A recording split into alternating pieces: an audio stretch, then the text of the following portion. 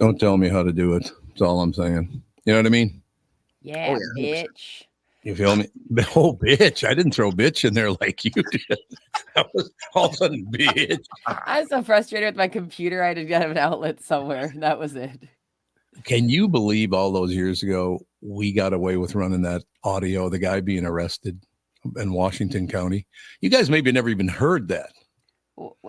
Dude, No, I don't think so. This guy gets, oh, God, we used to run it all. There is no way you could run that audio today. That was like 35 years ago. And this guy gets arrested. And it's just, there's no video. It's just all audio. But you can tell there was one inner city guy. No, I don't know his skin color, but he was definitely an inner city guy. Mm-hmm. So that's not what I'm saying. But the cop goes, sir, get out of the car. He goes, what? Get out of the car, sir. I don't want to get out of the car. I said, get out of the car, sir. You have to get out of the car. And the guy looks up and he goes, bitch, B-I-C-H. It's one of the greatest of all. And it goes on and on and on. For what was that, Brittany? About 15 minutes? Yeah, it's so funny when you said it, because I didn't know which one you were talking about. But yeah, that just like queued up memories I forgot I even had. Yeah. I don't want to get out of the car. Like, yeah. What do you mean? I don't feel like getting out of the car. What do you think of that action? Beach. I just remember that over and over. Beach.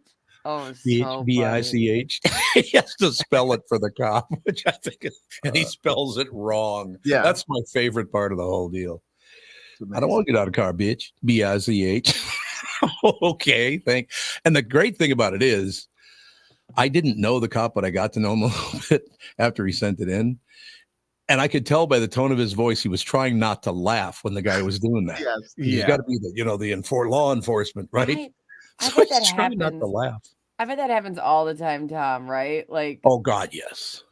Yeah, there's no question about that. Happens all the time. Okay, the list came out. I have not looked at this Jeffrey Epstein list yet. I haven't watched it on television. I have no idea who's on the list. So I'm right now, it's on the Wall Street Journal front page. I'm clicking on it. And the first person you see is Jeffrey Epstein. There he is right there. Looks like did not see him on the board, to be honest. He's on the list. You know what's great about Jeffrey Epstein? Every time they show a picture like this, he's got not one, not two, but 3 attorneys with him in every picture.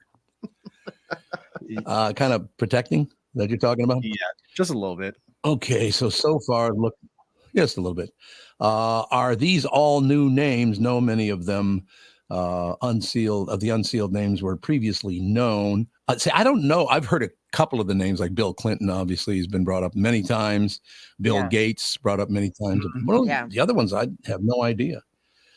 Among the high-profile names are some known Epstein associates, including Prince Andrew, Bill Clinton, Donald Trump, Leslie Wexner, as well as Glenn Dubin and Eva Anderson Dubin.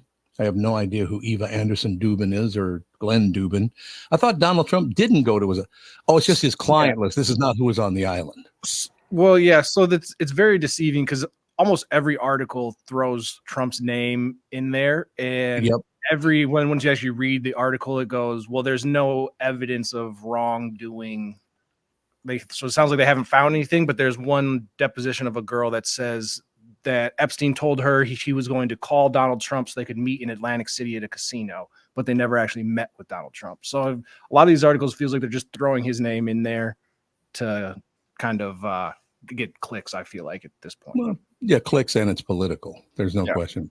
One thing I will tell you, America has never been more political in my life than it is right now. Everything is political now. Everything has to do with who you voted for. Can you do the job? You're really good. You're fantastic. You'd fit perfectly. Oh, you voted the wrong way. Sorry, we can't. What do you care how someone votes? Yeah. Sometimes your person wins. Sometimes they don't. Would you grow up and accept defeat once in a while? You're not always going to win. I know you're trying to win every election by bringing another 750,000 people in to vote for you. What do you give me the shush sign for? No, sorry. This whole conversation has made me think of a clip from Conan O'Brien's podcast with Jim Downey. Have you seen this? No, I've not. Oh, they're just talking about Jeffrey Epstein and Jim Downey. There's a little confusion between them if you want to hear it. Oh, he doesn't know which guy they're talking about? He does. It ends up being more of a bit as you pick up, but it plays it off so funny. So okay, I'm ready. This would be great. Much has been said about Jeffrey Epstein. Terrible things. No, Jeff. I'm talking about Jeff Epstein, the New York financier. Yes, we're talking about the same Jeff Epstein. No. Yes. No. Yes. I never heard. Oh, it was a big story in the news. Huge. No. Yes. For you to say no one ever Jeff said Epstein. Yes. Jeff Epstein. Yes, the financier. With the island. Yes, he had an island that I've never been to. Yeah. I'm pretty sure, with respect, if there was some news about Jeff Epstein, I would have heard. No, I don't know what rock you've been under. It was a huge story, and Jeff Epstein I have to tell you, he's gone. He's dead. What do you mean? He's dead. He's dead. He's dead. Sorry, nice try. If Jeff Epstein were deceased, I'm pretty sure I would know about it. Now, I admit I've not. Probably since the pandemic, I have not talked to him. That would make sense. Yeah. That would make sense. But that has become like a now viral meme with the flight logs being released and everything. Well, it sounds a lot like because I was looking for a list because there was it was an 894-page document that has all these names laid out. And so I was looking for just a condensed list. And so I was like, and as you scroll through all the individual names, every single name that says like, oh, yep, they flew on this day, blah, blah, blah. And then it'll have a quote underneath and it'll be like, I never once was on the plane. Like, right. I never had anything to do with it. Yeah. Everybody has the exact same copy and pasted quote. And then underneath it is the evidence laid out like, no, here's your flight log from point A to point B where you were with him. Yeah. I have a question for you on that. And I'm not trying to say that what went on that island is any way acceptable. Obviously, that's not my point. But if you were invited to go on that island by Jeffrey Epstein and you didn't really know him all that well, you kind of knew him, but didn't know him up close and personal. Mm-hmm. And he was a very wealthy man. He's a billionaire. Did some of those guys go to that island or women go to that island because they thought he was going to invest in their businesses? Is that why some of them went? You guys, if Tom or somebody like Tom and Jason, I don't want to use Tom as an example. I'm so sorry. Let's say distance Tom. Let's say Tom, you'd go to an island and rape women. I know you'd. Yeah, thanks. If we were like working with a guy named Jack and he was a billionaire and he was like, "Do you guys want to go to my island?" Right. On my hell yeah, I would. And can I bring friends? I was just gonna say, can I bring Justin? Can I bring Gogo? I don't have friends. Must be nice. But like, I literally would say yes. Of course you would. We all would. If you, well, and I'm not saying you're kissing ass. That's not all I'm saying at all. It's just if he's giving the impression that, hey, I'm a billionaire, I'd like to invest in some of your ideas, and then you go to his island to meet with him to talk about it, and all of a sudden you're part of the group. That's not really fair. And especially with the lengths that he went to kind of recruit, whether it was the girls that he was getting or the people to try to come, he'd be like, hey, Naomi Campbell, this fashion model, she's going to be there. All these, popular people. I want to go to that party. And then once you get there and you realize, oh, this is not, now you can leave or you can, whatever, you can try to get out of that situation. But yeah, it's not, he wasn't advertising on billboards like, hey, who wants to be part of my sex trafficking ring? Right. Come down to that. And like, the thing is, a lot of the names where you go, like Prince Andrew's a known pedophile. That is something that is known. Well, is he a pedophile or just because it was really young women? Is that right? Well, yeah. I mean, it was. I think they were all girls under 18, and I mean that's like a known thing. And I have no problem saying that out loud. That's been talked about for years now. But yeah, I mean, there's something that he said too, the more articles I read, late last night and this morning, a lot of it was even the names were people being asked about, like, and so their names showed up in this document because they were like, did you ever see Leonardo DiCaprio? And the lady said, one of the victims said no. So like some of the lists of names you just have to comb through because it's even just being asked about. But yeah. I don't know how much this tells us, really.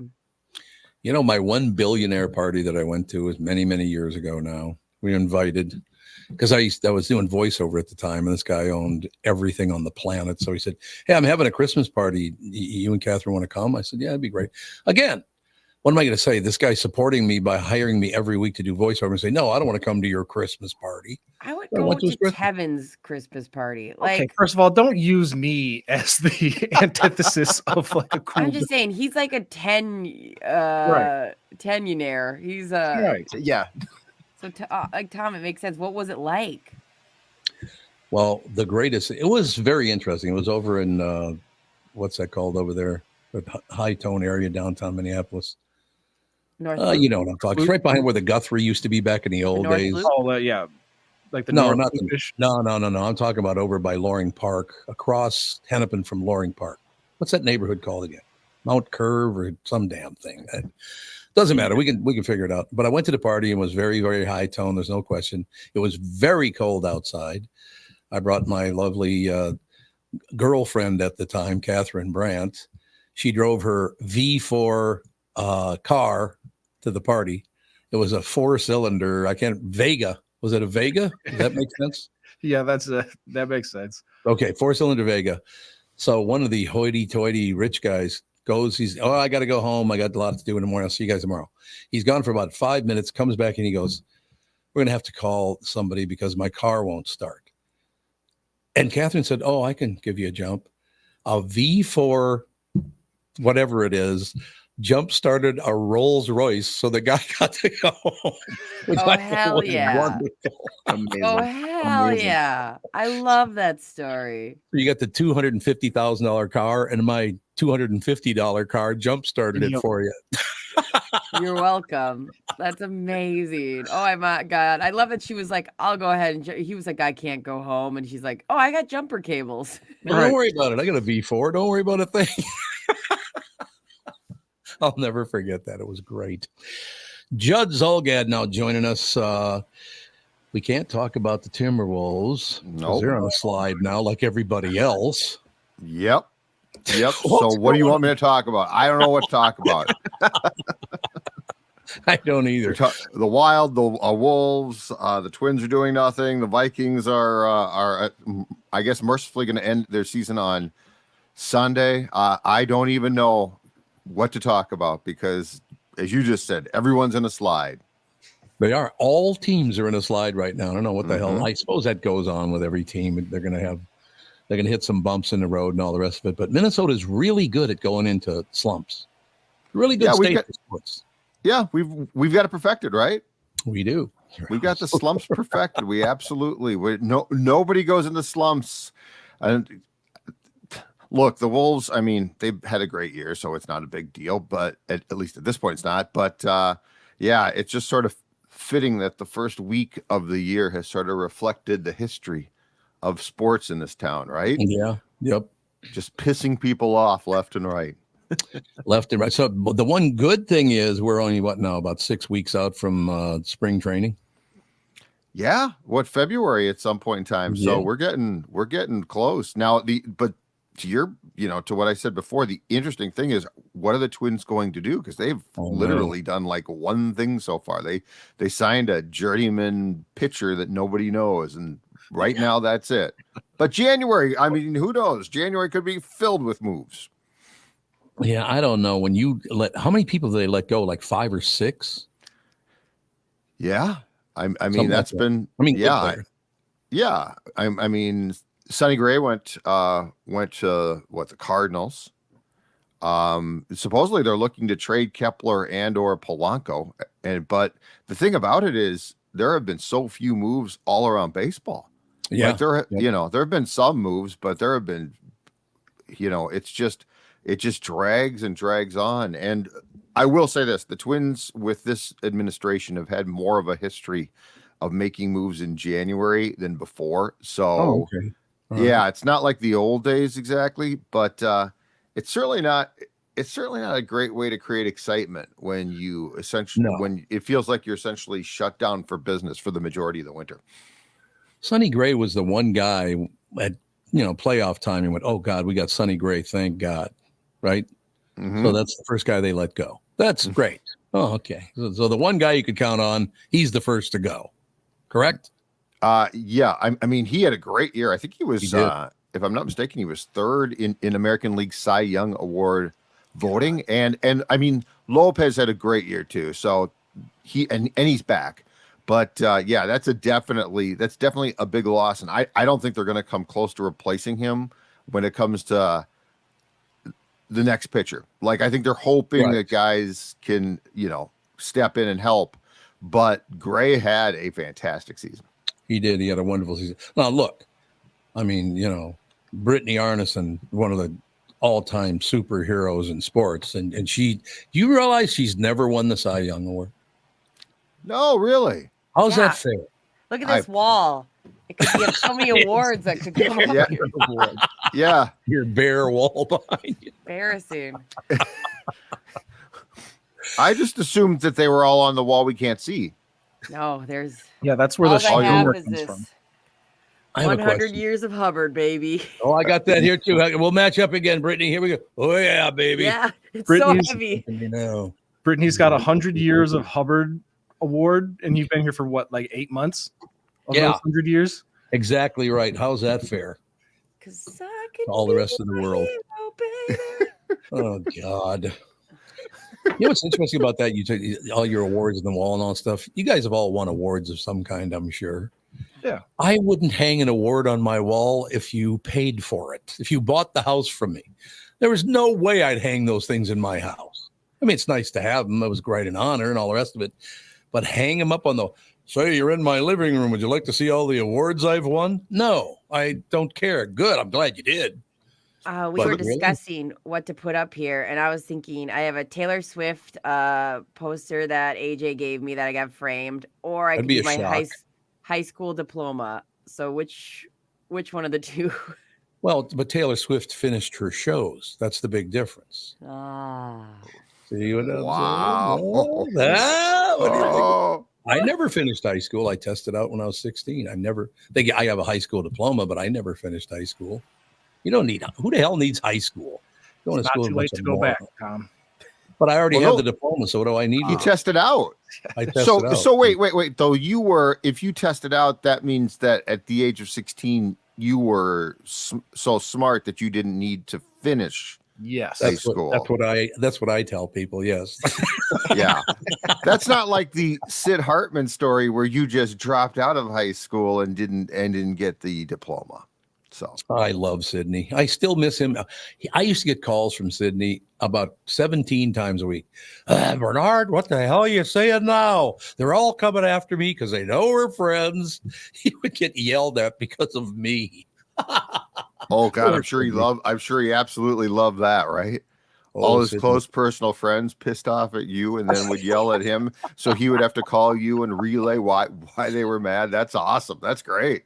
No, it is wonderful. And his son is a great friend of mine. I talk to him.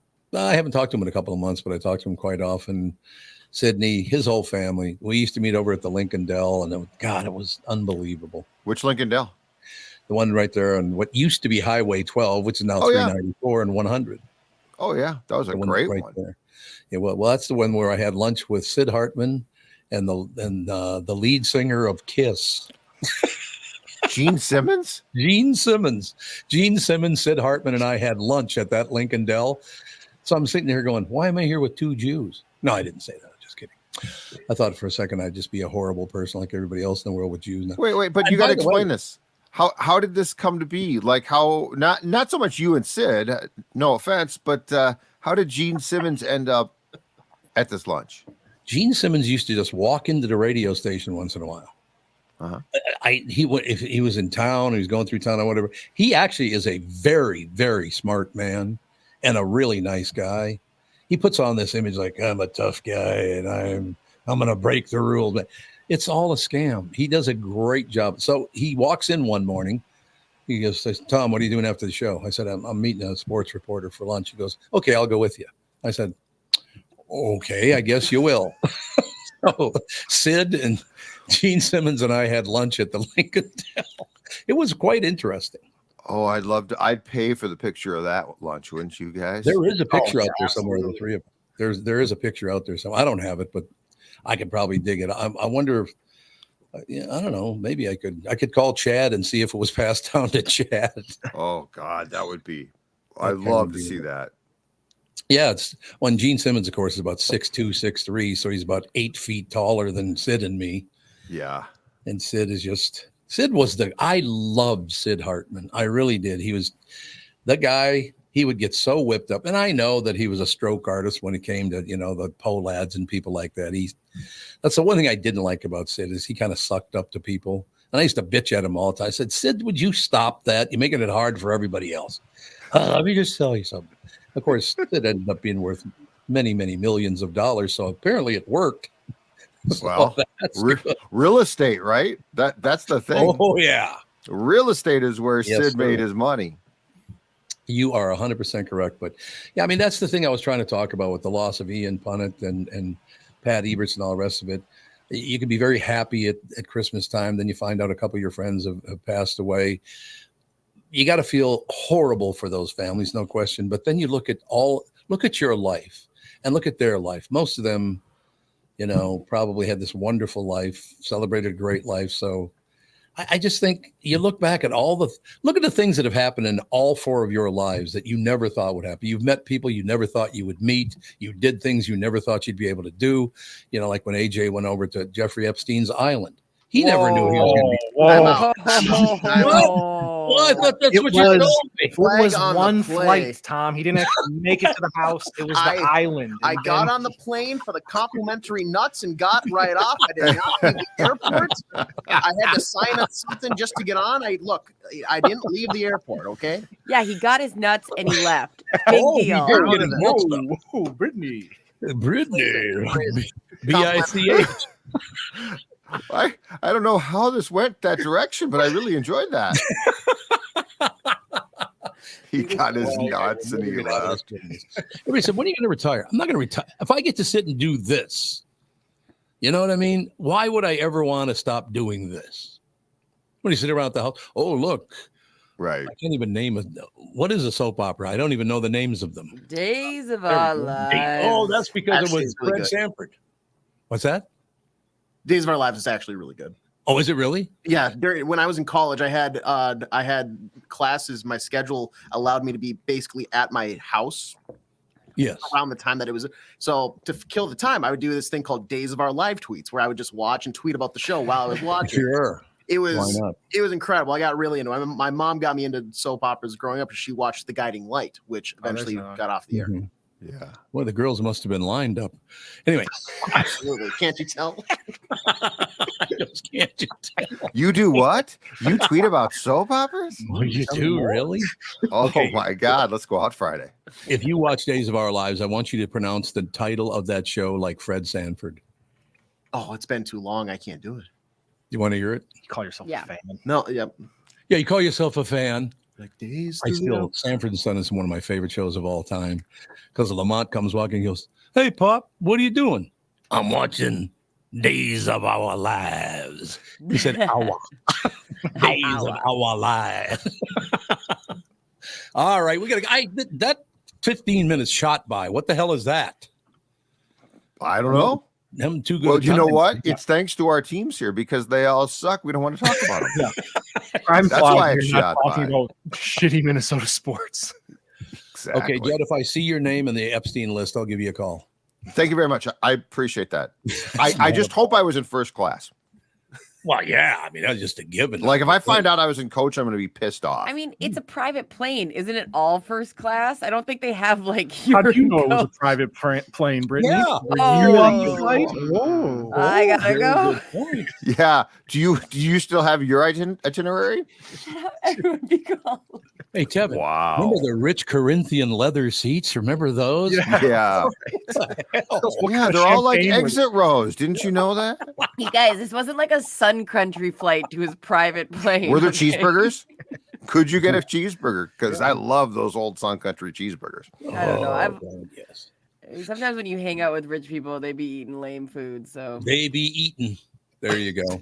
All right. Judd, we shall talk to you. Oh, well, we're not going to talk to you again until next week. What the hell is that? I don't know, but you'll talk to Phil tomorrow, and I'll see you guys again on Tuesday.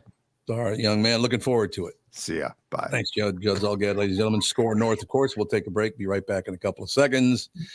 We got Chris Egert coming up. God, what a lineup. See, now that right there, that 25 minutes or whatever the hell it was, 27 minutes, makes my life. I love half hours like that. So that's how the show rolls so nicely when everybody's on the same page. It's just fantastic. Oh yeah, no question about it. And I know I haven't mentioned. No, I did mention Brittany, who's been on the plane before. So I threw all three of you under the bus now with Epstein's Island. So that's good. Yes, but out of the three of us, AJ has spent the most time there. Yeah, only because I couldn't get the package of the nuts open. Those are tough. That's the only problem we had. Jesus Christ. We shall be right back with Chris Egert. You know the song Kokomo? It's supposed to be off the Florida Keys, right? Well, I hate to break your Beach Boys bubble, but that's a fictitious place they made up for the song. Fortunately for the rest of us, the Florida Keys Island chain are as real as the taxes you have to pay in Minnesota if you're a resident. Now, that's a reason to move south. In addition to Florida and all of Monroe County being beautiful, the Keys from Key Largo to Key West are even more beautiful. Is Tom Barnard, part-time Florida resident, myself. And if you want a second house or a new retirement home or want to become a Floridian, may I suggest you contact Matt Carlson from One Key West Realty. Matt grew up in Litchfield, and he's a super real estate agent. When it comes to finding your tropical island space in the Keys, he lives there and here, and Matt knows what's best in Key West to buy for your second home in Florida. Matt teamed up with a fellow Minnesotan from Sartell and Alexandria, Kristen Eklund, who's one of the top mortgage brokers in the country from Coast to Coast Mortgage. She'll get you the financing you need to buy a home in Florida or in Minnesota. Matt's part of the Lake Sotheby's International Realty Group here in Minnesota. And Kristen, his mortgage colleague, lives and works in the Keys, so they both know the Florida Keys, new and existing homes for sale, and are Minnesotan through and through. Contact them by heading to onekeywest.com. That is onekeywest.com.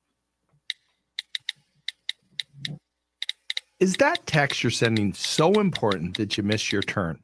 Is that text you're sending so important that you ran the red light? Is that text you're sending so important you didn't see the ball coming onto the road or the child that followed? Hi, I'm Mike Bryant from Bradshaw & Bryant. When you take your eyes off the road for even 4 seconds, your vehicle travels 100 yards. That's the entire length of a football field. If you absolutely have to text, you need to pull off the road somewhere safe and do it from there. Texting and driving is against the law and can cause serious injury or even death to you and others. Now that is important. We hope you're never injured in a collision, but if you are, please contact us. Find Bradshaw and Bryant, personal injury attorneys at minnesotapersonalinjury.com. Going farther with Mike Bryant on your side, seeking justice for the injured. Bradshaw and Bryant. Indeed, ladies and gentlemen, you need to know a guy for your auto repairs, legal issues, banking, and more. The same goes for investment advice. You need a guy to help you be successful, someone you can trust who gets results. Well, I got a guy for you. His name is Josh Arnold. Josh gives you straight talk, not sugar-coated advice about your financial situation. Josh has seen it all when it comes to economic and market conditions. And Josh can make sure that your retirement objectives match your investments. Do yourself a favor and call Josh now for a no-obligation 48-minute evaluation. You got nothing to lose, and you'll get a different point of view for your investments. Call Josh at 952-925-5608. That's 952-925-5608. You'll be glad you did. Investment services offered by Josh Arnold Investment Consultant, LLC, a security and investment advisor. Past performance is no guarantee of future results. All investments involve risk, of course. All comments and opinions are Josh Arnold's and do not constitute investment advice. I'm Tom Barnard, and I'm a paid endorser. Do you guys think I'm unruly? I don't feel unruly at all. No, you're quite unruly. Unruly. Yeah, what's the name of that? Is there a lead anchor on Channel 5? Is there one anchor that's kind of like stands out? I know you own the mornings. So that I know. You're looking at him. Come on. I'm looking at him right now. Is that what you're saying? Yeah. We have different people for different teams. I don't there's the primary evening anchors, there's the early evening, midday anchors, and then there's the morning. So I don't know who you would call the lead. Okay, but you pointed to yourself, so you would say you are the lead anchor at no, that was obviously a joke. I mean, I would. The other day I was watching you on the news, and my girlfriend was like, "What are you watching?" And I was like, "I'm watching Chris's show." Oh, See, Chris's show. Yeah, and around the building, Chris makes us salute him when we see him, or like when he walks into a room, we all have to stand up until he Does acknowledges the, us. does the Yeah, PJ Fleck thing. If he walks in a room, you have to stand up and applaud him. Yeah. yeah, Yeah, for same sure. story. For So sure. the reason I asked you if you were the big anchor over there, and now that I know you are, it makes sense that your name was in Jeffrey Epstein's list. So it was you. That's right, Chris Egert. Is that what you're saying? Yeah, I'm not. I am definitely not on that list. Definitely not. I have a question. Now, I have not looked at the list yet. I was going to look Yeah. at the list, but I haven't looked at it yet. I know Bill Clinton's on there and Bill Gates is on there and all these different people are on. But does this list, it doesn't, I guess, accuse them of being involved in filthy behavior and all the rest of it. It just says that they were on the island. Is that the way I'm supposed to take it? Well, that's hard to answer because Right. a lot of what came out on this list is already out there anyway in Yeah. different. Yep. So I don't know. I spent about 2 hours on it last night, kind of trying to deep dive into it and find out exactly what it meant. And it's On as the far island or as the like, list? well, the list itself. Oh, all right. I don't know much about the island, nor do I really, honestly. But it seems like there wasn't a lot of real big new revelations that came out Right. of the list. It was just names that were already kind of out there in the first place. And I also think that it's important to say that just because someone's name or that there was an implication that they might have known Epstein or were involved in him doesn't necessarily mean that they were engaging in any kind of illegal activity with Mhm. underage girls either. So Channel 5's Chris Egert is brought to you by Mr. Money Talk, Josh Arnold. Call Josh today for your free 48-minute evaluation at 952-925-5608. Channel 5's Chris Egert with us this morning, ladies and gentlemen. I have not looked at the list. I've just seen some of the names like they threw out there on the national news. Anybody from Minnesota on the list? not that I've seen. No, no Minnesotans at all. No, not that I've seen. I guess that doesn't surprise me because that's pretty much an East Coast thing, isn't it? Going to an island and having sex with underage girls. No. I mean, the people on the list were mostly from the. I just meant the people on the list, not what they were doing with their wiener. Okay, I don't really want to talk about that. And then I took out my package. Yeah, great. God. I mean, it definitely seems to be centered around an elite group of people, many of whom have come from the East Coast. Yeah, well, that's all I was saying, and then you had to muddle it all up by causing problems on the show. Yeah, I have not looked at the list yet. It's out there. I guess I'm not surprised on any of the names that I've seen, but I've not looked at. Aren't there like 200 some names on the list?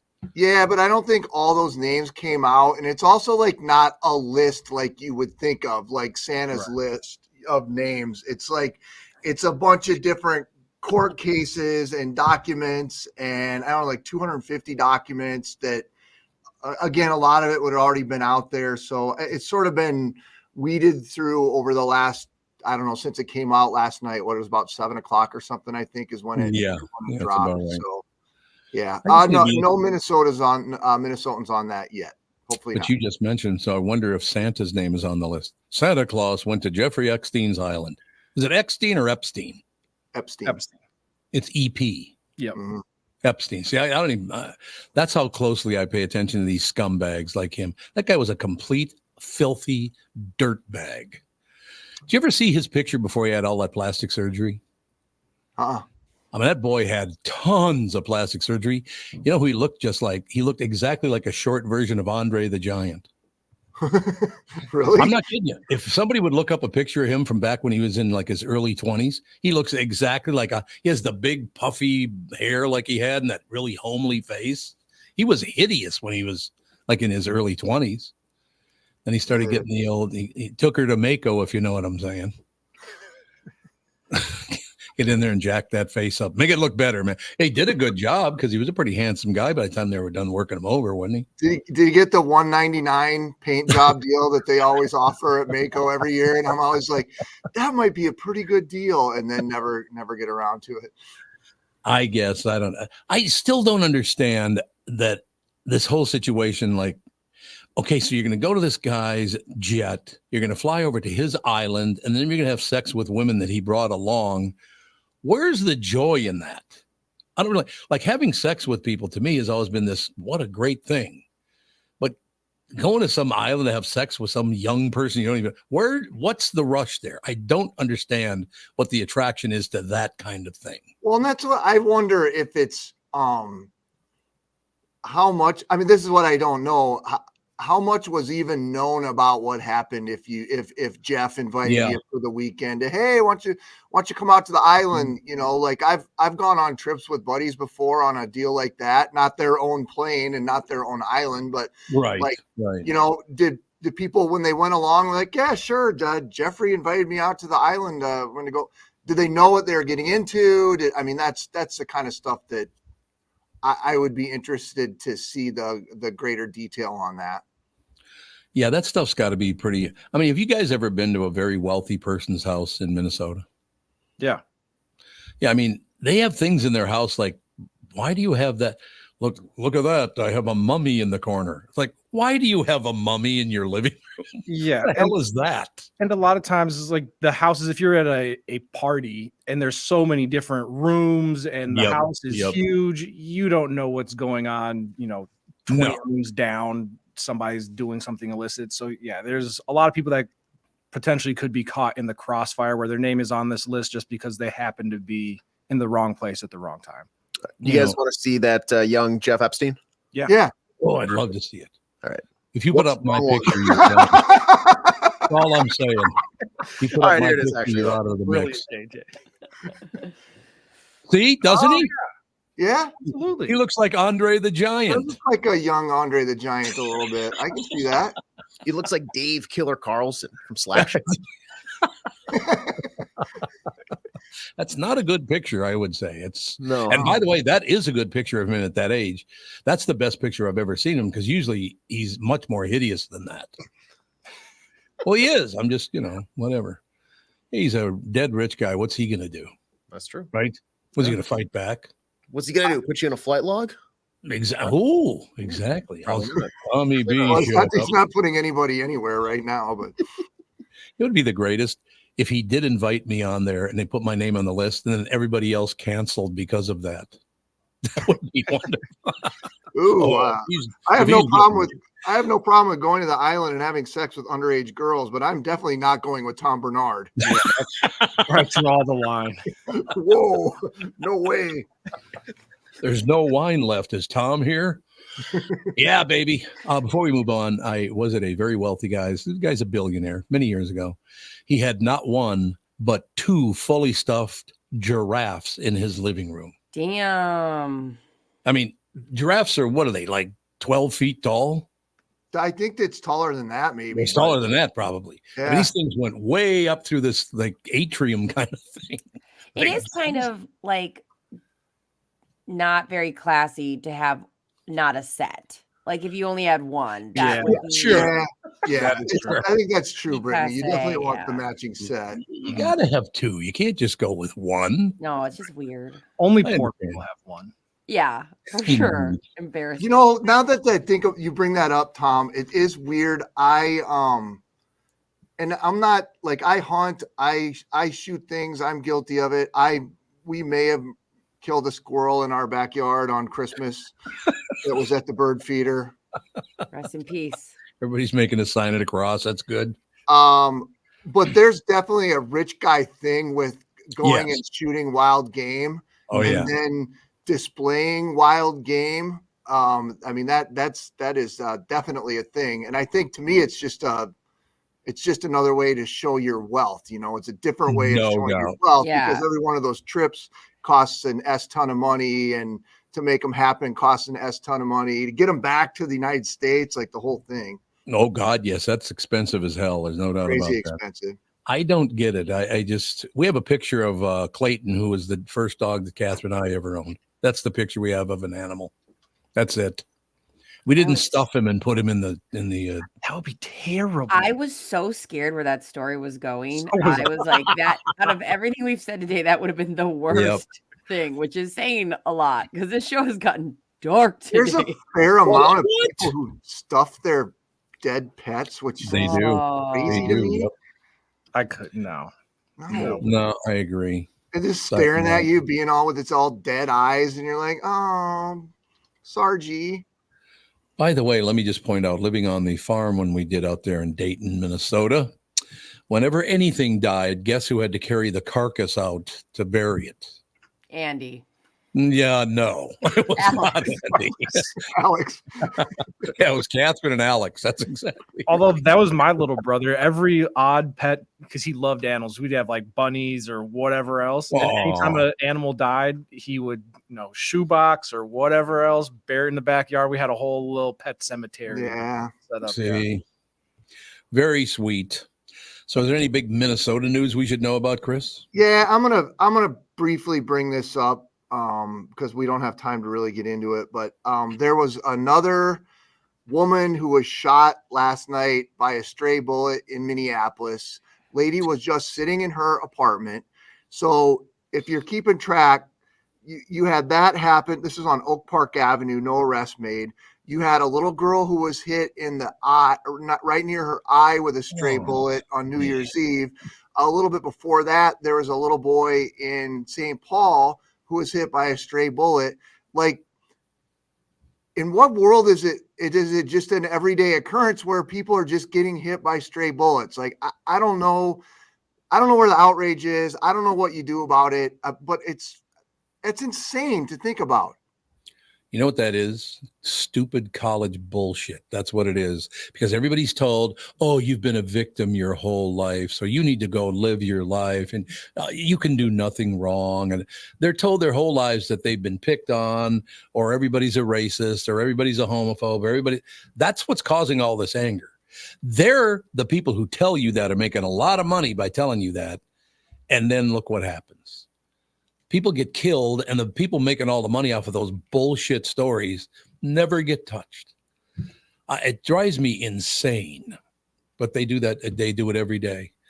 One thing I would close that line by saying is I learned from several older men when I was a kid, and there was pick them and choose them, one of every type. They said, Tom, the one thing you got to learn in life, if everybody is racist, then no one is racist. I thought that was a brilliant line that was delivered to me as a little boy. I thought it was brilliant. It's true. If everybody's one thing, then nobody's one thing. That makes sense to you, doesn't it? Yeah. I mean, what they basically said a little bit, but yeah. Yeah. But basically what they said was, if that's human behavior, we're all human. So we're all guilty of it. I thought it was a brilliant comment. I mean, I don't, who the hell knows what it is culturally where I don't know. It's just, to me, it's as somebody who does this for a living and talks about it every day. Yeah. It becomes such a routine thing for us to start every newscast by reading through three or four different shootings that happen. Like, getting shot is a traumatic experience. We just talked about 3 people whose lives will be changed forever if they live because of that. And the fact that it's happening that often to so many people, and it sort of goes in one ear and out the other of our culture, it's just messed up. I don't know what to say beyond that. But Chris, could the red flag law that Walz passed through that went into effect in January, could that start to kind of curtail some of these shootings, or no? I mean, until you start pinning down who it is that's firing the guns up into the air, right. I don't know that it would, because that the red flag law changes is people who are known to family and friends and or law enforcement or the courts. Then that's how that process goes to stop them from having the weapons. Is that what's happening in these cases where people are being hit by stray bullets? I don't know, because until somebody's arrested or any of these weapons are identified or anything, it'd be hard to say. But what's interesting about that is I've talked to Catherine about this quite a bit, that, when you go after people, when the media whether it's, podcasting or radio or television or newspapers or whatever, when they go after an individual just because they don't agree with his politics or her politics, or they don't like this or they don't like that, I often wondered about that. When you sit back at night, do you realize you've ruined not only his or her life, but their spouse's life, their children's life? You've just made about 5, 6, 7 people miserable when 6 of them didn't even deserve it. Why would you do something like that? It makes no sense to me. This throwing the race card around and throwing this card around and that card, it's very, very damaging because so many people in the extended family get hurt by that. People don't care. They don't give a shit who they harm as long as they're right. That's a huge problem, right? Yeah. Makes no sense to me. Like, I'm going to try to ruin AJ's life right after the show as an example for tomorrow's show. It's going to ruin.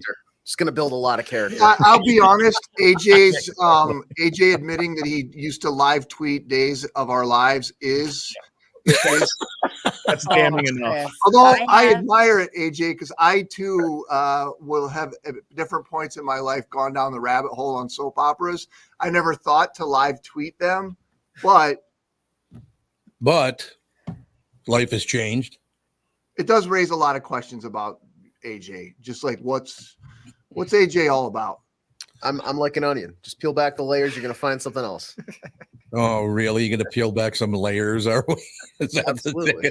I love it. I bet you those tweets about Days of Our Lives are probably pretty popular. Like all the other crap that's on the internet, I would find that very entertaining. I thought it was like genuinely entertaining for me. Like it was a fun way to kill an hour. And that's all that AJ, matters. during the last break, I just went through so many of your tweets trying to go back, and they quit in June 2023. Like there's a set time your tweets end. I don't know why, but I just spent so much time scrolling to try to find these tweets to just start saying them to see if you'd notice. Ooh, he saw you coming, Brittany. That's what it was. He scrubbed it. That's scrubbed it.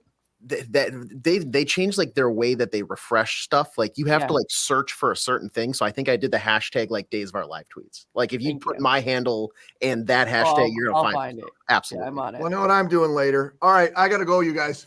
You do indeed. Clark Thank you. Kent. Hey, he's Clark Kent. You're I absolutely need right. to see the teleprompter, but I can see this monitor because it's close enough to my face. That works, Pally. All right, Chris. Thank you, sir. Bye, guys. See ya.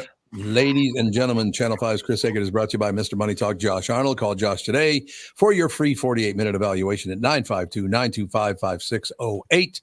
We shall take a break. Be right back. Some great guests coming up at the top of the hour. No question. You've all helped support MyPillow and their employees in these tough economic times. Mike Lindell knows this, continues to give back to listeners with great deals on his most popular products. Right now, you can save 50% on Queen and King pillows, the original My Slippers, and the MyPillow 6-pack bath towel sets. Well, they're back in stock. The proprietary technology makes them extremely absorbent, yet still provides that soft feel you look for in a towel. The set comes with 2 bath towels, 2 hand towels, and 2 washcloths. Regular price is $79.98, and for a limited time, you can get this 6-pack towel set for only $39.99 with promo code TOM.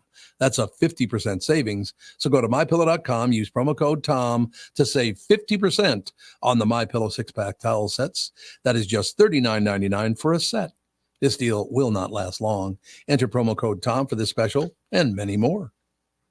Jim Paul of Valley Buick GMC has a mutiny on his hands. His sales crew said they've had it brooming snow off the new Buicks and GMCs, then warm them up, move them to plow, and repark them again. He even overheard them cooking up an alternative plan, a sale. This is crazy. Why don't we just mark them down and sell them? This is getting real old to be out on that lot in this sub-zero weather. That's right. Everyone we sell is one less to broom. I heard we're supposed to get 6 more inches tomorrow. I'm 5'6". How am I supposed to get the snow off the roof of a pickup? I'm Jim Paul, and well, car dealers do have all kinds of crazy sales. This idea probably makes more sense than most. There's plenty of inventory, so okay, the crew has decided. So then it's official. The We Don't Want to Broom snow sale is in full force at Valley Buick GMC in Apple Valley and Hastings. Snowy inventory priced real right at valleycardealers.com. You know the song Kokomo? It's supposed to be off the Florida Keys, right? Hate to break your Beach Boys bubble, but that's a fictitious place they made up for the song. Fortunately for the rest of us, the Florida Keys island chain are as real as the taxes you have to pay in Minnesota if you're a resident. Now that's a reason to move south. In addition to Florida and all of Monroe County being beautiful, the Keys from Key Largo to Key West are even more beautiful. This is Tom Barnard, part-time Florida resident myself. And if you want a second house or a new retirement home or want to become a Floridian, may I suggest you contact Matt Carlson from One Key West Realty. Matt grew up in Litchfield. He's a super real estate agent when it comes to finding your tropical island space in the Keys. He lives there and here, and Matt knows what's best in Key West to buy for your second home in Florida. Matt teamed up with fellow Minnesotan from Sartell and Alexandria, Kristen Eklund, who's one of the top mortgage brokers in the country from Coast to Coast Mortgage. She'll get you the financing you need to buy a home in Florida or in Minnesota. Matt's part of the Lake Sotheby's International Realty Group here in Minnesota, and Kristen, his mortgage colleague, lives and works in the Keys, so they both know the Florida Keys' new and existing homes for sale and are Minnesotan through and through. Contact them by heading to onekeywest.com. We are back, ladies and gentlemen. A little news, a little information. About 5-6 minutes away. Some really good guests. Should be interesting. Kevin Interdonato and Frankie Edgar will join us, promoting Vertical Entertainment's crime thriller, The Bastard Sons. I said The Bastard Sons. You heard me. Yeah, you did. It's the name of their deal. That's all I'm saying. So I think we've made the earth a better place by having these upfront, very open conversations so far this morning. What do you think? Did we make the world a better place? Yeah. The sun's starting to shine a little brighter outside of the studio today, so I think so. I'm thinking it's exactly what I'm right there with you. That's all I'm saying. That was wonderful. I love sitting down for an hour and just going after people. It's a wonderful thing, don't you think? It is delightful. No question. Anything new and wonderful going on in the world that I should know about, but I don't? New and wonderful. I don't know about new and wonderful, but kind of on the trend we were talking about, the Epstein list and everything. The island, I was talking with AJ about this during break. Okay. It's being turned into a resort. Really? Like, somebody bought it it was listed for 125 million. They bought it for 60 million, but they're turning it into a 25-bedroom resort that people can just go vacation with their family to, pedophile island. I feel like putting a water slide on that island is a crime. Right. Like how you just gotta burn everything down and now it's just vacant. Well, Spuz Island, that'd be a good name. Oh, what? Thomas. Well, no, it's SPUDS, Spuds, I said. Okay. Oh, potatoes. You turn it into a potato farm. Exactly. A potato farm. Absolutely. Yeah. No, I agree with you. Why would I want to go into a room where some guy had sex with a little girl? Yeah, why would I'd never do that. It's actually terrible. And it's some billionaire guy that bought it and is setting this all up, and he's like, "Oh, it's great because there's already a helipad and like the infrastructure." It's like, what? Like you can't just. Why are you looking at the bright sides to your purchase of this island? Like no. Yeah, that's really nice. You know what I noticed about that whole thing, and run down the list of who we're talking about here. We're talking about Jeffrey Epstein. We're talking about Bill Clinton. We're talking about this whole thing about lording over a younger girl like that comes from the fact that these guys, all of them, are such candy asses in their real lives that they either inherited money or they cheated people out of money. Or these are guys who think, oh, but I can look how powerful I am. I can get away with whatever I want to get away with. Mm-hmm. That whole thing, that whole island thing is based on a bunch of pussy ass men, and pussy is short for pusillanimous. That's what it means. People always argue that that's where the word came from, you dumb bastards. Anyway, but it's guys who'd like to be tough guys or like to come off really strong, but they can't do it with full-grown people, so they have to do it with children. So I watched one of the many shows around that was one of the victims helped make about Jeffrey Epstein. Mm-hmm. And there's something to be said about how unwell he was. So his big preference was they would hire for these young girls for massages, right? And they would give him a full massage, and then he would masturbate next to them or on them or near them and that was his big thing. Like he was, and then he would pay them money, and they would leave, and then he would make sure him and that other woman would talk about using these women to find other women, or women is the wrong word, but using these girls to find other girls. So it's all very, like you said, there's the most mentally unwell when it's like this is where you feel powerful. This is your. That's exactly what it is, Brittany. It makes them feel, they're such candy asses. It makes them feel powerful. That's how bad these people are. It just, and it doesn't matter how smart you are, how much money you got, or whatever. Well, you said Kevin and Frankie are ready to go. Yeah, all set. Excellent. Kevin Internado and Frankie Edgar. How you doing today, guys? Good. How are you? How are you, Tom? I'm magnificent. Thanks for being on. Today's a great day for you guys to be on. I'm not going to spend a lot of time on this, just about 30 seconds if it's okay with Kevin and Frankie. But you guys have been in the business of paying attention to other men, how some guys like to act tough. No, you guys are tough guys, wouldn't you say? I won't deny it. You're talking to one of the toughest men in the world, man. So I'll hold my own, but not at that level. But see, now how do you guys like you, who really are tough guys, how do you look at men who do things that make them feel like they're big and powerful, that make them feel like a tough guy when they know themselves are not a tough guy? How do you guys deal with people? Maybe you don't have to deal with them, but just observing their behavior, does that drive you nuts? I don't pay too much attention to them. There's always the guys that are going to be barking, in the gym, on social media. You kind of let them bark. Yeah, let them bark. Yep. I just tell them absolutely right. Yep. I feel differently about that. That's I like that argument. Kevin Internado and Frankie Edgar, ladies and gentlemen, promoting Vertical Entertainment's crime thriller, The Bastard Sons, in select theaters and on demand January 5th, which would be, of course, tomorrow, correct? It's the 4th today. I do believe.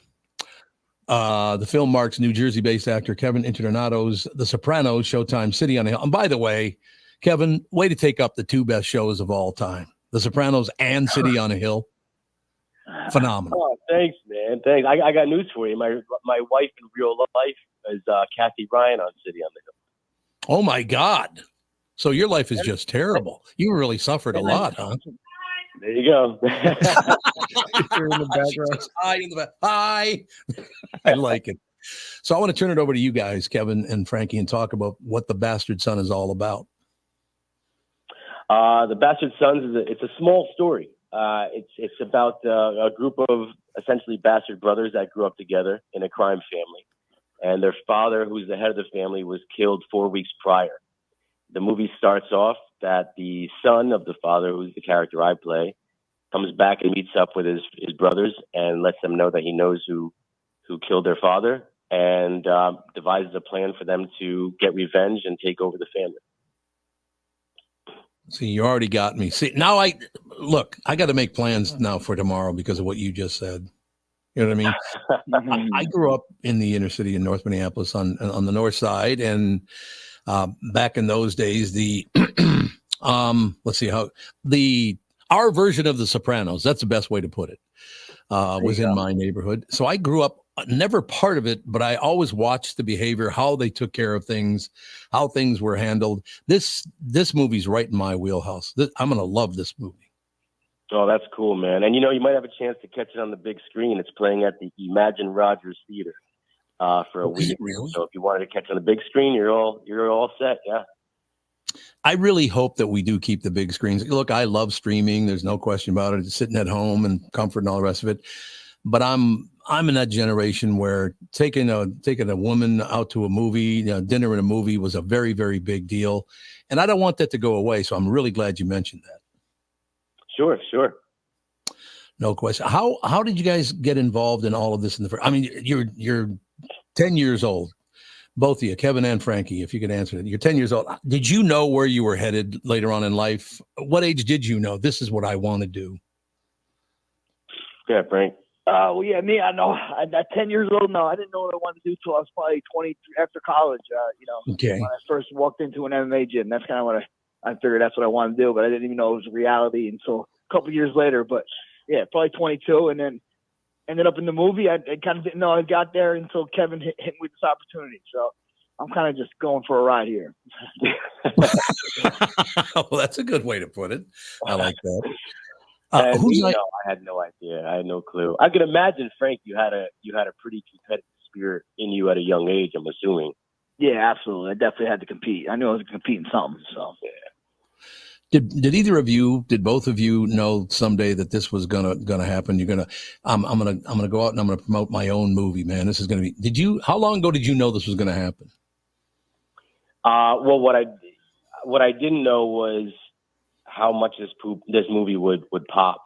I was not anticipating it. I was hoping it, but you have no idea when you're making something how it's going to resonate. And we got picked up by one of the leading distributors in Hollywood, Vertical Entertainment. It was a massive surprise.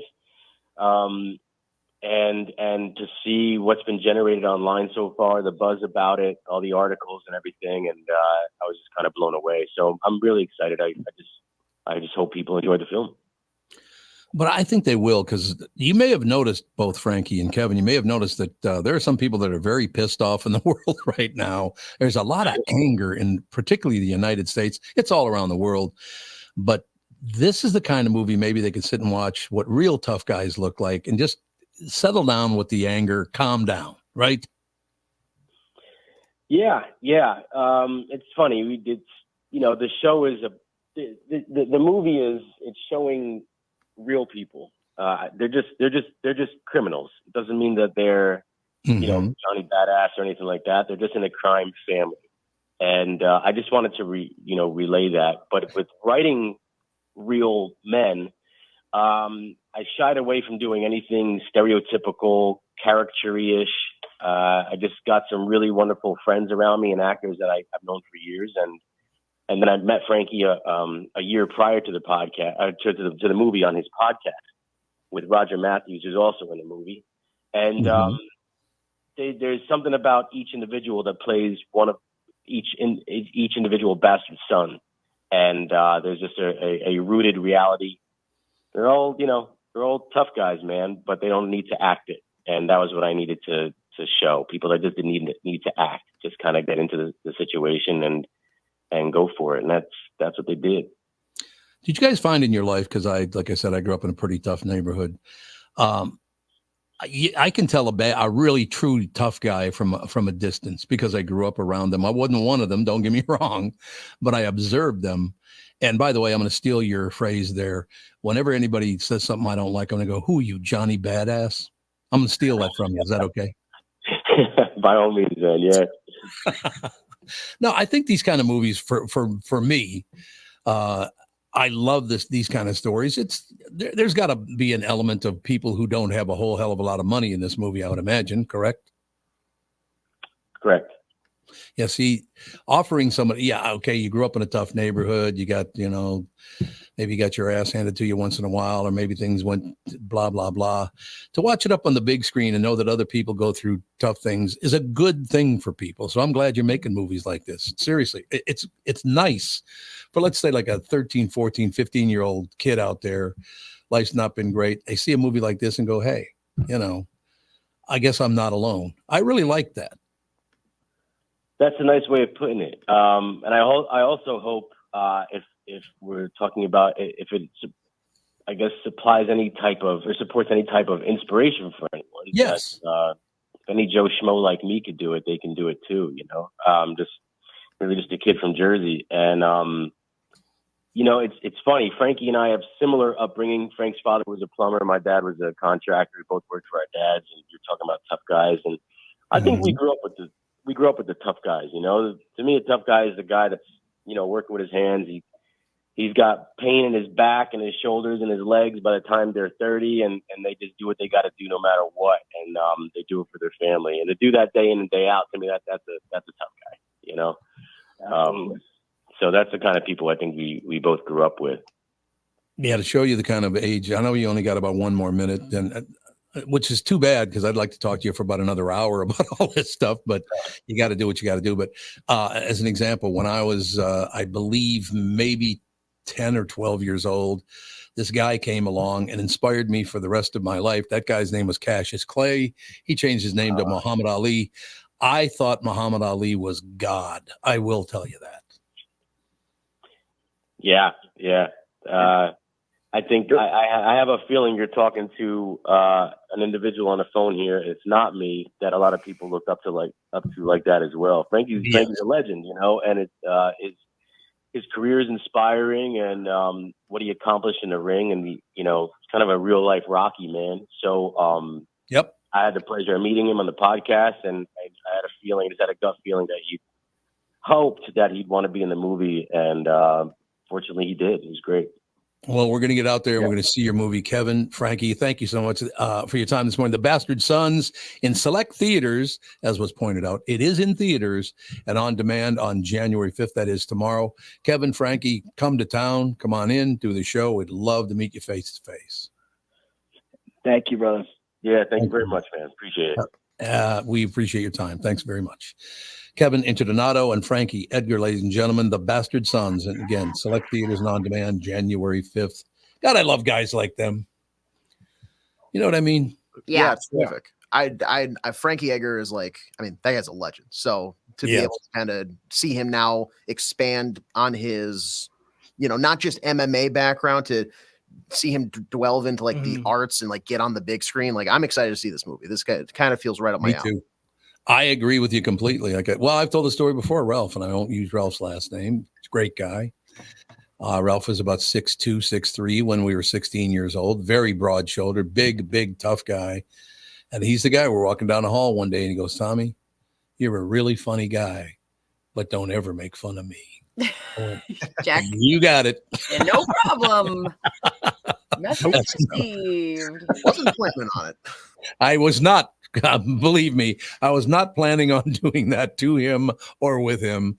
No question. Now, I like these kind of movies. They're very inspiring. Did you find the Rocky movies inspiring? I know it was fantasy and all the rest of it, but it was still such a cool story about a poor kid in Philadelphia becoming the, heavyweight champion of the world. And it was just a great story that, hey, I know you got nothing now. You're dirt poor now, but there is hope for you. I love those stories. Yeah. Yeah, with that kind of if you can keep working hard and the fact that he would use things around him as an environment, running up those steps, things like that. Yep, absolutely. It felt like, okay, like I obviously can't achieve that, but like maybe I can run for free. I mean, that was why I got into running in my 20s, is because I couldn't afford a gym membership and I just ran all the time. So Sure, absolutely. Have you ever stood next to the statue in Philadelphia at the top of those stairs you're talking about? I've never been to Philadelphia. I love Philadelphia. A lot of people do not like Philadelphia. See, I love Philadelphia because it's right there, straightforward, in your face. Really? Beautiful day. Yeah, right. Yeah, shut it. Yeah, shut up. I know. So far the sun's out, okay? No, I maybe I'm one of those weird guys, but I love big cities, man. I love little towns too, don't get me wrong. But places like Philadelphia, I'd never go to Philadelphia. It's too rough and tumble. I love cities like that. Yeah. And anywhere you go, you can find the rough and tumble part of town. Yeah. Like you can go to Philadelphia without getting beat up and assaulted. Like it's not that it's not unless you wear a Viking jersey to an Eagles game, then you're going to get your ass kicked. There is that. I still can't believe they still beat people up in the stands. You believe that? It's not even the stands, like just walking into the stadium, right? Like they're throwing batteries at people. It makes no sense to me. Like, whipping batteries at somebody is the most like. What are you, rich? Insane thing. It's the opposite of having a private plane. Like whipping a battery at somebody, but it's also really like a wealthy move in the weird way that, like, out of all things, it's a pretty expensive thing to throw. Right. That's true. AA batteries are not cheap. I say thank you when they throw it at me. Like that just you just saved me a trip to Target. You saved me about $80. But Thank you know they're throwing the ones that they've used. They're used batteries. Do you guys, the three of you, do you have a movie that inspired you? Like I said, it wasn't necessarily a move. Well, although Muhammad Ali the first time I ever saw him was in the movie. Oh God, it's a Jackie Gleason movie. What the hell was the name of it again? Can't remember. Jackie Gleason. It's about boxing, and Muhammad Ali as Cassius Clay is in the movie. Oh dang! This is before he became the heavyweight champion of the world. So it's pretty fascinating. But I think maybe just does some of it have to do with where you grew up and how you grew up, and if you hung out at the gym or if you didn't hang out at the Yeah, I think so. And are you talking about Requiem for a heavyweight? Requiem fighter? for heavyweight. That's exactly what I'm talking about. Yeah, Very good call. You ever seen that movie? I have not. No. Watch it. It is phenomenal. That movie's about what, 60 years old, something like that. Yeah, it came out in 62. There it is. So it's 62 years old. You know, it's these movies when they're done well and the message is about hope or about you know, watching somebody, it doesn't even matter. Like because you show me an ESPN docuseries and all of a sudden I don't even care about the sport. I'm like crying. I believe that we can do it, whatever the thing is. You know, like it's about the story. And I think that when it's done well, like I've never been in a situation where I'm like boxing in a gym with a bunch of roughnecks, but like you can relate to the story. You can apply that message to your life. Yeah, you can take that underdog kind of story. Nobody thought I was going to make it, and kind of equate that to your life. Like, We Are Marshall. I remember when that movie came out. That was like a very impactful movie. But even like Drumline with Nick Cannon. Oh, God. I remember I was in like 4th grade. That movie came out and we're all signing up for band. And I was like, I'll play the trumpet. I watched Drumline over the summer. I came back to school with drumsticks in my hand and I was like, I'm a drummer now. I'm ready. Like, this is my identity now. This is what we're doing. So yeah, there's definitely movies like that inspire you. I think that's so terrific. Muhammad Ali won the gold medal in the Olympics. I believe it was 1960. I think that's when it was. I'm not sure, but I think it was the 1960 Olympics. What did he do with his gold medal that he won in the Olympics? Didn't he like give it away, throw it away? Because he was in the whole I'm not going to war for the country, because he was very rebellious and stuff. So I believe he like donated it, gave it away, or probably threw it in the trash. He walked onto a bridge in Louisville, Kentucky, and threw it in the river. Yeah. That's pretty amazing. This is the gold medal, the champion of the globe. And you went, well, unless things get better, this doesn't mean anything. Did anyone find it? Yeah, we should swim to the bottom of the river. I was going to say, what bridge was this? I watch videos of people with metal detectors in very mundane places. And I literally will watch these 5-minute videos being like, oh, all right, I'm in. So I would, if there's a specific spot. No, there's a picture of that. He's not there at the time. They took the picture after he had done it, but there is a picture of where he was standing when he threw it in the river. So I wonder if anybody ever did find it. Maybe somebody did find it. We just don't know about it. Yeah, hell yeah. There's a possibility. I mean, I got to believe that would kick out a pretty good signal for a metal detector, wouldn't it? Have you guys seen a gold medal, like an Olympic gold medal? Oh, don't start bragging about your my cousin's Katie. Have you seen a few gold medals in your life? No, I've seen. No, but I have held a Super Bowl trophy. That's pretty cool. And I've used gold medal flour to make a cake. Does that matter? I don't even believe you. Because it never happened. That's why Catherine had the gold medal. Actually, yeah, Catherine won the gold medal. That's exactly right. But Brittany, since you brought up your cousin, like scrolling through Instagram the other day, and there happened to be just random Katie Ledecky fact that popped up, and it was a list of all of these like Olympic records for swimming. I think it was the 1500. Yeah, and it was like the top 10 times ever, and the list was 10 names. Katie Ledecky, Katie Ledecky, Katie Ledecky, Katie Ledecky, Katie Ledecky. 10 times she was listed. I was like, well, maybe she should leave some for the rest of us. I know how she is rude. Get in on these record-breaking habits. Yeah. Wait a minute. I saw a picture of that list you're talking about, and like the second one down's crossed out, and it says Brittany Arneson. I've actually been going into Katie's Wikipedia page and changing it to Brittany Arneson. Brittany Arneson, in parentheses, after her name and birthday. Yep. Brittany Arneson's cousin. I have a question for you, Brittany. How old were you when you realized that your cousin had that much ability? It was wild because even growing up, so her and her brother were probably some of my favorite like little cousins because she's younger than me. Okay, right. Because they grew up with parents that talked to them like kind of adults, like really, they were really fun and they knew a lot. Like the Michael, her older brother, who he just retained animal facts, and they both were so smart and interesting. So they were probably, even at a young age, I was like, okay, these kids are interesting. And I remember early on with the swimming, she swam a lot with her older brother. And like, that was like a fact. Like Katie was a great swimmer. So I would say at a young age, it was like more updates than usual from the cousins, you know? Okay, yeah. Yep. And, you know, we didn't grow up near each other. I saw them maybe once every like 2 or 3 years. I got to see them at, you know, grandma's house or whatever. So by no means are we close. I would, God, I want to say it was like elementary school when the records kind of started coming in where we're like, that's crazy. So she was pretty young. And then she got her first gold medal. I think she was 15. So all of that happened when she was quite young. See, that would just show you, though, how fair the world is right there. Because everybody's got stories like that. You have a story about someone in your family. How many gold medals has she won? Oh, God. It gets confusing because they count the world's medals. There's another competition nobody cares about in the U.S., but there's world swimming as well. So it's a lot when you count those medals as well.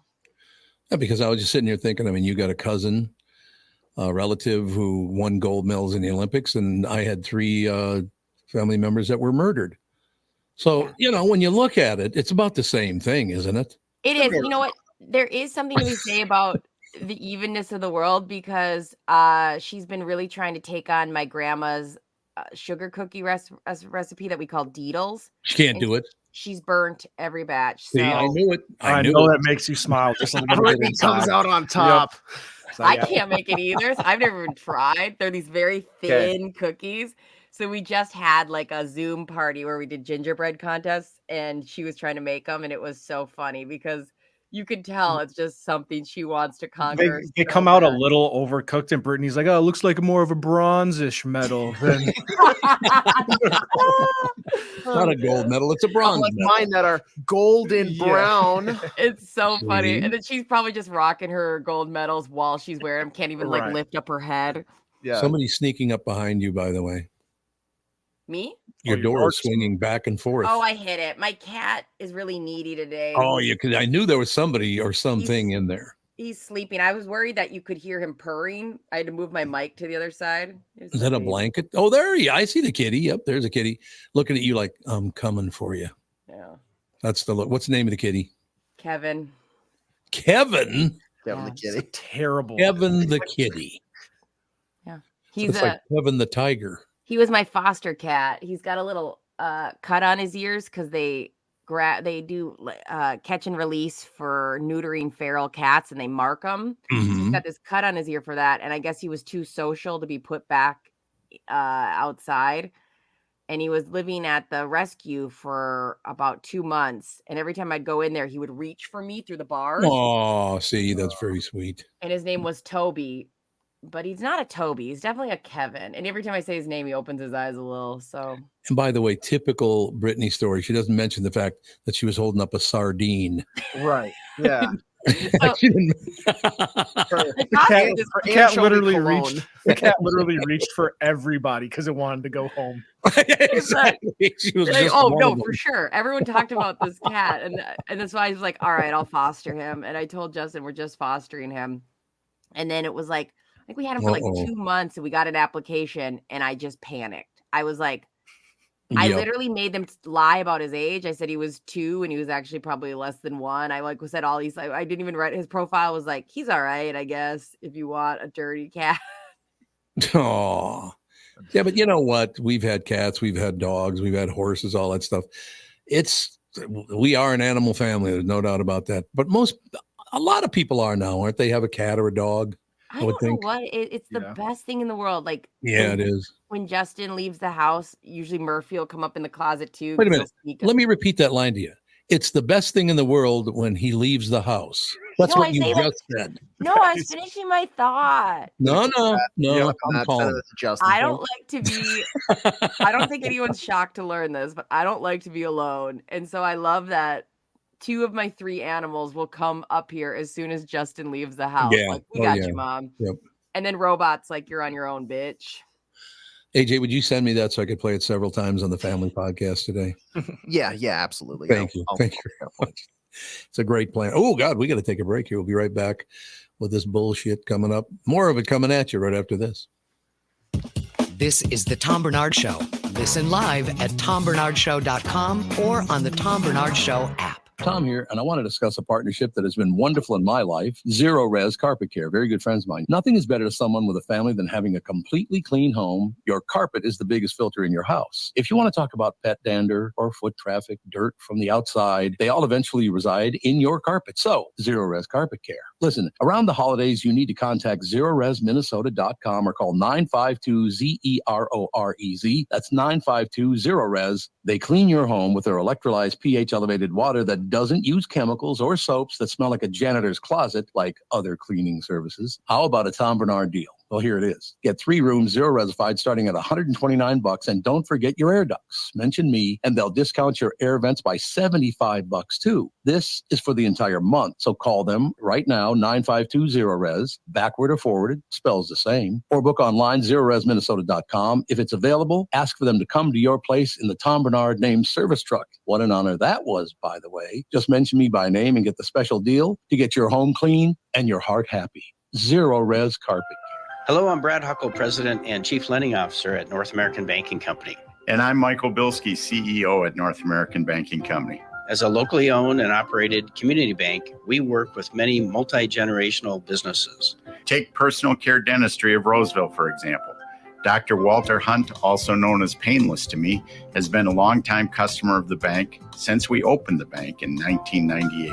When his son Kyle was ready to join the practice, they wanted to expand quickly. With their additional space and equipment, they now are able to see more patients each day while providing the same level of care and service. Okay, guys, I'll take it from here. If you run a family business or any kind of business for that matter, you should be banking with Brad and Mike over at North American Banking Company. Every time I deal with them or their team, I know I'm working with experienced professional bankers. So why not bank with my banker? North American Banking Company, a better banking experience, member FDIC, equal housing lender. This is Bob Sansevier, and I want to tell you about Dave Bialke from Bialke Law. Dave represented my wife, Mary, when she had a significant workplace injury. She was very happy with the job Dave did. If you have a work-related injury and have Dave represent you, I'm betting you'll be happy too. Dave is a down-to-earth guy. He grew up in northern Minnesota, rides a Harley, and worked various jobs doing concrete, electrical, plumbing, roofing, and carpentry work. Dave works for people with work-related injuries. If you work construction, or anywhere for that matter, and you're hurt or even just hurting, you should talk to Dave. Let's face it, our bodies wear out. If your body is worn out from work, if your knees or back or shoulders hurt from things you do at work, do what Mary did. Call Dave and talk to him about it at Bialke Law to set up a free initial consultation. The number to call is 763-571-2410. That's 763-571-2410. Or visit bialkelaw.com. That's BIALKE law.com. We are, there was a double pump on that. Did you hear that? That sound effect went, wow. Very high tech, very big deal. I just spotted a headline. I haven't read the story. In the Wall Street Journal this morning. I tend to like the Wall Street Journal. It seemed to be pretty even keel. Doesn't lean too far right or left. I don't think. You guys have that. You guys ever read the Wall Street Journal? Yeah, I grab articles from there here and there. Yeah, I mean, you find it pretty middling, don't you? I do. Mm-hmm. Because there's a story in there this morning, and I'm asking you this because the 3 of you are within what 5, 6, 7 years of each other in age, something like that. Yeah. Yeah, Brittany and I are both like 26, and Tevin's like what, 32? Yes. Yeah, like something like gross, like 32. Gross. Wait a minute, you and Brittany are how old? You heard him. We're both 26, right? 26. I didn't say IQ. I said age. Like we can both finally rent a car this year, and we're both really excited about it. No, actually, how aren't you guys all in your like mid to late 30s? I'm 37. 37. 31. 31. I am 26. So 20. So good. That is a good. I like that because we have an 11-year span there and all the rest of it. I'm looking at more and more stories now because I'm a little bit older than you guys. But I look at all these different publications and I try to find some that are middling and some that are left and some that are right. So I get all the opinions. It doesn't seem to me like, as far as the reporting is concerned, that anybody running for president now is worth a damn. I'm running across more and more of that. Like they're talking a lot about Donald Trump and Joe Biden's age. They talk a lot about that because are they both in their 80s now, right? I think. Crazy to start a job in your 80s. Well, no, they both had it for one shot already, but so what do you guys think about that? I mean, literally, it looks to me, and again, I don't really have any candidate yet because it's still 10 months off, something like that, or 9 we got months some off. time to. We got some time, but I mean, when you look at these things, they talk about these guys are 82, 81.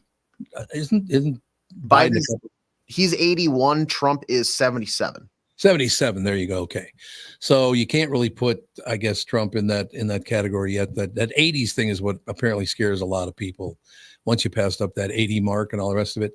How do you guys in your age bracket, there's a nice 9-year spread there. How do you guys look at these stories? Because they're every day about who to vote for president and all the rest of it.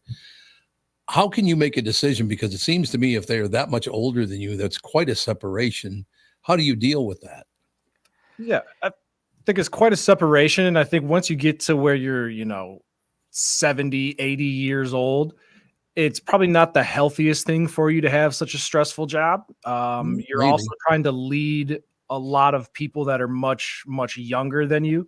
So I'm not saying we need a 25-year-old president, but I think somebody in their, 50s, 60s would be, I think, kind of the natural cutoff because you're still, I feel like, young enough to be more aware of what's going on in the world. But you're still old enough where you've seen enough where this isn't your first, rodeo and time around the block.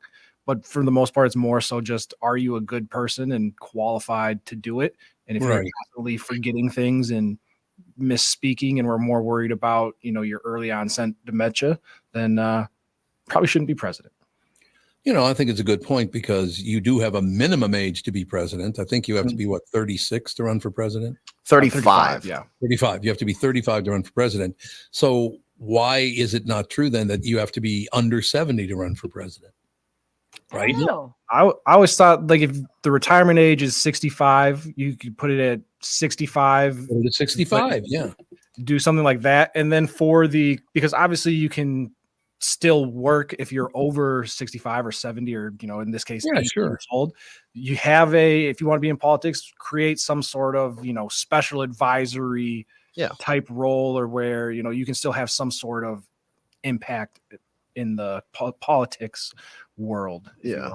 The way that I have always kind of framed it in my mind is like, I love my grandparents, but I don't know if I'd want them at like their age to run the country, you know?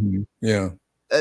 So is 70, 75, like I think for both of these guys, 81 is simply too old. 77 in my mind is also simply too old. I could see the argument at like 75 would be like the very latest, you give it 40 years. That's your window to be president if you really want to. Yeah, that's a good point.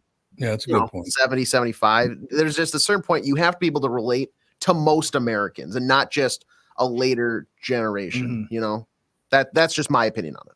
Yeah. But I think that's a good take on it. 35 to 75. If you're not between 35 and 75, you cannot run for president. Yeah. Or if you are going to run for president and you're 80 years old, your vice president has to be like under 50. Average age has to be. So you can be 85, but you got to run with a 12-year-old.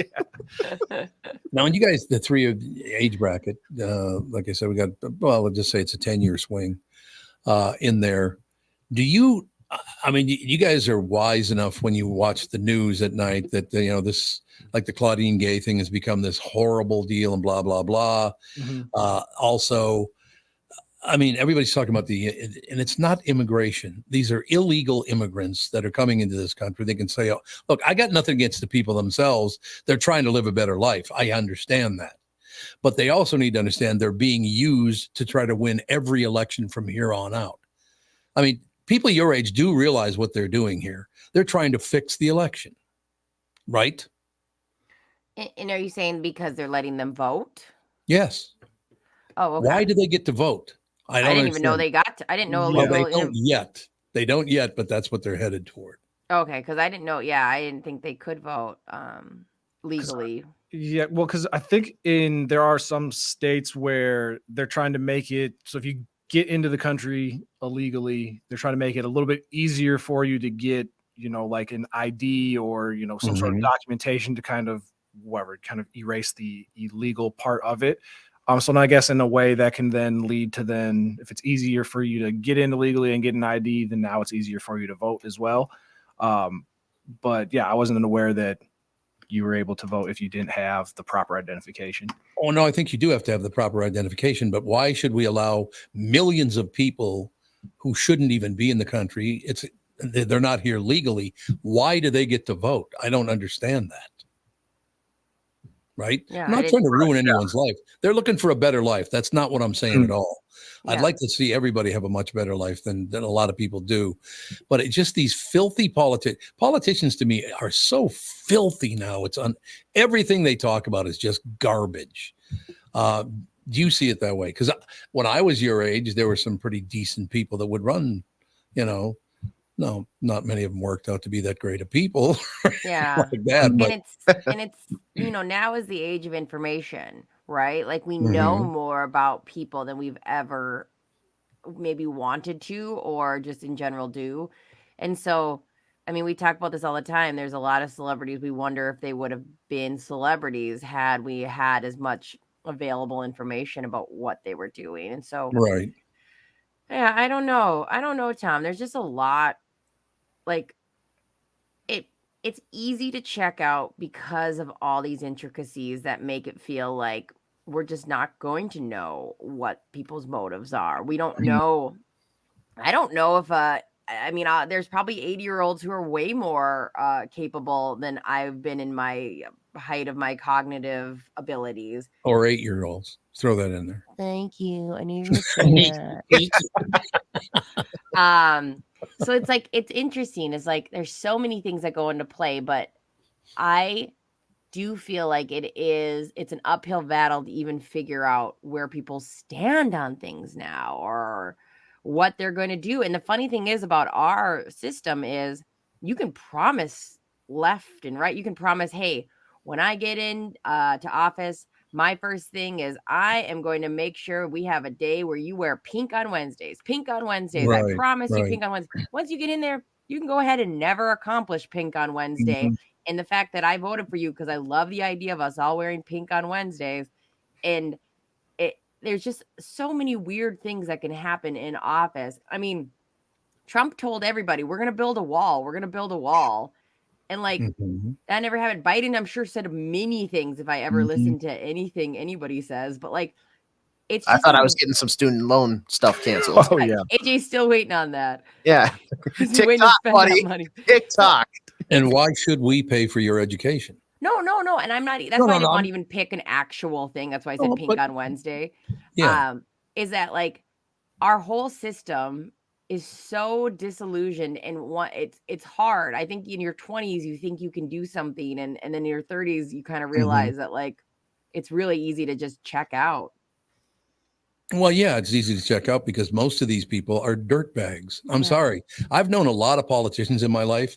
Whenever they need something, they're your best friend. Oh, I bet. But if they don't need anything, you never hear from them again. And I'm talking about 99% of them, Democrats, Republicans, whomever. These people are money-grubbing pigs. They're in it to make money. They couldn't give a rat's ass about any of the rest of it. I mean, it's disgusting, these people. Yeah. It really is. It really is. And they will do things to make more money and more money and more money. I mean, it's pretty amazing when you have a guy that was president for 8 years and now he's a billionaire. Yeah. Like, how did that happen? I've had this job for almost a year and I barely hit $1 million. I know. And I tried to get rid of you. I think it was February 24th. I think so. And then March 24th. Every month we have an anniversary. Every month, trying to fire me. It's just wild too. Like it still blows my mind. Like if I got this job and I said, okay, my job is to every, at 9 o'clock, I'm going to give the traffic. I promise you at 9 o'clock, I'm going to give the traffic. And you guys are like, perfect. We need somebody to do the traffic. And then immediately I'm like, I can't do that. You know what I mean? Like there's that so happens. But there's so many That promises happens. people make while Yep. running and then never do. Yep. And I go, in no other scenario could you do that in a job. Like, Exactly. I mean, it's 100% true. There's no question about that. We have got to do something about the anger, the extreme sides of both. What the hell did you just do to your picture? Oh, shit. You got some long hair there. That's some cute long hair you had there, Kevin. Look at that. Oh, how sweet. Damn it. I did think it was going to go up like that. I tried to. I'm sorry. That's a cute look. I knew you were going to do that. He asked for a picture of my setup and I was like, okay. I'm trying to get it to make it look like I was in Brittany's closet. And Oh my God, Kevin, what are you doing in here? My husband's at home. Oh this where we my kiss? God. Okay, I'm sorry. But in any case, all I was saying was that we have to do something about the anger on the far left and the far right. These people are far too angry about everything. They harm other people. And as I mentioned before, you go after Dick or Jane, you're going to harm their children. Do you really want to do that? Is harm children because you don't agree with them politically? And that's one of the most arrogant, selfish piles of bullshit I've ever heard in my entire life. That stuff's got to stop. An example of that is, did you see that? Oh my God, it was scary. I was watching TV and it scared the piss out of me. I don't know where it was, but there was an older female judge that found this young guy guilty. Did you see when he ran? Yeah, up when and she jumped? jumped. Yeah. Like flying soup like over the thing and tackled her. Vikings need to sign that Yeah, guy. I was like, can you play Oh, safe? you've seen it too, AJ? Yeah. Yeah. It's like, holy, look, how did we get to a point where someone thinks they can do something like that? Think about that. And also, like, I think there's a de-evolving situation with humans' brains because Yes. let's say best case scenario, you get one good punch on her. There are literal people that are designed to like take you down when you jump in that Mhm. area. And he So could have what- killed her. Yeah, like, I mean, so that your anger has prevented you from any sort of consequences at all. I mean, that's amazing. That's actually amazing that your But- brain can cut out any sort of consequence at all in your life. Where did they to find hurt- out about that? They watch television news and people on the news are saying, because of you're this or that, or bop, bop, bop, bop, bop, you deserve to be treated better than you are. I'm sure that young man thought that he was being treated very poorly because of his skin color. I almost guarantee it, because that's what they teach now. Look, the guy's a criminal and obviously was nuts for jumping, because now he's going to be in prison even longer for doing what he did. Yeah, whatever his sentence was, it definitely went up. It definitely went up. I couldn't believe, I thought, because they were chirping about this on the news this morning, and I'm watching the news and I thought, what could be so bad that they're, oh, wait a minute, they're right. He literally was Superman. He's like, jumped right over that whole entire, it was not even a desk. It's like a huge judge stand, or what do you call that? Yeah, like, and which is normal, like it's elevated, like it's not a Absolutely. small, Oh, it's like yeah. sitting No, at a he had to table. get some height. The for sure. athleticism required, like, Absolutely. wow. And then but like you're saying, Brittany, like for you to be in that moment, which probably, one of the worst days of his Yes. life, to find out he's going to jail for however long, but Right. then to all of a sudden go, well, now I need to go attack this person who is just doing her job. Just doing her job. Like Yeah. she has nothing to do with other than, looking at it objectively and saying, yeah, this is your sentence.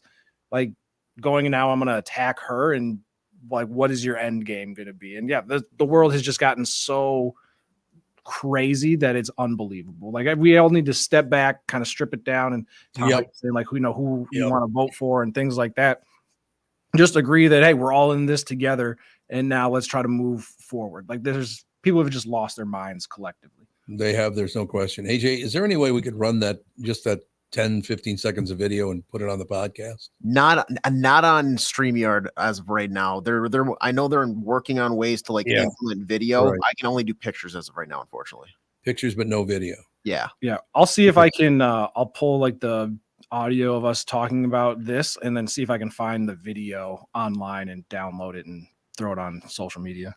Yeah, because a lot of people obviously download. Most people, some people listen to the stream, but or watch the stream, but most people wait till later in the day to watch the show or listen to the show or whatever. But yeah, that'd be nice if we could do something, because what we're talking about here wasn't some guy that went around the desk. He went over the top of the desk in flight. Yeah. And hit her like he was tackling a running back. He looked like in football when the running backs used to be on the 1 yard line and they dive over the pile, and then a defender would dive over the pile to stop him. That's what it looked like. Yep. And I thank God she didn't get hurt, did she? I haven't heard anymore because I saw it this morning and then I had to get to work. But I don't know. I watched it. So. Yeah, I watched it and I can't remember the follow-up. I'll see if I can find some follow-up. It wasn't like because he kind of tackled her, so I'm sure she probably got bumps and bruises here and there. But I mean, the people, the officers in the room, kind of pulled him off right away. So it wasn't like he's just started beating on the woman at all, at least from what I saw. What's amazing watching that video is, and then we can move on, is she gets this look on her face, and you really don't know why she's so. She has this look of horror on her face. And then you realize there's this gigantic man that's about 7 feet in the air coming at her. It's unbelievable. Judge Hallfist, 62, was injured and her condition was being monitored, the court spokeswoman said. A court marshal was also injured and taken to the hospital where he's believed to be in stable condition.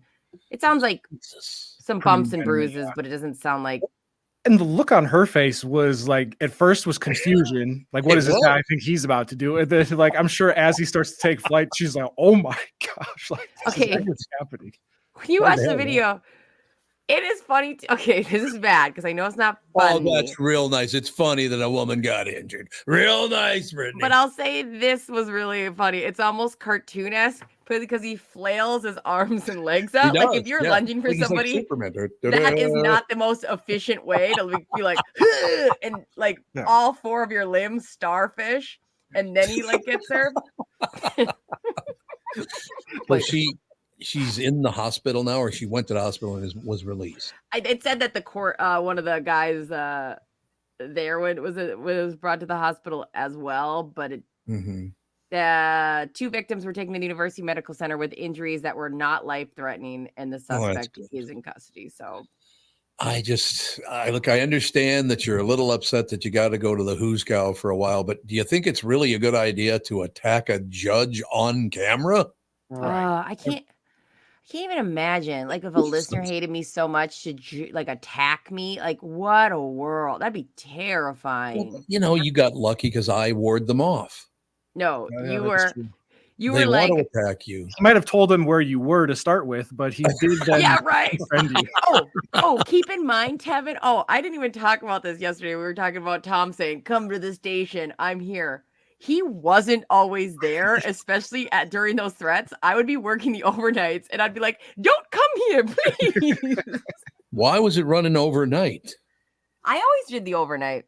No, but why was my audio running overnight? No, I'm saying when you would be on social media arguing with people saying, "Come to the station." It was in the morning. I meant when I was there. I know, but that wasn't always implied with these hotheads. It was very clear.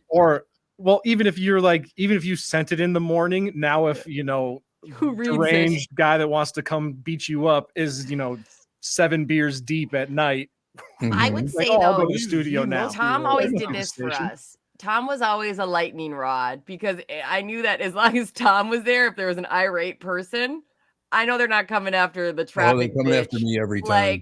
They're not coming after the 20-year-old going, what? So I would say lightning rod for sure. It's kind of like you don't have to run faster than the bear. You just have to run faster than the slowest person. Yeah. And Tom was. That's nice. I'm just saying because you were way more controversial than I've ever been, or way more let's do this, game on. I was always like, I know they'll go after him. I'm actually surprised that Brittany didn't get more hate mail, because didn't you admit to making up like traffic reports? Yeah. So if I got stuck in traffic, yeah, I'm just driving to the studio and I'm taking it really out. nice. Do you know how many people wrote me about how they also lie at their job when I admitted that I sometimes make up? I didn't make it up. I want to make it clear. There were just hot spots that if my computer wasn't loading, I knew that there was going to be something there. And I'd always triple check and I was always right. So it's not a matter of lying. It was more like I predicted what was happening. Oh, aren't you clairvoyant? I used to lie at my retail job all the time. You did? Oh, yeah. Like, hey, can you go and look in the back for this? Sure. And I walk 2 feet behind a corner, and then I'd like take a breath, and I'm like, because I know we don't have it. I'm not going to go look for looking's sake. Okay, sorry, we don't have it. Oh, can we order that in? Nope, sorry, out of stock. Bauer, they're out of stock with that stick right now. Sorry, it was a hockey store, to clarify. And I was like, I don't have the login. It's late. We close in 5 minutes. I'm not gonna call up my boss who's at home right now, probably eating soup for dinner, to like get the login. Like, you should have came in earlier. What a stiff you are. I was gonna say Tom's not gonna let you're the 80%er. I'll also admit, working in the service industry, you ask me, hey, is the chicken that you guys are serving, is it cage free? Yes, it is. No, I did not go check. Did I personally put this chicken in a cage ever? No. So in my view, no, we keep it in the fridge in the back. Right. No cages. Whatever. I'm answering with whatever is going to make you happy. As long as it's not a dietary, you're going to die. That shows why the world's coming apart at the seams, because all three of you admit to be horrible liars. Real nice. I'm not going to go ask the chef. Why not?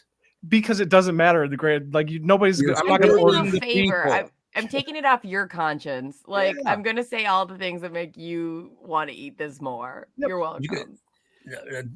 Brittany, you never worked at 917 North Lilac Drive, did you? No. You were never in that building, because that was a building that was interesting because it was right on high. Well, the building's still there.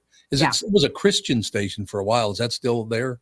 Yeah, I believe so. I used to live right over there and run by it all the time. But I do remember, because we parked in the back lot and you'd walk out, and the building was a dump, and you kind of just walked out the back door to the parking lot to go to your car and all the rest of it. And one time, God, I don't remember. It had to be, I don't know how many years ago. I walk out the back door and all of a sudden I hear this click. I look over and a guy's pointing a gun at my head. Oh, hell no. And again, you're in a back parking lot where no one else can see you. This was before they had cameras on the parking lot and all that stuff. That's terrifying. I will never forget. And I still to this day cannot remember why he was so pissed off at me. He put a gun to my head. But I literally, luckily, it had happened to me before, so I didn't get all that shook up about it. I mean, it was scary, but I kept my calm, and it maybe kept him from shooting me. I don't know, because he did want to shoot me. Tom, that's terrifying. It's terrifying working with Gelfand. That's what's terrifying. Yeah.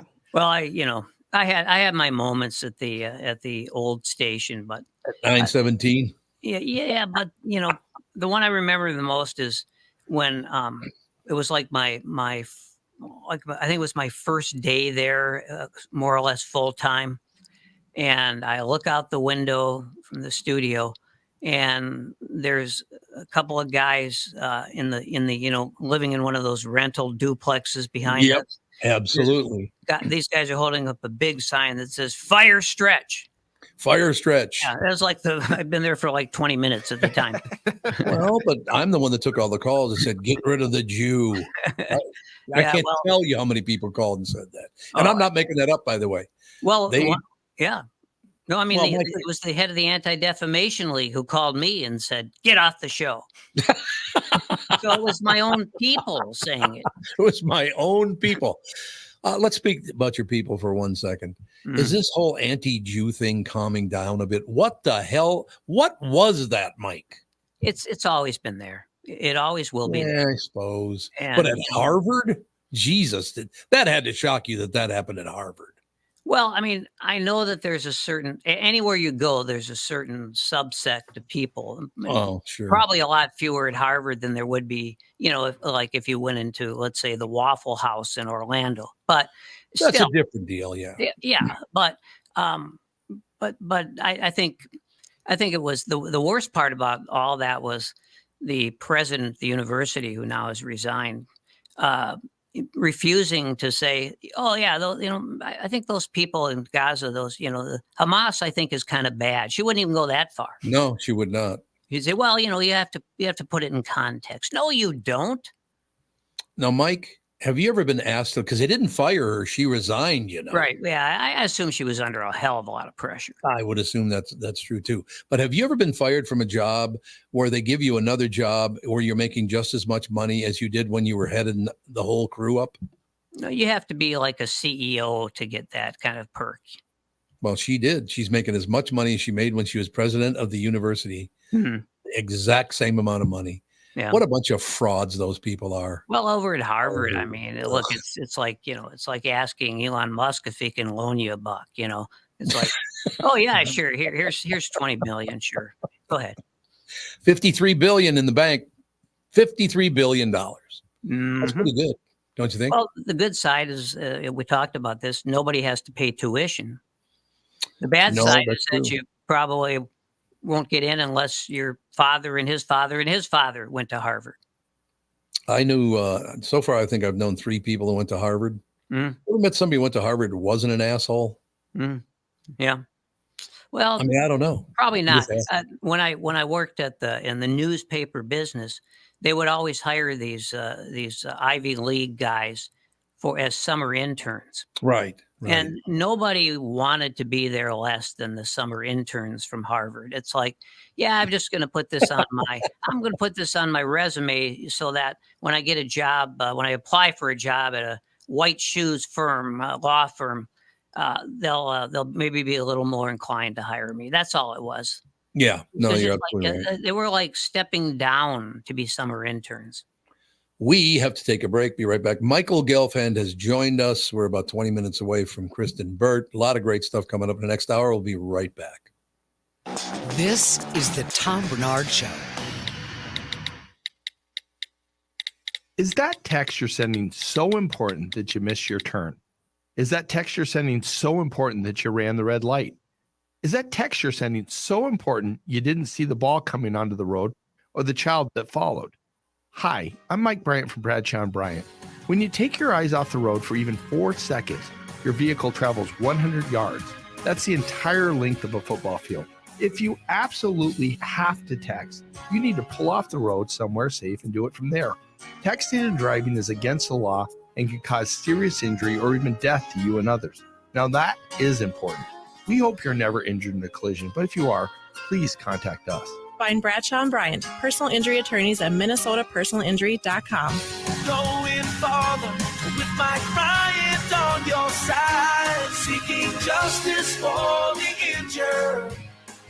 Bradshaw and Bryant. You know the song Kokomo? It's supposed to be off the Florida Keys, right? Hate to break your Beach Boys bubble, but that's a fictitious place they made up for the song. Fortunately for the rest of us, the Florida Keys island chain are as real as the taxes you have to pay in Minnesota if you're a resident. Now that's a reason to move south. In addition to Florida and all of Monroe County being beautiful, the Keys from Key Largo to Key West are even more beautiful. This is Tom Barnard, part-time Florida resident myself. And if you want a second house or a new retirement home or want to become a Floridian, may I suggest you contact Matt Carlson from One Key West Realty. Matt grew up in Litchfield. He's a super real estate agent when it comes to finding your tropical island space in the Keys. He lives there and here, and Matt knows what's best in Key West to buy for your second home in Florida. Matt teamed up with fellow Minnesotan from Sartell and Alexandria, Kristen Eklund, who's one of the top mortgage brokers in the country from Coast to Coast Mortgage. She'll get you the financing you need to buy a home in Florida or in Minnesota. Matt's part of the Lake Sotheby's International Realty Group here in Minnesota, and Kristen, his mortgage colleague, lives and works in the Keys, so they both know the Florida Keys' new and existing homes for sale and are Minnesotan through and through. Contact them by heading to onekeywest.com. That's onekeywest.com. Tom here, and I want to discuss a partnership that has been wonderful in my life. Zero Res Carpet Care. Very good friends of mine. Nothing is better to someone with a family than having a completely clean home. Your carpet is the biggest filter in your house. If you want to talk about pet dander or foot traffic, dirt from the outside, they all eventually reside in your carpet. So, Zero Res Carpet Care.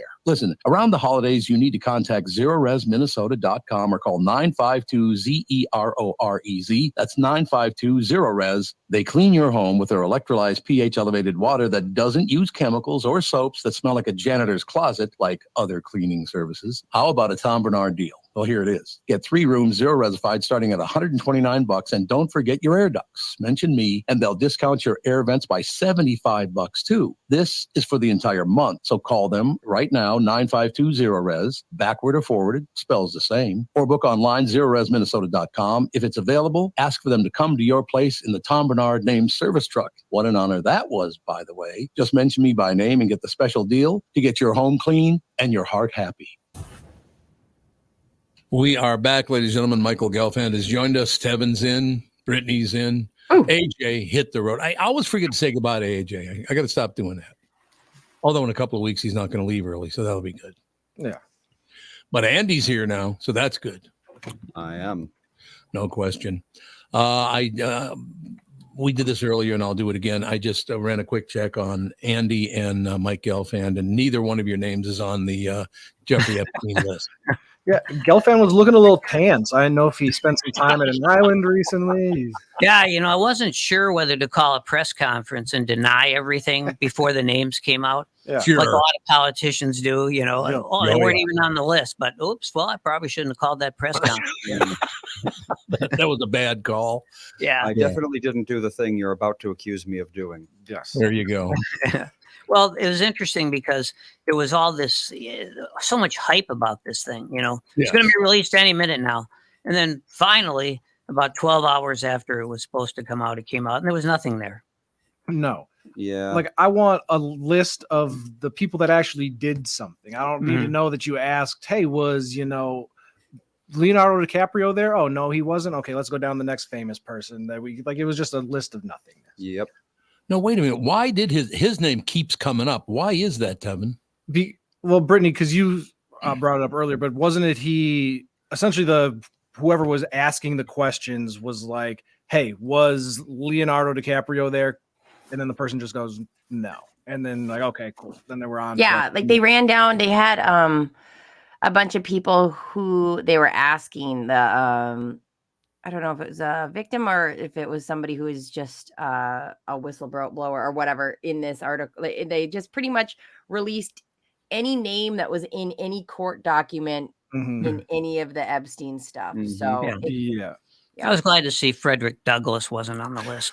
Right. Sure. Like Naomi Campbell was on there because Epstein told one of the people that were being trafficked, like, hey, I can get you into Naomi. Like, I email Naomi Campbell. She can get you into the fashion industry. And so then her name was thrown in there as well. So it's like, anybody that he even whispered their name got thrown on this list. Really? So do you guys know anybody whose name's on the list? I think 2 people so far. Really? No, I don't know any of them personally. No. No, I personally. So you're like buddies with a couple of people? Well, I wouldn't say we're buddies. We're acquaintances. Oh, you run into them every now and then, maybe? Yeah, that's exactly right. Yeah. Well, it's we live in this era now when if there isn't video, nobody cares. That's a very good point. Yeah, that's a very good point. No question about that. But yeah, I don't know. I still don't understand. Okay, so I'm going to get on your jet and I'm going to fly for how many hours did it take to get to Epstein Island? I don't even know. I don't know. Where is it? Yeah, it's like St. Thomas-ish area, somewhere in Little St. James. It wouldn't have been very far from Florida, that's for sure. Yeah. So you think it's just maybe an hour flight, something like that? Let's see. It is off of Puerto Rico. So, I mean, from Miami, it would probably be like 2-3 hours from Miami. If you promised me one of those pods with an uninterrupted nap, I would get on anyone's private plane. I love those pods. Those pods are phenomenal. Oh, that is like my Oh, my dream nap lately. I've been a little bit on the busy side. It's like if somebody promised that, Justin's going to watch Margot and I can go on a plane, I'd go. I'd go right now. You wouldn't go with Jeffrey Epstein, you liar. Well, not now, but before everything broke out. Like his skull broke out? But the thing is, everybody, maybe not everybody, but these guys had to know that the guy was not quite right. Yeah. Yeah, you would think. Especially, because if you're in that circle where he's going to approach you because he thinks that you're into this kind of thing, before he even approaches you that this is somebody that is doing something nefarious. Is anybody shocked that Bill Clinton got named? No. That he has access to call Trump? And I'm not saying anything but is anyone shocked that Prince Andrew was on this? No. Every powerful person is in cahoots. Well, Trump and Clinton didn't surprise me. Jimmy Carter did. But he wasn't on the list. No, I'm just kidding. I know, I was God, thank God, because I haven't seen the list. Not Jimmy Carter. Oh, no. So you could sort of maybe you could take pretty good educated guesses to who might be on the list. Yeah, they had to be rich and famous, and men, of course. There weren't a lot of women on that list. No, there were not. Absolutely true. Has anything like that ever happened in Minnesota? I've never heard. If it did happen, I've never heard of it. Like when one of the rich guys had a bunch of young girls over or whatever. Well, there was that one guy who ran for governor. God, this goes back. Oh, yeah. A long time ago, but there was something. It was a swimming pool thing. Pool, yeah. Yeah, that's right. I remember hearing that story. Matter of fact, I think his name just came up yesterday. Oh, really? Wow. But I can't remember the name. Do you remember it, Tevin? I forget what his name was, but it was essentially his daughter and her two friends came over, and his daughter somehow was naked in the pool, and then he tried to get the two friends to get naked in the pool too. And his name was John something. John, it was John something. You're right. Now he was naked too, wasn't he? That's what they say. Yeah. How do you get to that point? I know that's what the thing is. It's I don't even care about logistics because you've already crossed so many weird boundaries to me. I can't even imagine. I can't. You know what's so great about that? Picture me talking to Alex saying, "Hey, why don't we take our clothes off and get in the pool?" I know. Right, it's not going to happen. No, not going to happen. I live in a neighborhood where you literally cannot look at a woman. I'm walking down the street. I can't look at them. I have to avert my eyes, and their whole body is covered. But I still can't even look at them. Little Israel, man. You live in a great neighborhood. There's no doubt. I love that neighborhood. I would. And it is pretty diverse. Most people probably wouldn't think so, but it's pretty diverse. It's not. Right, it's not. Some are Ashkenazi. Is that the diversity you're talking about? I was going to say you got some Hasidic Jews, you got some Sephardic Jews. You live in a pretty nice neighborhood, Gelfand. There's no Reform Jews. Jews. You don't. No Reform Jews. No. I mean, I've got I'm sort of in a sandwich, between Jewish people on one side, and then on the other side, there's people, from Czechoslovakia, and they're not Jewish, and so it's about every other house basically. So that I thought there'd be a battle this year. Some years there's been a battle between menorahs and Christmas trees. Oh, really? But the Jews are pretty much in hiding now. Well, do you think is this settling down at all, Mike? I don't think so. I mean, it's maybe the temperature's a tiny bit lower, but as long as, especially what's going on in the Middle East is just, it's always going to light the fire, relight the fire. So it's just going to turn it up and up and up. And no, I don't see any reason for any long-term hope. I guess maybe that's true in general, but Tom, this stuff has always happened. It always has happened. But here's what I don't understand. Do you think that most of these people even know why they supposedly hate Jews? For what reason? Why do you hate Jews? Why? What? Well, one thing I observed when I coached Little League was that you always knew when you were going to be up against it. You got a certain glare from people, and of course, St. Louis Park is known as a suburb which is like dominated by Jewish people who probably represent about 8% of the population in St. Louis. Right. But that's the reputation. But it happens when it's the clash of cultures, and a lot of times it doesn't turn out that well. It's crazy. It's crazy to me that you say like that St. Louis Park is known for like having a high Jewish population, because my entire adult life living in Minnesota, if you would have told me or asked me who lives in St. Louis Park, I would have told you 20-something-year-old white women. That's the only people. Well, you led a charmed life. Yeah, exactly right. You got a couple of breaks, no question. 25% Jewish, actually. Yeah, you think so? That's what Star Tribune says. And isn't there isn't there a now larger population of like Somali people that live in St. Louis Park? Yeah. And I suppose that I can understand how the Jewish population, 25%, I see no evidence of that, but one thing is true, and that is that the Orthodox Jews, they all do have about 10 children. Yep. So I guess the population, the Jewish population, probably has accelerated. Yeah, I would have to agree with you on that one. It probably has. You don't get an Erev without having a lot of Jews in the area. Mm-hmm. That's right. Yeah.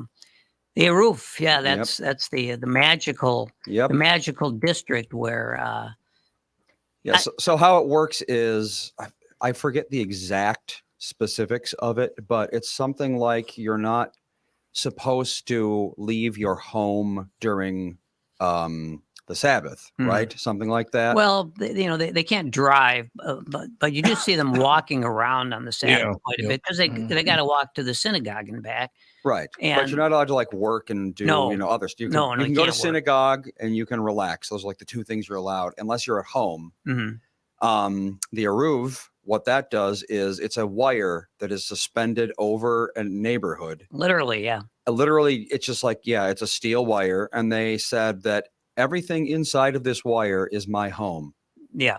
Thus, I'm allowed to do anything I want inside of this wire. Well, when I coached Little League, the Jewish kids who lived in the Eruv could play baseball on Saturdays.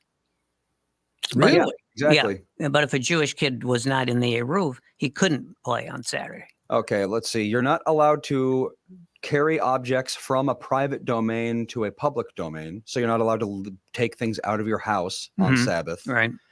You are not allowed to transport anything 4 cubits or more within a public space. Cubits. I don't know what, like how big. I was going to say, how big is it? what the hell is a cubit? I mean, I know the word. And also, so this wire essentially is just like saying like, okay, everything inside the wire is my home. Yep. So I can go anywhere in here. Yeah. I would then take that wire and just like wrap it around myself like a little halo. And now I just mobile home. It's my mobile home, and I'm out here in the city. Yeah. Well, that'd be good, especially if there were electrodes. Yeah. Because I would like that, and I could just keep everyone away. It's like a reverse invisible fence. Yeah. Yeah. I thought Well, you of course, wanted to electrocute heaven. there's the concept of the Shabbos Jew. Tom, you say you'd use it to electrocute me? Oh, Just now we're getting clarifying. complaints. Well, I was going to say the Shabbos Goy, someone who will turn your lights on and off for you, a Gentile, because I guess Goya Shanachas. I guess you're not even allowed to, when you get to really extreme, you're not even allowed to turn lights on and off. No, you're not allowed to start a fire on the Sabbath. And it has been argued that the spark that a light switch produces counts as fire. Boy, I tell you, I thought I had a bad life. Very a lot of rules involved in Orthodox Judaism. Oh, yeah. Yeah. Well, Catholicism used to be that way. Is 17.5 inches. A cubit? So no 4 times 17.5, whatever the hell that is. 70 something. You know who the first person I ever heard say that used the word cubit? Bill Cosby. Oh, yeah? Talking about building the ark. Remember that? We don't want to make it 55 cubits by 17 cubits. I was like, the hell's a cubit? Yep. There's a lot of cubits in the Bible. I know. There are. Yeah, there are. Yeah. Mm-hmm. Which Thanks a lot for revealing the fact that I've never read the Bible in my life, Mike. Thanks so much for that. Way to go. Oh, what a shock.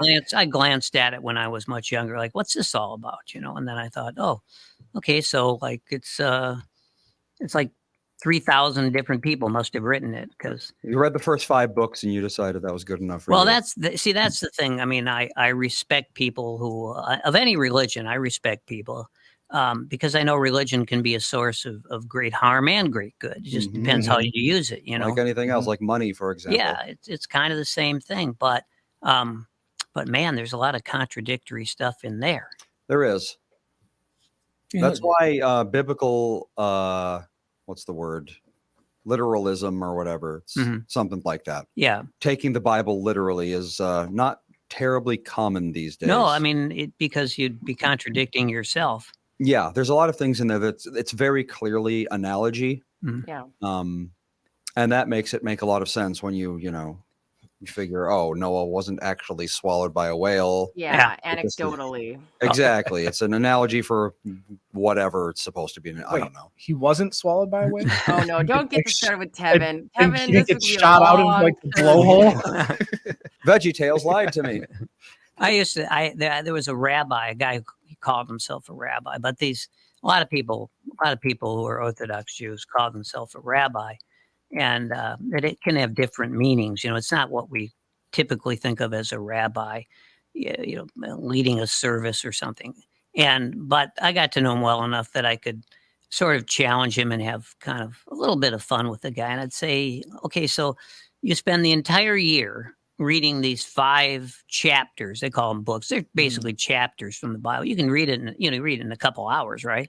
Yep. And then at the end of the year, you just start over again. I said, don't you think maybe that you're kind of like overthinking this thing?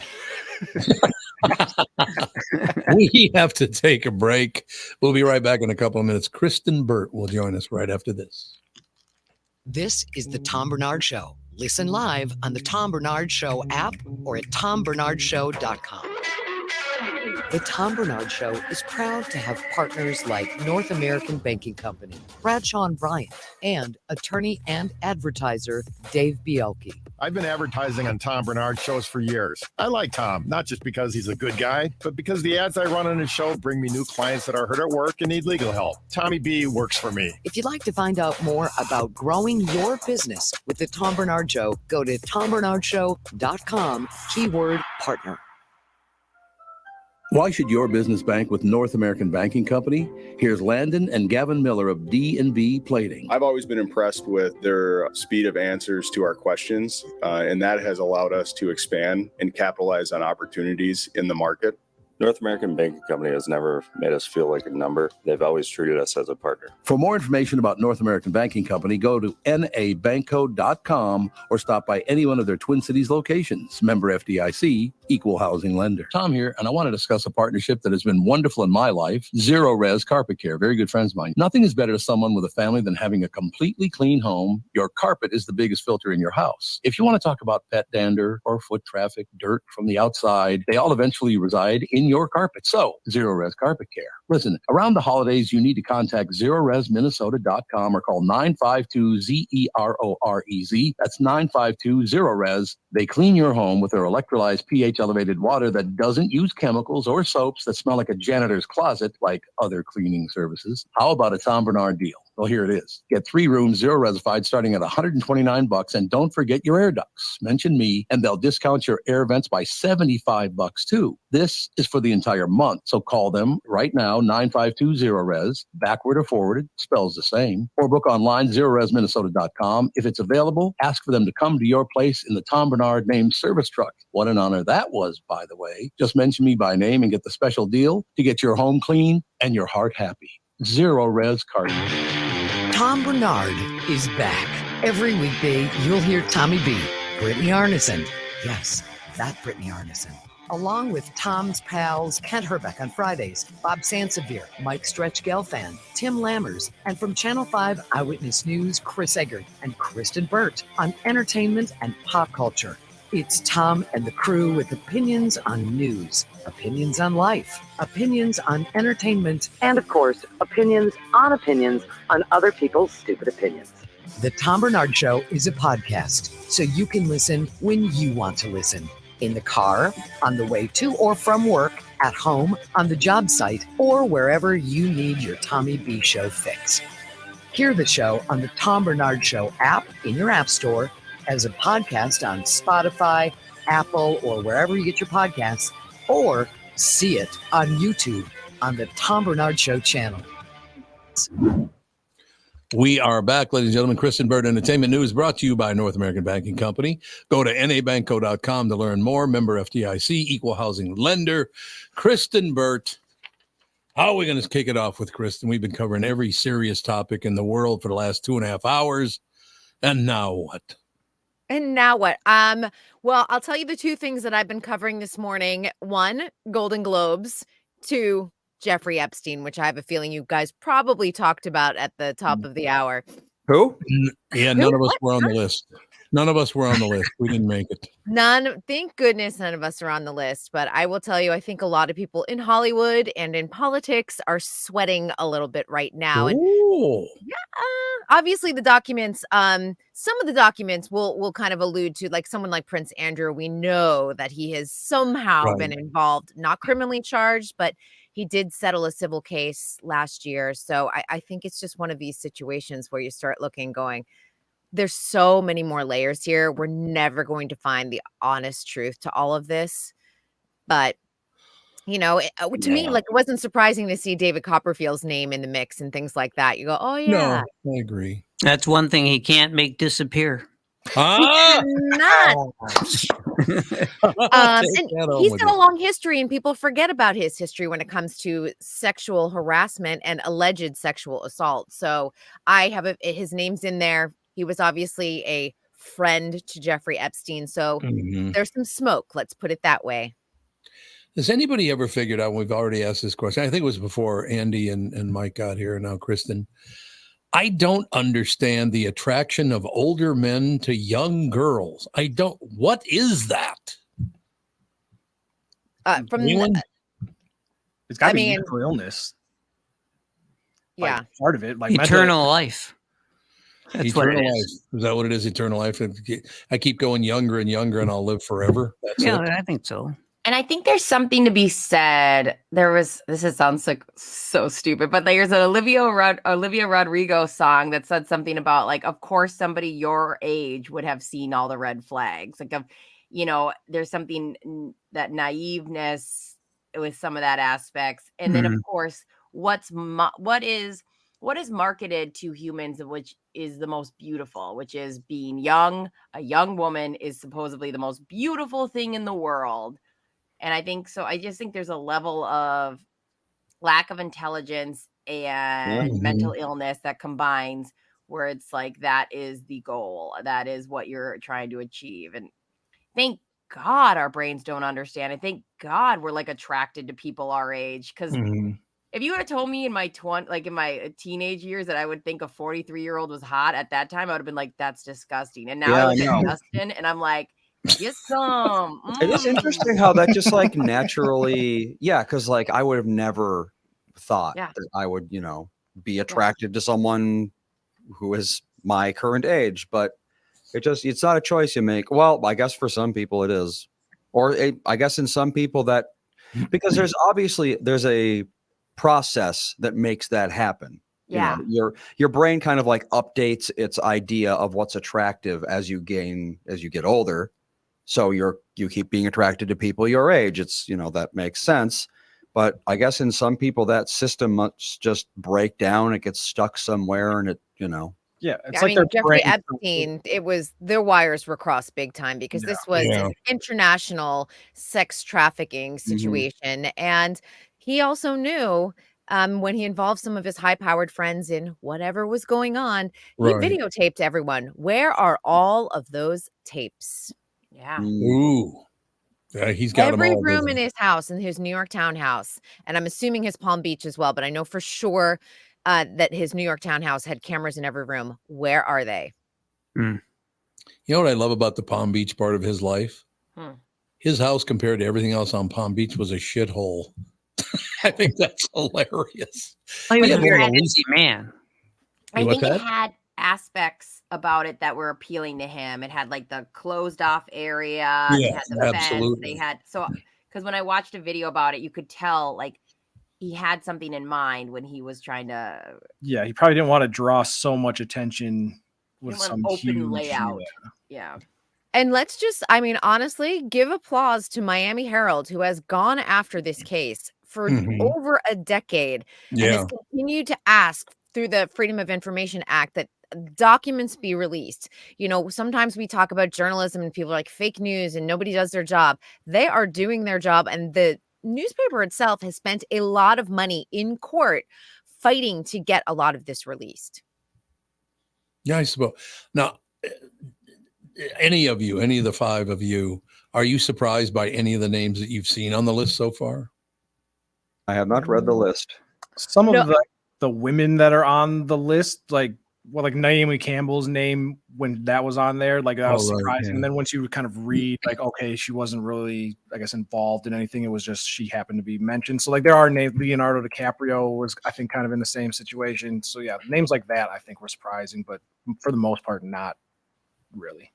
And this is where people have to use critical thinking in terms of these papers, because it's not people who are necessarily guilty. There will be some who are guilty of engaging in illegal acts. And then some people either hopped on his plane and not necessarily to his island, but maybe just hopped on his private plane to Europe or somewhere else, maybe not having the information that they should have about Jeffrey Epstein. There are plenty of people, especially in the New York celebrity circles, that did attend several parties at his New York townhouse after he had been convicted as a pedophile. And that's where you start going, why were you going there? Even if you had no nefarious reason for going to the party, but why were you going to a party where the person really was engaged in really awful things? Yeah, like Alan Dershowitz. Now, I wouldn't see him as the life of the party. Probably not. Yes. No, but he had a long history with Epstein. Yes, So yes. why were you hanging out with him not only before, but after that conviction? They probably couldn't have sex anywhere else. I don't know. I mean, that's awful to might be think it. about. Why did William Barr give him such a sweetheart deal in Florida? Yeah. Like there are Yeah. a lot of questions to be asked in all of this. And I think it's is it Wexner, the one that used to own Victoria's Secret? I mean, he Jeffrey Epstein managed all of his money, and you're like, what is all of those like financial ties, and what did that mean? Because that really gave a lot of Jeffrey Epstein access to other high-profile people. Yeah, I never thought much about this, but I'm thinking about it right now. That Catherine is 8 years younger than me. You and when I dirty met her, pig. yeah, exactly. Way to Justin, go. get out of here. Tommy Epstein. That's all there is to it. But no, seriously, thinking about it, when I met Catherine, if she would have been 1 or 2 years younger, I would never have gone out with her. There's no way. If she was, I was 29 years old, she was 21. And even that made me nervous. You know what I mean? Even though she was a full-grown adult, 21-year-old adult and all the rest of it. If she had been 20 or 19, I doubt that I would have been able to do that. Yeah. You know? It is wild to think about too. Like it's funny because I will see just the other day I was at Chick-fil-A. I don't want to brag. Chick-fil-A. Oh yeah. Names again. I was there at a time that like obviously seniors could like leave the high school over at Eden Prairie, and a bunch of Eden Prairie high schoolers came in, and there were a bunch of guys, and they looked like the cool guys kind of vibe. And I just remember being like, gross. Please don't let them talk to me. They're so gross looking. And I don't even mean it like just like everything about them annoyed me. I was annoyed how they were parking, how they were driving, how they were talking. So I just like, we just have to, again, take pause to go, God, thank God that is not at all anything you want to get near.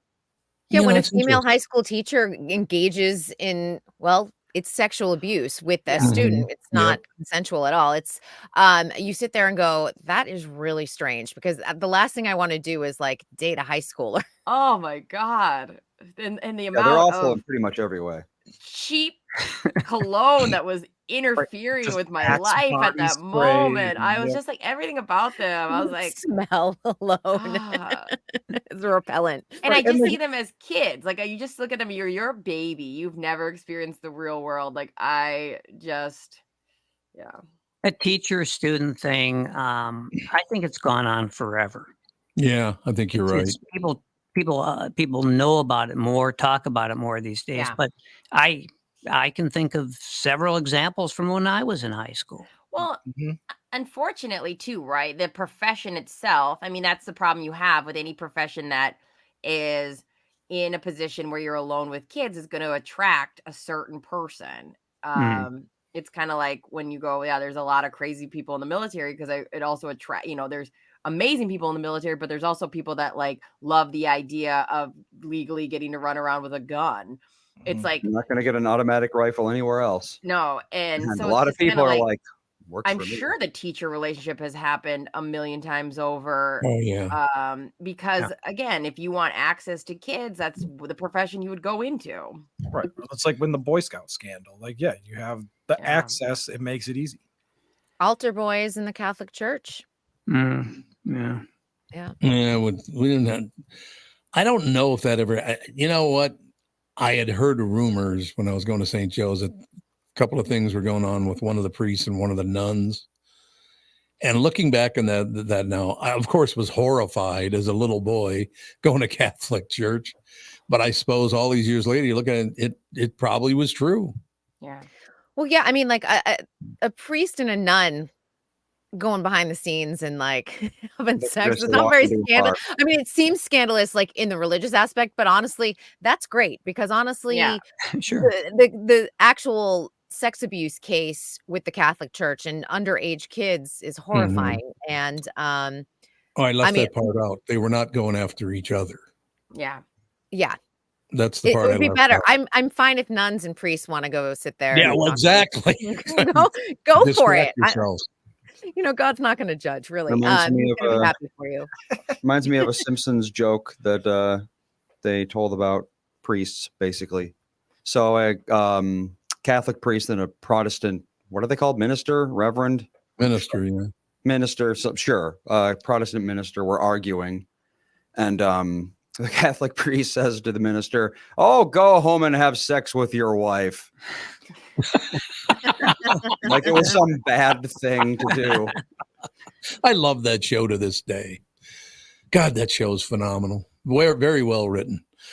Yeah, I see. To us, the six of us, we cannot sit here and go, "What is the attraction of a little kid to a grown adult?" I mean, the innocence of them is the attractive thing for me, because they're so sweet and innocent. That's the innocence part of is kids I getting- love. Yeah. Well, I'm bitter because I lost my high school girlfriend to an English teacher. Oh So God! you never quite get over that, you know. I suppose. She had a type though, because even at a young age, you probably put out old man vibes. Yeah. Oh, definitely, that's true. No, I was like 19 when I was born. Yeah. Yes. I No, believe that. that's true. And then Old it just soul right away. Yeah, it's probably true, but still, I mean, come on. English What are you teacher. gonna Now, do? if it had been the basketball coach, that would have been So, different. is that why you started to become a writer? Because you're like, I'm going to get into the English profession and win my girl back? To this day, yes. I will win her with words. Yeah, it's it doesn't work. Let me just tell you that. Kristen, I got to bring this up to you too, to change the subject, because I'm about to read it.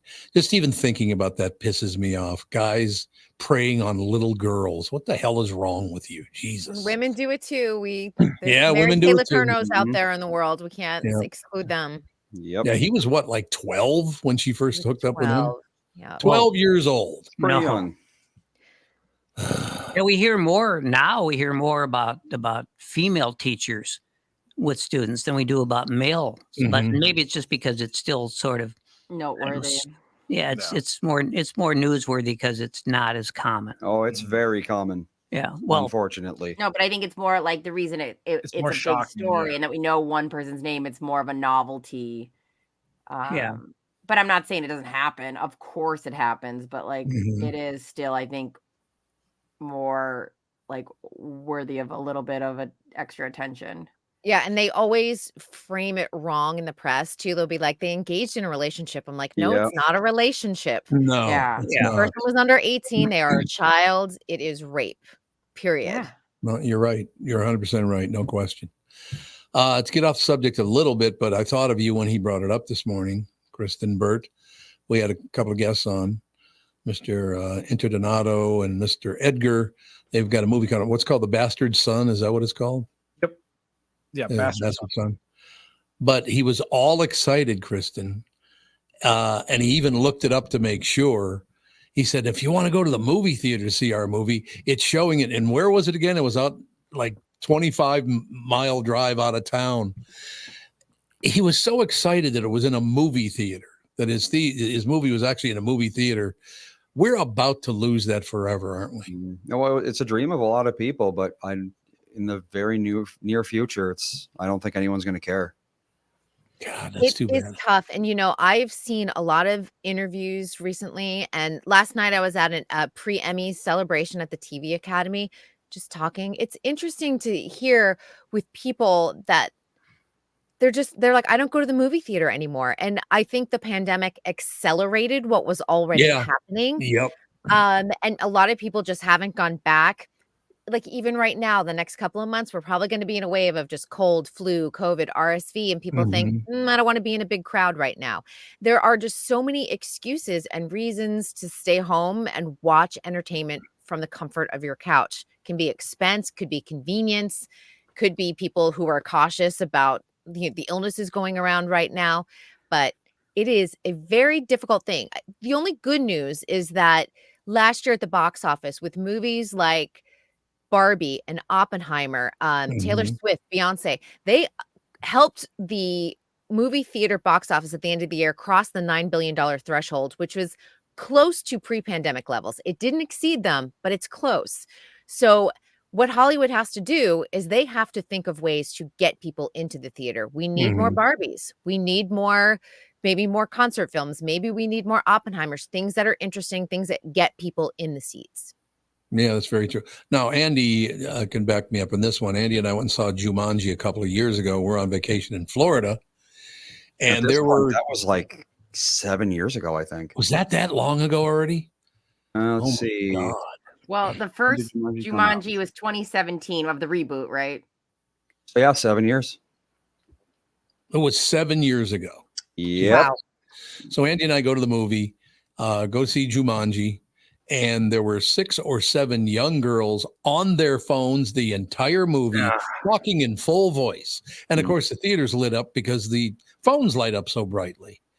I barely remembered any of the movie because it was like I couldn't even pay attention to it. No, I mean, that was a part of it too, that you go to a movie theater, you're always rolling the dice if somebody's going to be an obnoxious asshole during the whole movie. That should have been taken care of much earlier than it was. Don't you think? They give everyone yonder pouches and you can't have your cell phone for the entire movie, which would be amazing. Yeah, we do that a lot for press screenings. They will not let us bring, if it's a top secret movie, maybe the first screening, they'll just give you a yonder pouch and they're like, well, unlock it when you get out of the theater, which is fine. Yeah. And and you can go outside if you do need to call a babysitter or you're concerned about something, need to check your phone. You can go out to the lobby. They'll unlock it for you. Yeah, I think it's great. Look, going to the movie theater was a huge part of my life when I was a kid. I loved going to the Broadway and the Empress and the Paradise and the Capri theaters, all these wonderful theaters. It was a great experience. But toward the end, it just wasn't enjoyable because people would not shut up, would not get off their phones. I used to love hearing things like, we went and saw Halloween Part 3 at a movie theater. And as we're walking out, there was what I thought was probably a grandfather bringing his 2 grandchildren out of the theater. And he looks at me. I never met the guy. I'd never even seen a guy in my life before. He looked at me and said, Jesus Christ, I hope that's Halloween Part last. I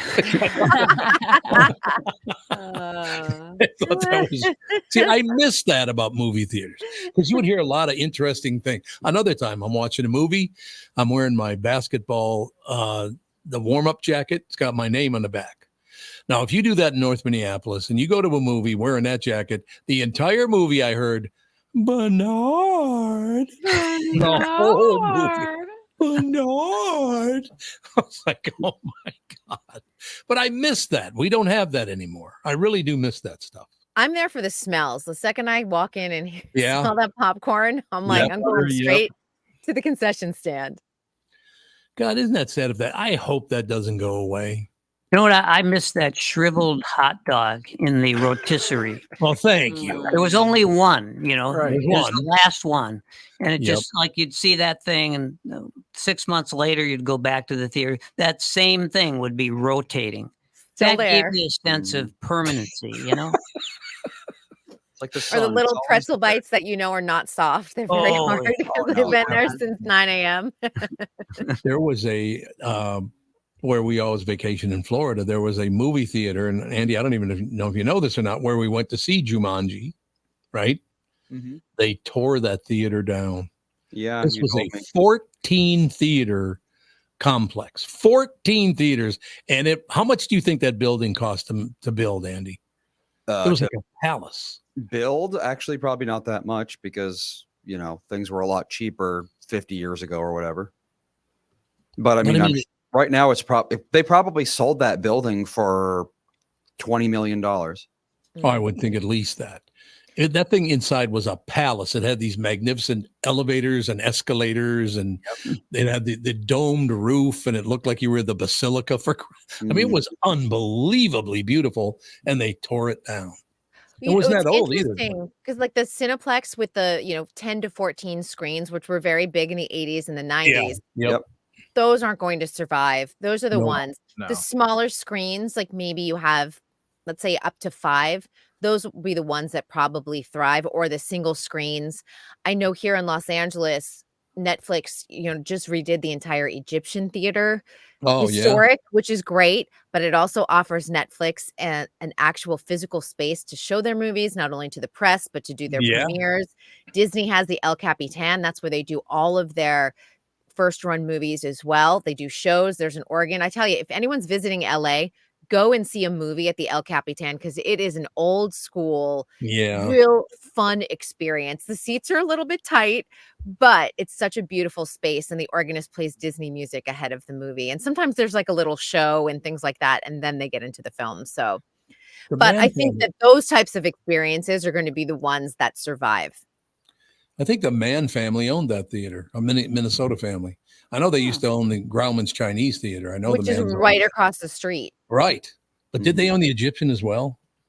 They owned the Egyptian, yes, not the El Capitan, but they did own the Egyptian at one point. There you go. I thought so. But yeah, Michelle Mann's a good friend, and it just breaks my heart that we go by the Edina Theater. They redid it. It's spectacular. Really, really nice. I hope somehow we can at least keep a few theaters in each town. That would be great. I'm sure. Yeah, we'll probably have one every 30 miles or something like that. God, I hope so, because it was a great, great experience as a little kid. First of all, when I was a little kid, it cost $0.25 to get in if you were under the age of 12. $0.25 to get in. And then how much for snacks? 10 cents? Used to sneak those in. Oh, all right then. Big backpack. No, it was. Honest to God, you could get like a little one of those, I don't know, quart size popcorn boxes for, it probably was 10, 15, 20 cents, something like that. It was an amazing experience. But I have been going to movie theaters as long as I cannot remember when I didn't go to a movie theater. Probably not a lot when I was 1, 2, 3 years old. But by the time I was 4, I was going to movie theaters. And I don't want to miss my movie theaters. I love them. Do you remember the first movie you ever saw? It was at the Long Prairie Theater in Long Prairie, Minnesota. Theater is no longer there even. And I cannot remember. I remember the experience, but I cannot remember the movie. I suppose if I thought about it, it would come. I will challenge myself with that to come up with what movie that was, because I remember going into the Long Prairie movie theater and seeing it in my mother and father's birthplace. Well, my mother was born in Browerville. 2 Tommy B's mothers were born in Browerville, Minnesota, Yeah, and together you've won 6 Super Bowls. 6 Super Bowls. We've won 6 Super Bowls, the two of us. 2 Tommy B's. One happened to be Tom Brady, but you know that Brady. But yeah, his mother and my mother were born in a very small town. Probably when they were born, probably 200-300 people. They were born in Browerville, Minnesota. But anyway, to get back on the entertainment thing here, is entertainment changing too quickly for people, moving away from theaters? Has that been going on for years now? Because it just kind of snuck up on me, you know? It has been happening before, ahead of the pandemic. And I think it was slow and gradual. I think for some people, it just became too expensive. Yeah. You know, for a family of 4 to go to the box office and like buy tickets and buy snacks and everything. All of a sudden they're over $100 and they're like, wait a minute, you know, we were just only here for 2 hours. I think for other people, having Netflix, that started making them go, oh, well, I can just wait. The movie will be out on Netflix in a couple of months. But then the pandemic changed all of our viewing habits. It changed so many aspects of our lives, but this is probably one of the big changes that came in terms of entertainment. And people have signaled that they're not that interested in going back to the movie theater. There are certain demographics that do. Men between the ages of like 18 and 25 have gone back to the theater. Boomers have not gone back to the theater. Women have not gone back to the theater in general. So it's interesting to look at those demographics. Some of it could just be there were people who were cautious in terms of like, you know, getting back after the pandemic. There are other people, it's cost prohibitive. And then I would say for some of the reasons I haven't gone back to the theater that much and, you know, paid with my own money, I'm not talking about press screenings, is that I don't want to watch another action or Marvel film. I agree. There is that. And one reason the boomers aren't going back is because so many of them are dead. Well, there is that's true. I'm sorry, I didn't mean to bring everyone down. I don't know why I do Well, that. I mean, like, ever since I was a kid, when I thought about like, you know, the kind of person who like hangs out around movie theaters and just goes to movies all the time, teenagers, early 20s, that sort of thing. So, I mean, that's been a thing for a while. Yeah, and I mean, and with the kind of the action movies and Marvel all the time, has definitely got to play a part into. Like, I watched The Equalizer 3 last night, and I originally was like, oh, I want to see it in theaters, and the movie wasn't that great, and I was like, thank God I didn't go see that in theater. Oh, really? I didn't drop down $15 in snacks. Yeah, I would have hated to go spend money to see a movie that I didn't enjoy, and so I think that also kind of, I'll just wait for Netflix next time and watch it there.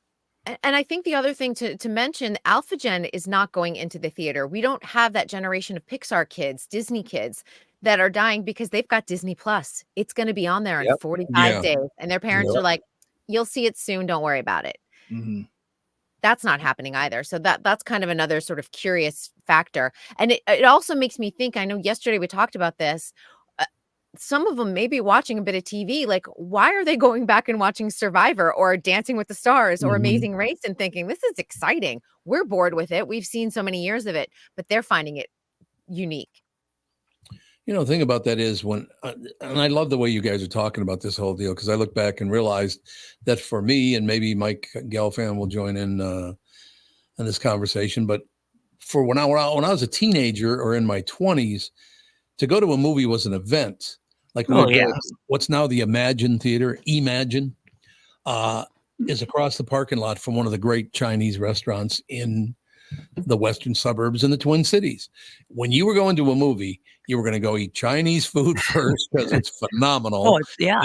Remember that? Well, and I had the same experience, you know, when I was maybe 6 years old, and my brother and I would go downtown to see a movie. And I don't have to tell you where we ate lunch before the movie started. Did it start with an N and ended with an N? It definitely does. The Nankin restaurant. The Nankin, baby. Like I was discovering movies and the Nankin at the same time. Yes. Now, I feel like I peaked at about the age of 6. Those are two things I've never gotten, you know, never experienced anything better than that. That's a double header. Yeah. No, see, that I think was the difference in Mike and my generation. It was an event to go to dinner, go to a movie. It was a big night. It was wonderful. We would first visit my grandmother, who worked at Sixth and Hennepin and the National Beauty Supply.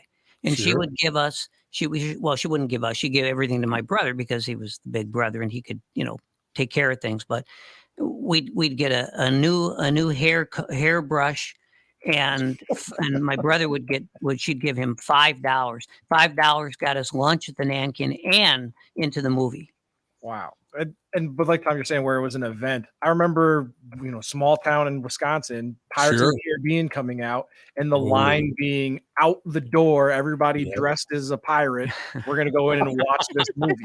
And so it's like when there are things like that, then going to the movies is super fun, but they don't really do that anymore, and which is sad, unless it's the Barbie and Oppenheimer. Yeah, what I was thinking too, even in high school, when you're allowed to date and you're, someone has a car, that's like dinner and a movie was like the date night thing to do, unless there was like a school event or something. And when I go to the movies, if I go on a Friday night, I don't see high schoolers like going on dates and no. And that's, like kind of your weekend fun. They do other things, but they're not at the movies. I've always thought a movie was a weird place to take a date, because you're not paying attention to each other, or you're not paying attention. Yes, you are holding hands. No, I'm with Andy that like the thought, like in my 20s, that's a terrible date. But as a teenager, when you don't talk to your boyfriend or girlfriend anyways, it's probably that's true. Yeah, high school is perfect. Yeah, because I always figured a good date was with a woman or a girl in high school who would listen to me, and beyond that, I didn't care much. In high school, but your parents would allow it too. You're in a safe place, like, I know that you're going to watch Pirates of the Caribbean, and then you're going to go to the Chinese food restaurant after, and then you come home for curfew. And we would go with a big group, and Maya would be like, I hope I get to sit next to my boyfriend, whoever that title was. So lucky to have. But you go with like a big group of girls and boys, and you'd like hope that like you could somehow, without like planning it out, sit next to your crush or whoever, and you're just so psyched the whole movie, even though you don't even look at them, just like. So why aren't we going to movies, or younger people going to movies for that very reason? They should be going to the movie theater for that. They have all the content they need at their own homes. Yeah, and their phones play a big role too. That's true. Yep, they've got iPads, they've got iPhones. They've got Netflix. They're communicating on Snapchat. That's a big one too, is just like that weird communication of they're interacting on a different plane. That's where they're flirting. Yeah. Oh my God. I hung out with a 19-year-old not too long ago. And while we're talking, she would just quickly take a picture of her face and send it to a person on Snapchat. And I was like, show me the photo. And it's not like a good angle or anything, but that's what they do. It was like, I sent that to this guy like via Snap, and then he'll send something back where he's at. It's like, what the hell is happening? I know. I'd be like, enjoy my teen acne. Like, I wouldn't want my pimples that close. Different era. So how are we going to replace those dates? They're going out on a date. Hey, you want to go out and go see, go have dinner in a movie? That was how I asked out a lot of different women. Yeah. No, 99% of them said no, but that's not. That's the thing. Based on my own life, going out to dinner with a girl is basically just a waste of a day. So yeah, do we need to replace that? Well, I into my 50s, I was still going to a lot of movies, but then I became an Instagram influencer, and so everything has changed. That'll do it. Yeah. Well, and I assume today, because obviously you have all the streaming platforms at your house. So what's the point of going to a movie? Let's do an experience. We're going to go whatever, mini golf, go-kart, insert whatever activity you want to actually do, rather than go sit in the dark and watch a movie. Yeah, I think that's really what it's all about. Is there's more fun things to do that are more like active, like interpersonal kind of thing than sitting in the dark for 2 hours, not even looking at each other, and then talking. And Southern California is so interesting too, because they have Disneyland, Universal Studios, Knott's Berry Farm. Parents will just drop the kids off, and that's where they spend their Friday night. They go up to City Walk at Universal, and I go, it's such a different experience growing up as a kid in Southern California. And plus, the weather in general is nice year round, so there's a lot of outdoor things you can do versus sit in a movie theater for 2 hours. Yep, exactly. But I'm thinking about it. You're going to go, hey, I tell you what, Louise, I'm going to run over to the Chinese Inn and get some Chinese food. I'll pick it up. Why don't you come over? I know you've never been to my house, but you and I will sit down in my basement and eat Chinese food and watch a movie. How many young girls are going to go, yeah, okay. Yeah, but I don't think they're doing that instead of going to the movie. They're not even doing that either. No, it'd be like if I lived in Minneapolis growing up, it'd be like, oh, let's go to Valley Fair. Yeah, or let's go do something fun. Yeah. I've never taken a date to a movie in my life. Not until we were like in a relationship. Yeah. Really? Yeah, not once. Because it's like I said, you want to get to know the person. That's kind of the whole idea behind dating. It's like get to know them and have fun. And you're not getting to know someone when you're watching a movie. Yeah. Well, that's the good part because they have to shut up. But then you go to dinner afterwards or beforehand and you talk. There you go. I don't know. I just miss it. I miss the robust movie theater life because I grew up with it, I suppose, because, from the time I was 4 years old, going to the Long Prairie Theater, it's been a part of my whole life. So it's a little harder for me to give it up, I guess. Right. Yeah, and you don't have to. No, you don't have to. We still, hey, look, the fellas pointed out today, Kevin pointed out today that where was the theater again? It was out in, I don't know, it was out in the middle of nowhere. Yeah. Oh God, what was it? Where the hell was it again? Well, and also when we were younger, when everyone here was younger, big studios were churning out movies like crazy. Yeah. That's the other thing. Yeah. And that's not going on anymore. It's like the idea of having 14 screens in a building. It's like, what are you even going to show on half? Yeah. It was Imagine Rogers out in Rogers. Oh, yeah. It was Rogers. It was Imagine Rogers. That's exactly right. So that's quite the haul from where I live. You go to DiMaggio's though afterwards. But I'll probably do it anyway because they were very, very nice guys. But, well, we got to wrap it up, Chris. Now, every time you're on now, it just flies by. It's not fair. Yeah. Did you get any hosting updates? Yeah. I got an email to say that the process is still continuing and they will have another update soon. And that if I get into the next step, then I have to go through, the background check situation, which they do. Awesome. Congrats. Hey, still in the mix. Hey, tell them I told you to tell them to give you the job. Tell them that. I'm sure that they will go, oh, okay. Reply all. You're hired. You don't even need a background check.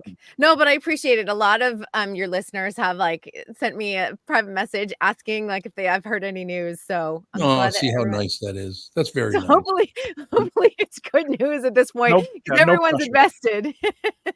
You'll be fine. Don't worry about a thing. All right, we'll talk to you tomorrow. See you guys. Thanks a lot, Kristen Burt, ladies and gentlemen. We'll take a break. Be right back. Wrap things up right after this. This is the Tom Barnard Show. Listen live at TomBarnardShow.com or on the Tom Barnard Show app. You have all helped support MyPillow and their employees in these tough economic times. Mike Lindell knows this and continues to give back to listeners with great deals on his most popular products. Right now, you can save 50% on Queen and King pillows and the original My Slippers, and the MyPillow 6-pack bath towel sets are back in stock. The proprietary technology makes them extremely absorbent, yet still provides that soft feel you look for in a towel. Set comes with 2 bath towels, 2 hand towels, and 2 washcloths. Regular price is $79.98. And for a limited time, you can get this 6-pack towel set for only $39.99 with promo code TOM. That's a 50% savings. So go to MyPillow.com, use promo code TOM to save 50% on the MyPillow 6-pack towel sets.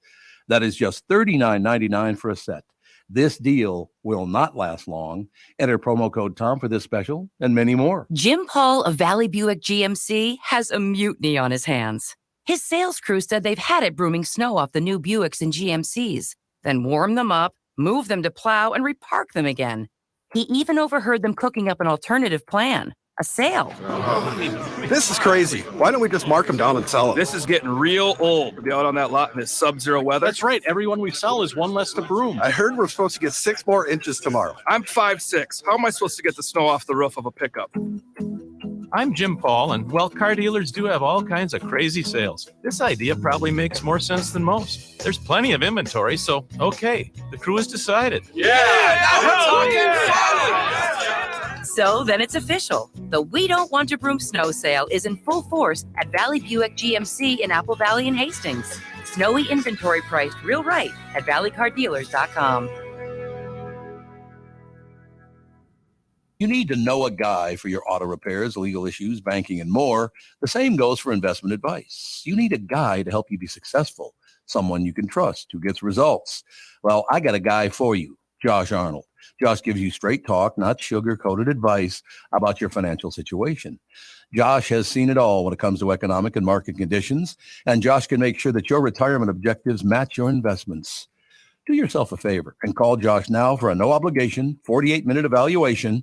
You've got nothing to lose, and you'll get a different point of view for your investments. Call Josh at 952-925-5608. That is 952-925-5608. You'll be glad that you did. And tell him his guy, Tom, sent you. Investment services offered by Josh Arnold Investment Consultant, LLC, a security investment advisor. Past performance is no guarantee of future results. All investments involve risk. All comments and opinions are Josh Arnold's and do not constitute investment advice. Tom Barnard is a paid endorser. Don't tell me what to do. What are you guys all smiles about? I look up at the screen, all everybody has big smiles on their face. What's that all about? Oh, me and Gelfand were just discussing our disdain for Aaron Rodgers. What is wrong with that man? Now, who is it that's having a battle with him? It's Jimmy Kimmel? Yeah. Yep. Aaron went on the Pat McAfee show, which is a big ESPN podcast production, and accused Jimmy Kimmel of being on Epstein's list. And then Kimmel had to say, no, I wasn't, and I'm going to sue you type of thing. And Pat McAfee today had to go on his show and say, hey, I know I'm friends with Aaron, but I don't stand by him accusing Jimmy Kimmel and blah, blah, blah. And he also doesn't stand by getting sued for $8 million. Right.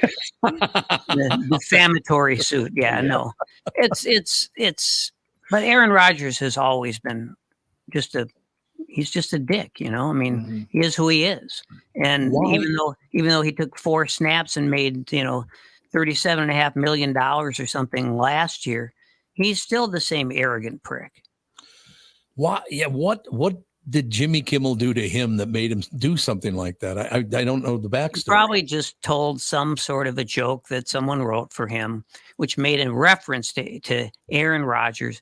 And so Aaron Rodgers was determined to get back at him someday, and then he saw the opportunity. Yeah, it was a bit. Jimmy Kimmel did a bit about when the Aaron Rodgers things. He alluded to getting the shot, but actually didn't get the COVID shot. He said he was immunized. Yeah. And so he literally has been carrying this anger for Jimmy Kimmel this whole time, and then took his shot at a very odd time. I read this story. I think it was an AP story on I can't remember where it was. I think it was on the Yahoo site. And I read this story. It wasn't a long story, but it was just a story about Jimmy Kimmel and Aaron Rodgers. And I never do this, but I thought this is going to be fun to see. I just wanted to see a few of the comments because on these Yahoo stories, there's like 8 million comments always. Yep. So, but what I really wanted to do was find one comment that didn't defend Aaron Rodgers and talk about what a horrible person Jimmy Kimmel was. Because, you kind of get to know what you're going to see. Mm-hmm. I read like probably 45 to 50 comments. All of them went after Jimmy Kimmel, except for one. One did not go after Jimmy Kimmel. The one that didn't was written by a guy who was complaining that everybody that they wouldn't publish his comments because he was anti Jimmy Kimmel. That was the one comment so this tells you something about the people that Aaron Rodgers is speaking to. His fan base, it's not good. I got to be honest with you. I can't stand either one of them, but I still don't understand why Aaron Rodgers. I don't like Jimmy Kimmel. I don't think he's funny in the least. I think he's an arrogant little prick. But we talked about this a couple of hours ago on the morning show. I don't like that kind of thing, particularly if they're married and have children. Well, now you're damaging their wife, you're damaging their kids. Why don't you just shut up? Not only that, but in this day and age, it won't be very long before people can go online and get Jimmy Kimmel's address and phone number, and then his kids will start getting death threats. That's how Aaron Rodgers knows that's going to happen. Right. And you also had no factual evidence to back up your claims that Jimmy Kimmel was on said list. And the list is out. And last I saw, his name is not on there. So are we going to hear from Aaron about why it's not on the list? Probably not. And honestly, even talking about being on the list, we've learned about this list, is talking about being on the list could make you on the list. Because now in a federal court, somebody's going to ask someone, have you ever heard of Jimmy Kimmel coming to the island? And all of a sudden, you're on the list. Yeah, could be. How it works. It is how it works. Yeah, I just don't understand people. Look, I'll be honest with you. If I were to be totally upfront and honest about it, I can't stand about probably 3 out of 4 people in radio, television, and the newspaper business. But I don't go on daily and just rip the shit out of them on my shows. I don't care. No. And that's what's like really rings true is like, you're not a Jimmy Kimmel stan. You're not like, I love him so much, I'm defending him. But like, no, you can't just go around linking people to a child molester just because it suits your grudge. Like, that's not okay. Exactly. No, I don't know. Does Jimmy Kimmel have a wife and kids? I don't even know. Mm-hmm. Oh, he does. Yeah. So you're hurting his wife and his children and you don't care? Yeah. Yeah. And Jimmy Kimmel, like, whether you think he's funny or not, like, I worked with his sister down in Arizona, and he would take his entire extended family on these lavish trips all over the place. Like, it seems from everything I've heard of him, like a very nice guy, like at least to the family, his family members, stuff like that. So like attack him and kind of his family in a way is ridiculous by Aaron Rodgers. That stuff doesn't make any sense. All right, we better wrap it up because Brittany's got that full schedule for the rest of the day. I'll probably take a nap in this closet, so I'll see you guys here tomorrow at the same time. Where'd the kitty go? I don't see the kitty anymore. Oh, he left. He realized he wasn't getting paid, so he thought, why would I put in any extra effort? But he did lay here for a long time. He was a nice pal. Well, I did notice that he got up and left as soon as we brought up Epstein's island. That seems suspicious. Did Yeah, anyone ask about yes. Kevin Arneson? We're going to find out, Kevin. We're going to find out. We're going to find out. All right, we shall take a break. Be right back. The family show is up right after this.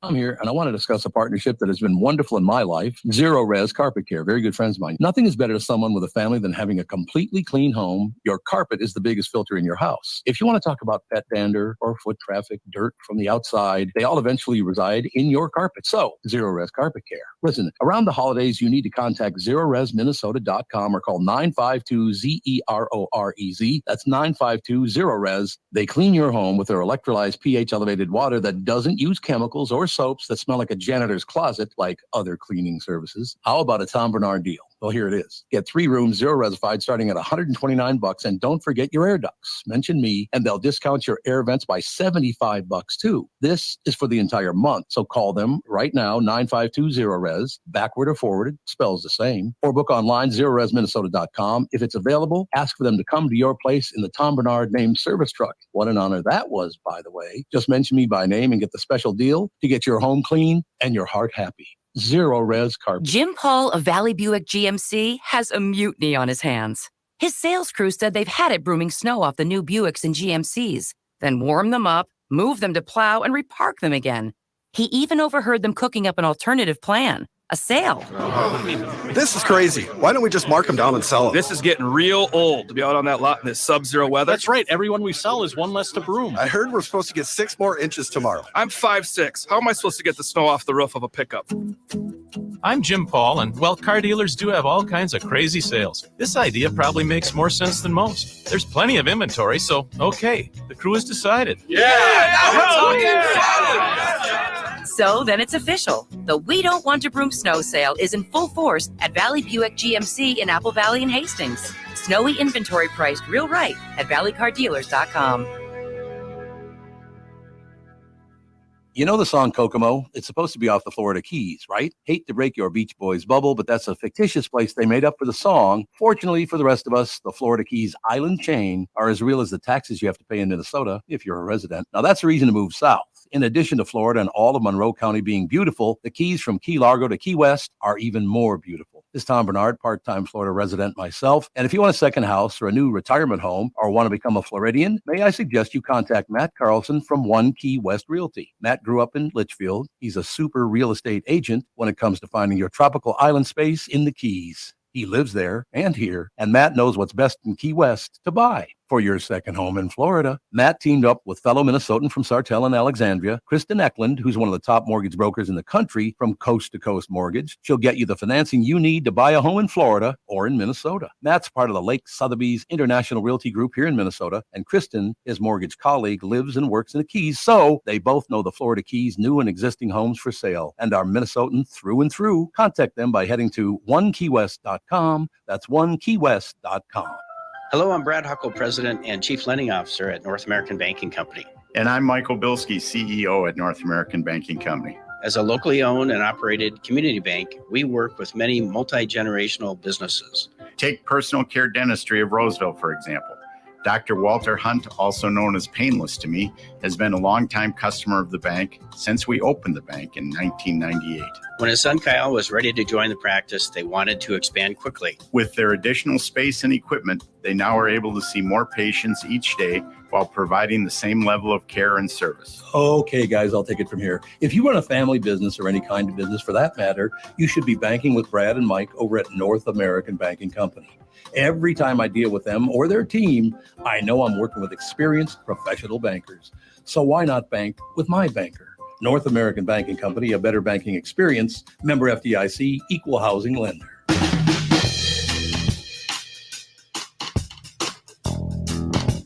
Welcome to the family with Tevin Pittman, Mike Gelfand, and Andy Barnard. Hey, we're back. And you know what? It's interesting because I went to all the news sites, check on, what's the latest, what's the hottest in the news and all the rest of it. You're going to be surprised. It's all negative. Who ever heard of it? It's called news. Yeah, it's called news, but there's never any good news anymore. It's all bad news. Matter of fact, the two top stories, and I don't really want to get too deeply into them. Police say multiple people have been shot at a high school in Perry, Iowa. Is dead. Perry, Iowa. Where the hell's Perry, Iowa? That's not a very big town, is it? I don't even know where Iowa is, let alone Perry. Exactly. Perry, population 8,000. It's very center of the state. 8,000 people, and somebody decides to go to the school and open fire. Yep. What the hell is it with? Is it television driving to this? What is driving? It's got to be social media that drives me to this. Do you think? Yeah, I think it's a combination. It probably varies, instance to instance, but you get, if you hear about it all the time where somebody's bullied on social media or it's, just mental and don't forget access. Yeah, that too. And especially in, I would assume Perry, Iowa is a small town where there's a lot of hunters and it's, your guns are probably in the gun safe, but the key is on top of the gun safe type of thing. And Now, the next story, the next headline I read, it makes me laugh because you knew this was coming. Can you name a United States president that has never taken millions of dollars from foreign governors when they're president? Jimmy Carter. Barack Obama. Jimmy Carter. Oh, no, Barack Obama took more than George Washington. He hated foreign governments. Yeah, George Washington and Jimmy Carter were the two that I could think of as well. Also, millions of dollars didn't exist when George Washington was president. Right. So he only took thousands. We do have to account for inflation. Yeah, exactly. Yeah, we do, exactly. $10 back then could have probably bought you a state. Yeah. And we talked about this a bit last week or earlier this week as well. But I still don't know who I'm going to vote for because, man, if you watch the news, the two people that are leading the race, one Democrat and one Republican, are the filthiest human beings ever born. If you watch the news, that's what you're going to take away from it. So how the hell do you vote for anybody anymore? Right. And then with the list coming out, I think Kennedy was on the list apparently for some flight he took. And so there's always. You mean Bobby Jr.? Or? Yeah.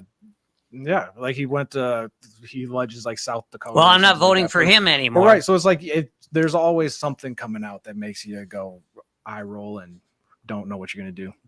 Do you think that the people who want to be president of the United States just turn out to be not the best people in the world anyway? There are a lot of sleazeballs out there. Yeah, there are. And unfortunately, Bobby Jr. is one of them. Is it all about money? The whole thing is about money, isn't it? Yeah, I think once you get to the presidential level, it's Right. mostly about money and power. Whereas where the people that are saying they want to make a difference are going to be more your local elected. Yeah, I think Bobby Jr., it's about mental illness. I don't think it's about money because that family he's a has Democrat. How can you not like a Democrat, Mike? Well, I mean, megalomania is a mental illness, technically. It is. Yeah, Is it it is. not? So, yeah, the whole thing. Here's what I love about that whole situation. Because my mother loved JFK. She thought he was the greatest thing of all time. And I said, Mom, and I was 9 years old, by the way. I said, Mom, his family has ties to the mafia in Boston. Well, that's just because it's a Catholic deal. And I'm like, we're Catholic. What do you mean by that? We're Catholics and we don't have millions of dollars from the mob. What happened? But yeah, I mean, you look back, you don't have to look back very far to find filth in the presidency. I'm sorry, you just don't. No, Right? It seems like you don't. Yeah, and it seems like today you don't have to dig as deep to find said filth. It's a lot more of it is all surface level. Well, it's all about making money now. That is the whole deal. Otherwise, people like Joe Biden and Donald Trump wouldn't be attracted to being president unless they could make even more money as president. No, if you told Donald Trump or Joe Biden that, hey, you're going to be president, but it's, going to be, we have a face, somebody else is going to be the face of the country and nobody's really going to know who you are. It'll be a secret. They'd be like, I don't want to do that. Like, I want to be the center of attention. What are you talking about? Exactly.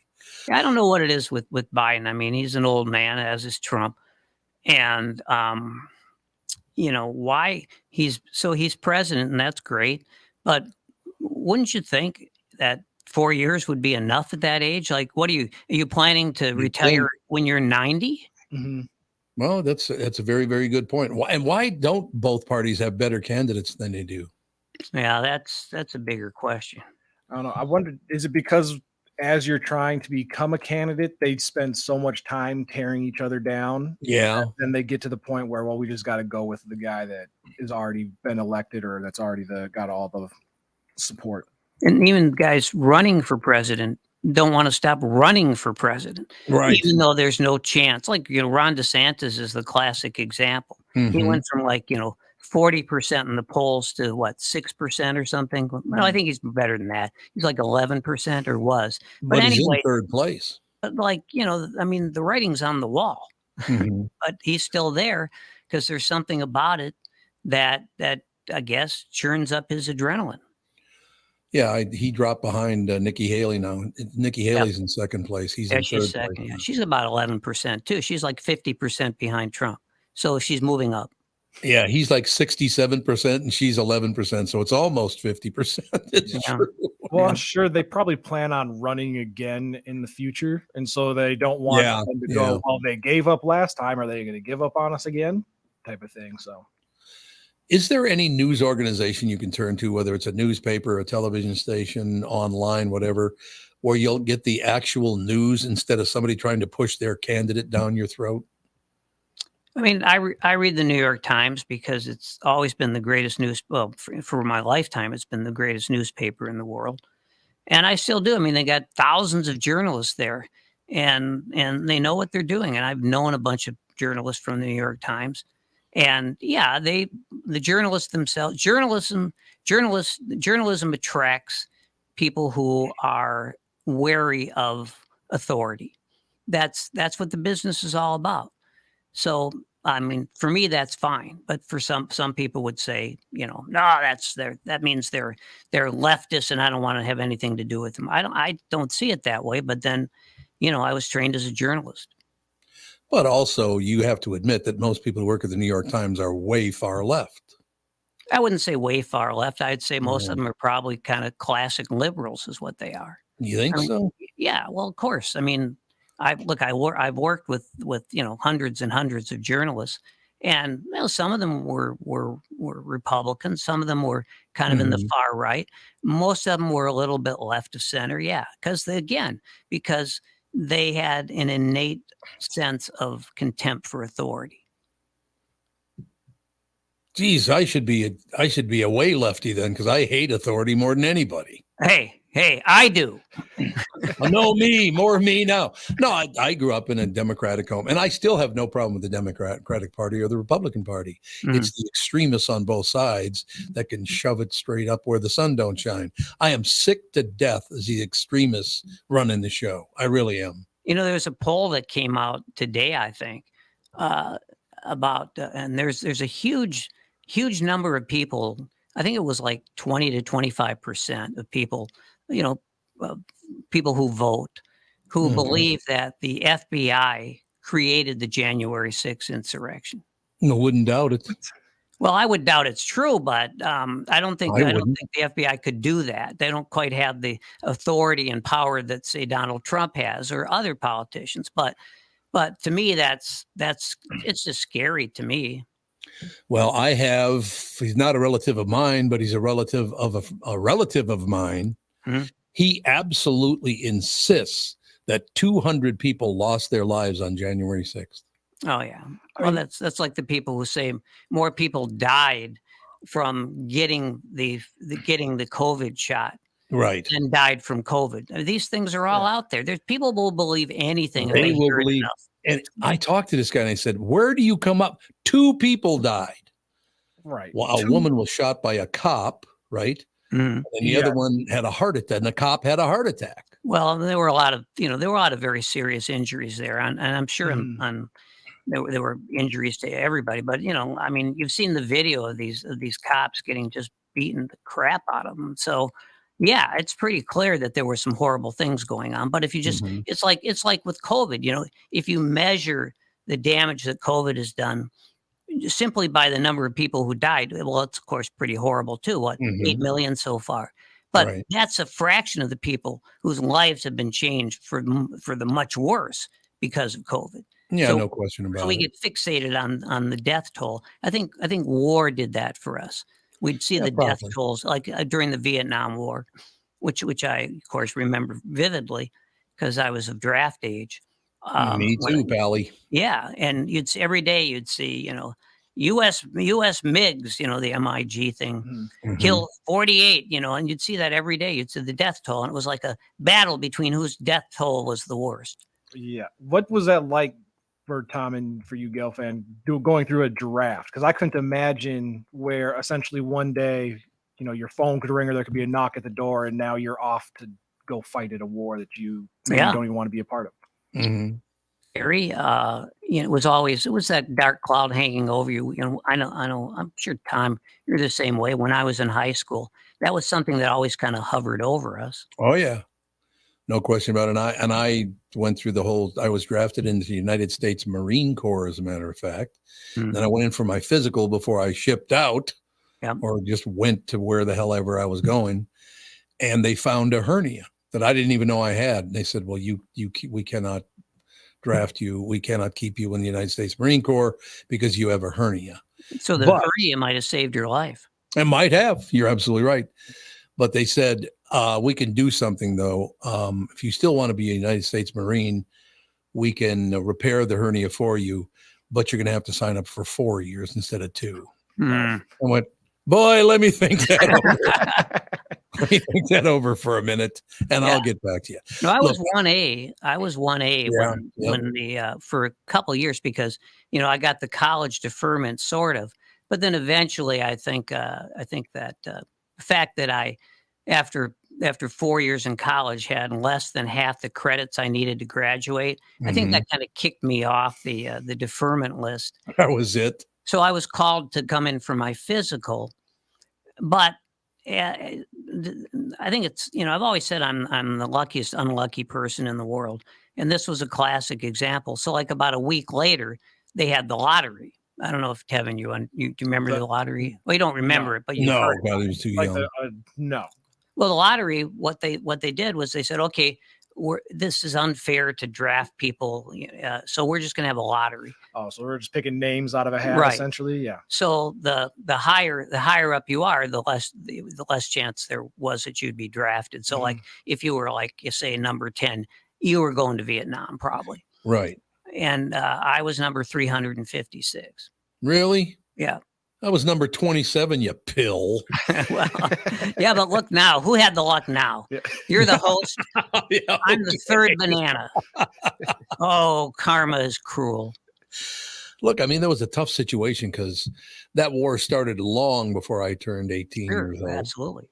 And my brother came back from Vietnam, back from the United States Marine Corps when I was about 15, 16 years old. Mm. And look, I love my brother Terry, don't get me wrong. But when he left for the Marine Corps, he was Wally Cleaver. And when he got back, he was not Wally Cleaver anymore. I'll tell you that. Yeah. And I mean, I've known a number of people who wound up in Vietnam, and my brother-in-law would be a classic example. And Right. he had I think he had about 8 organ transplants after coming back from his experience with Agent Orange.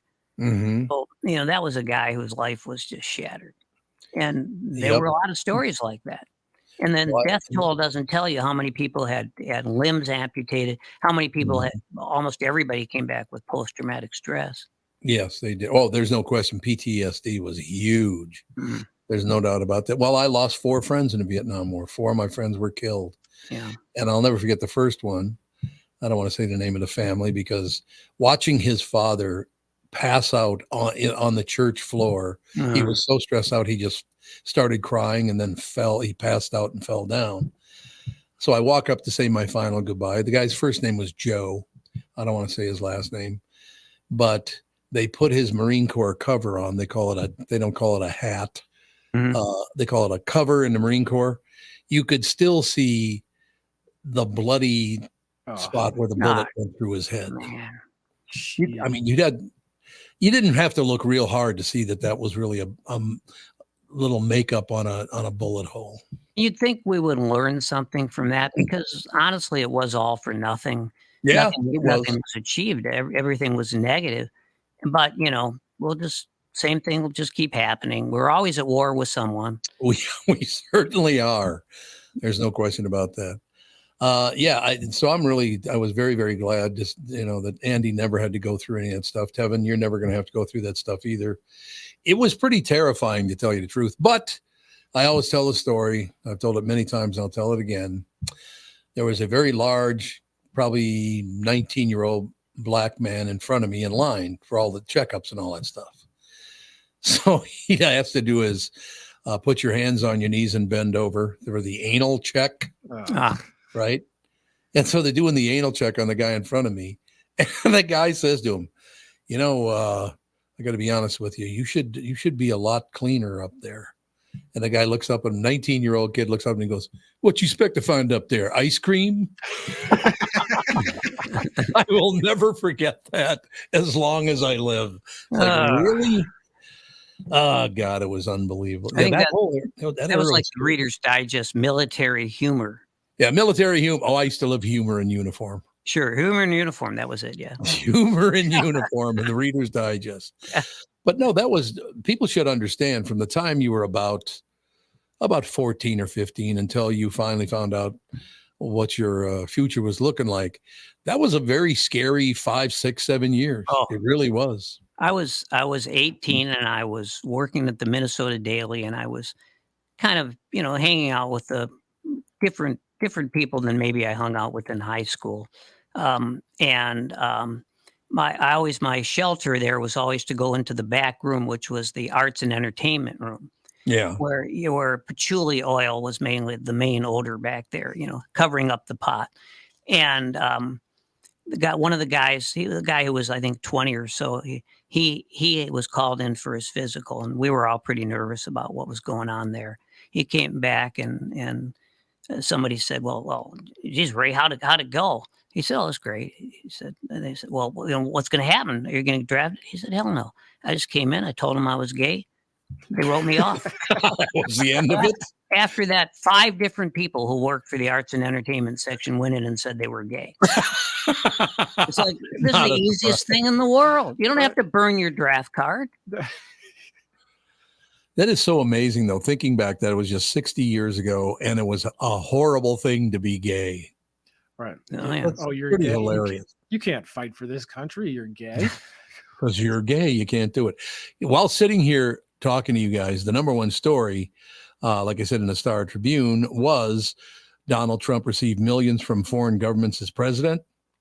That now has been pushed to the side. The main story now is complaint alleges Dean Phillips' presidential campaign illegally coordinated with Super PAC. Now they're going after everybody.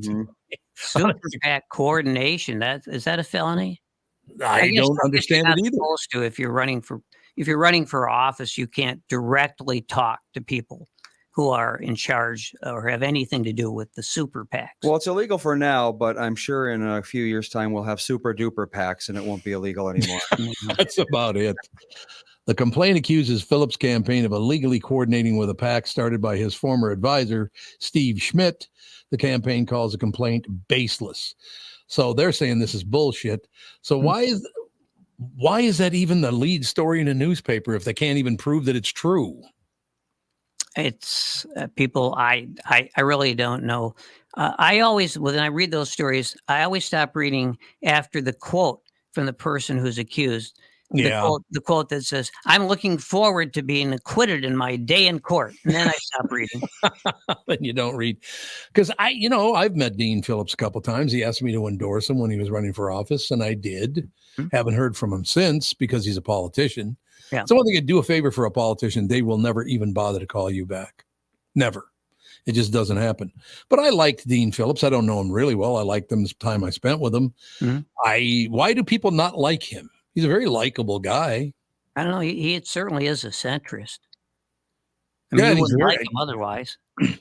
That's not true. It's true. I do hate you. I just remembered that.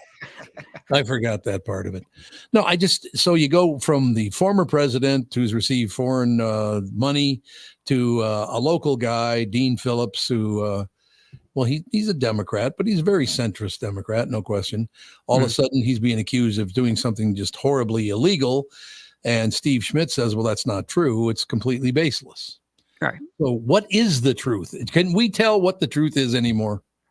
No, not initially, no, because people just want to be first with something. Yeah. Right, and then people won't believe the truth when it comes out. Yes, you just put the headline out first, and then you hope you can find the facts later. I suppose that's one thing I will say about Dean Phillips is that he definitely has the money to run for president. There's no question about that. He's not hurting. Well, he has the money to sort of get started. Yeah. These days, I mean, what it would take. But I'm bitter about him because he closed his coffee shop in Linden Hills where you could get Dairy Queen type ice cream for what? Yeah. Well, he had a couple of coffee shops at least around the Twin Cities. He may have had more than that, but they didn't. The one in Linden Hills didn't quite make it through the pandemic. I like Linden Hills. That's a very far left area, but I love that area. Yeah, it tends to be a liberal. Yeah, I mean, those aren't people who you'd see marching in the street on behalf of Hamas. So it's a little different. But yeah, I mean, they're a different breed.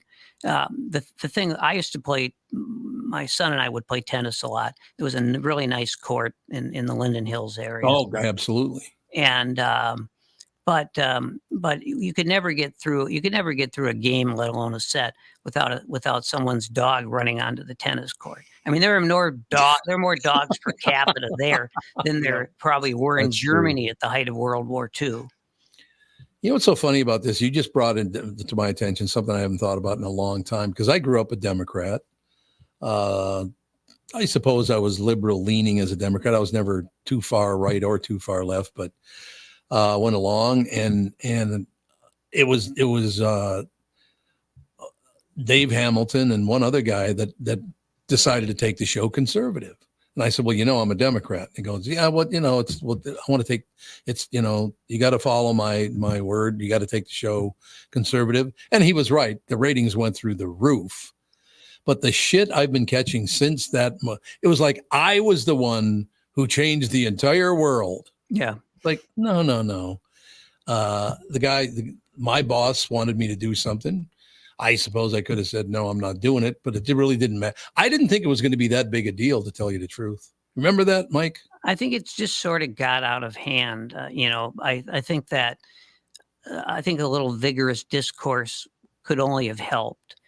I think it just kind of blew. I knew things had gotten out of hand the day that Ann Coulter came on the show, and I'll tell you, I mean, she just took down the house. I mean, everybody, anything she said, like I said, I made some comment to her. It was just something sort of. It wasn't that big a deal. It was just something like, you're like Hitler with slightly better legs. It was something like that. Not that big a deal. And then she said something like, and I didn't get a laugh, but she said something like, "So do you." And everybody just exploded in laughter. And that's I realized I was in trouble.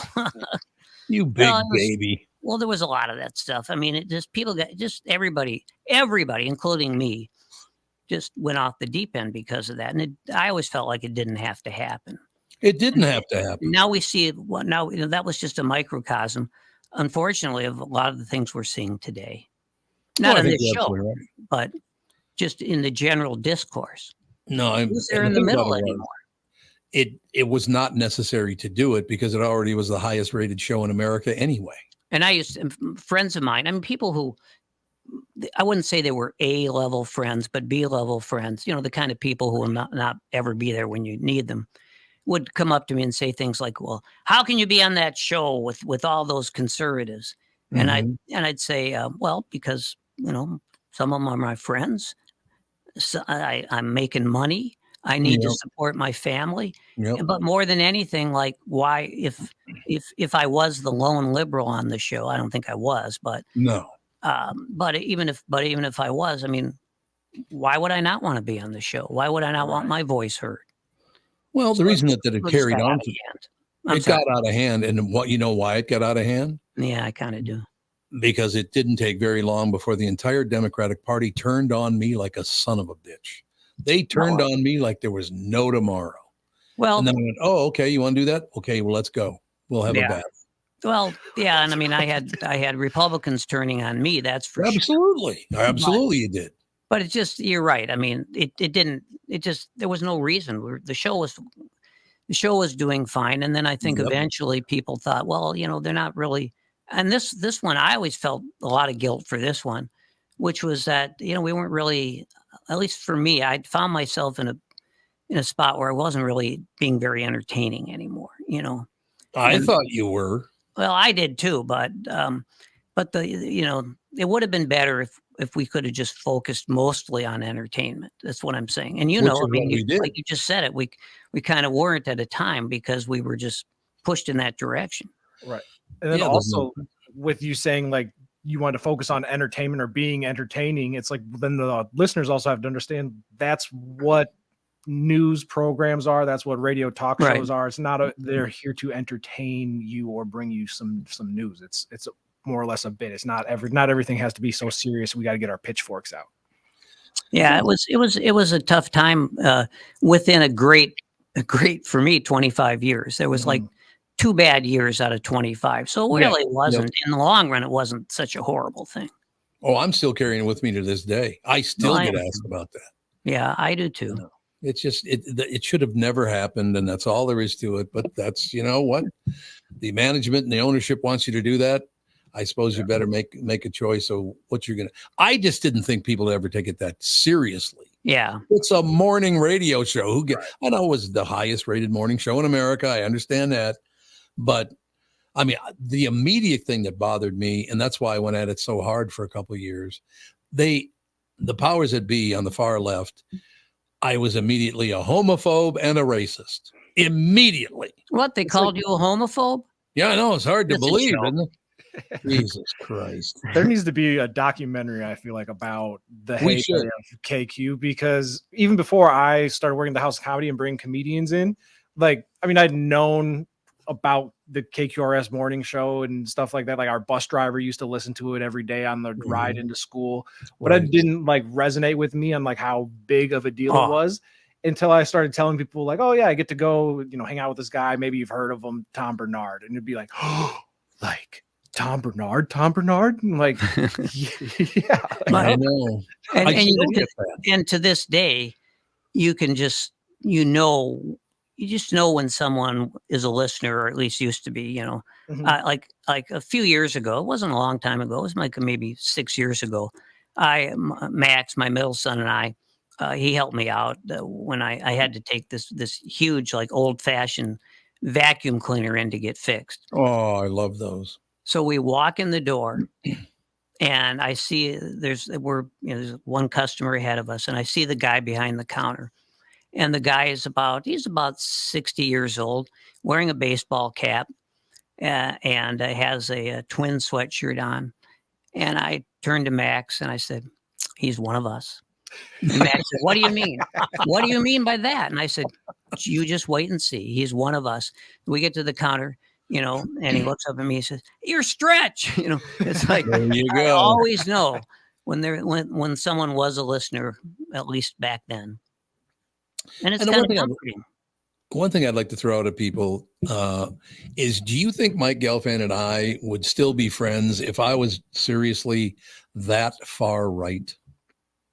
You would have never kept me as a friend. There's no way. Vice versa. It's true of both of us. If we had, yes, I am a liberal. I acknowledge I'm a liberal. I will always be a liberal. It's in my DNA. It's nature and it's nurture. Mm-hmm. But you're right. It would have been tough if, like, we don't sit around after the show arguing about politics. No. Why would we? It's because we are friends. We've always been friends. And, in those 2 years, we were still friends, but there was a lot of acrimony.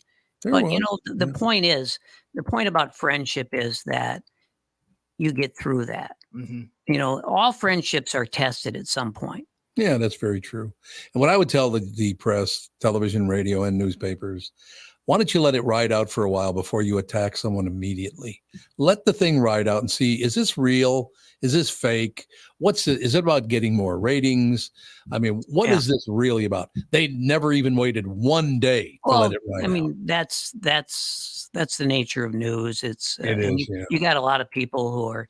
I never understood the competitive thing. When we used to, there used to be a Minneapolis Tribune in the morning, which I worked for. Minneapolis Star was in the afternoon. And those Minneapolis Star people, they would kill to get their story in before my story would get in. We were covering the same things. And I never understood it.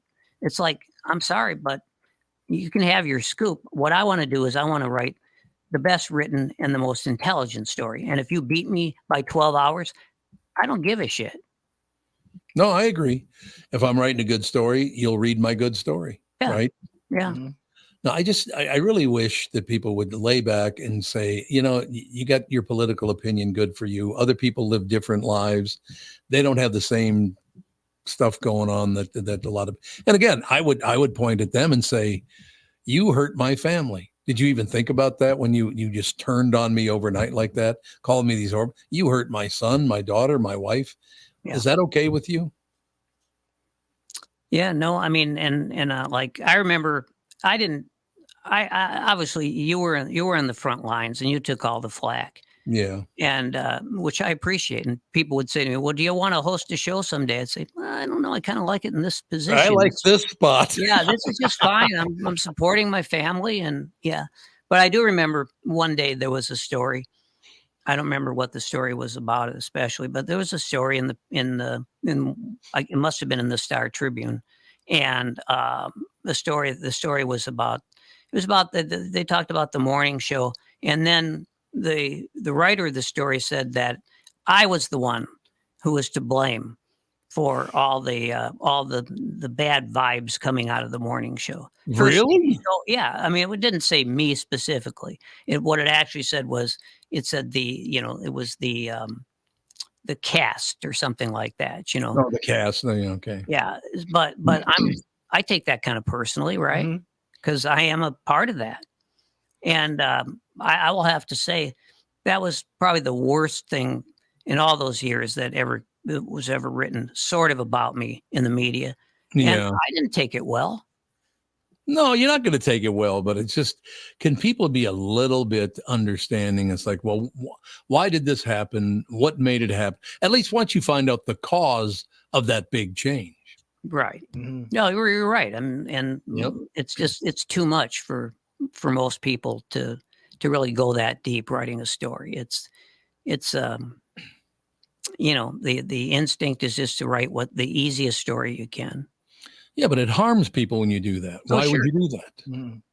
Well, I guess they figure I don't know. Part of it is just that they think it's their job, and two, there's no pressure, especially now when there are so few journalists left. There's not a lot of pressure to actually get to the root of a story, to actually talk about what's going on behind the scenes. You're right.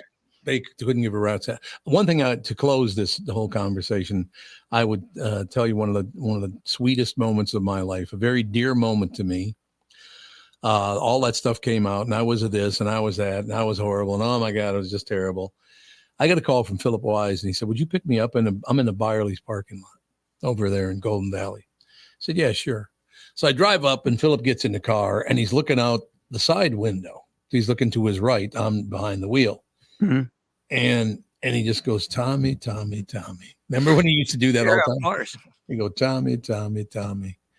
He said, "Man, I can't do this. I cannot listen to this anymore.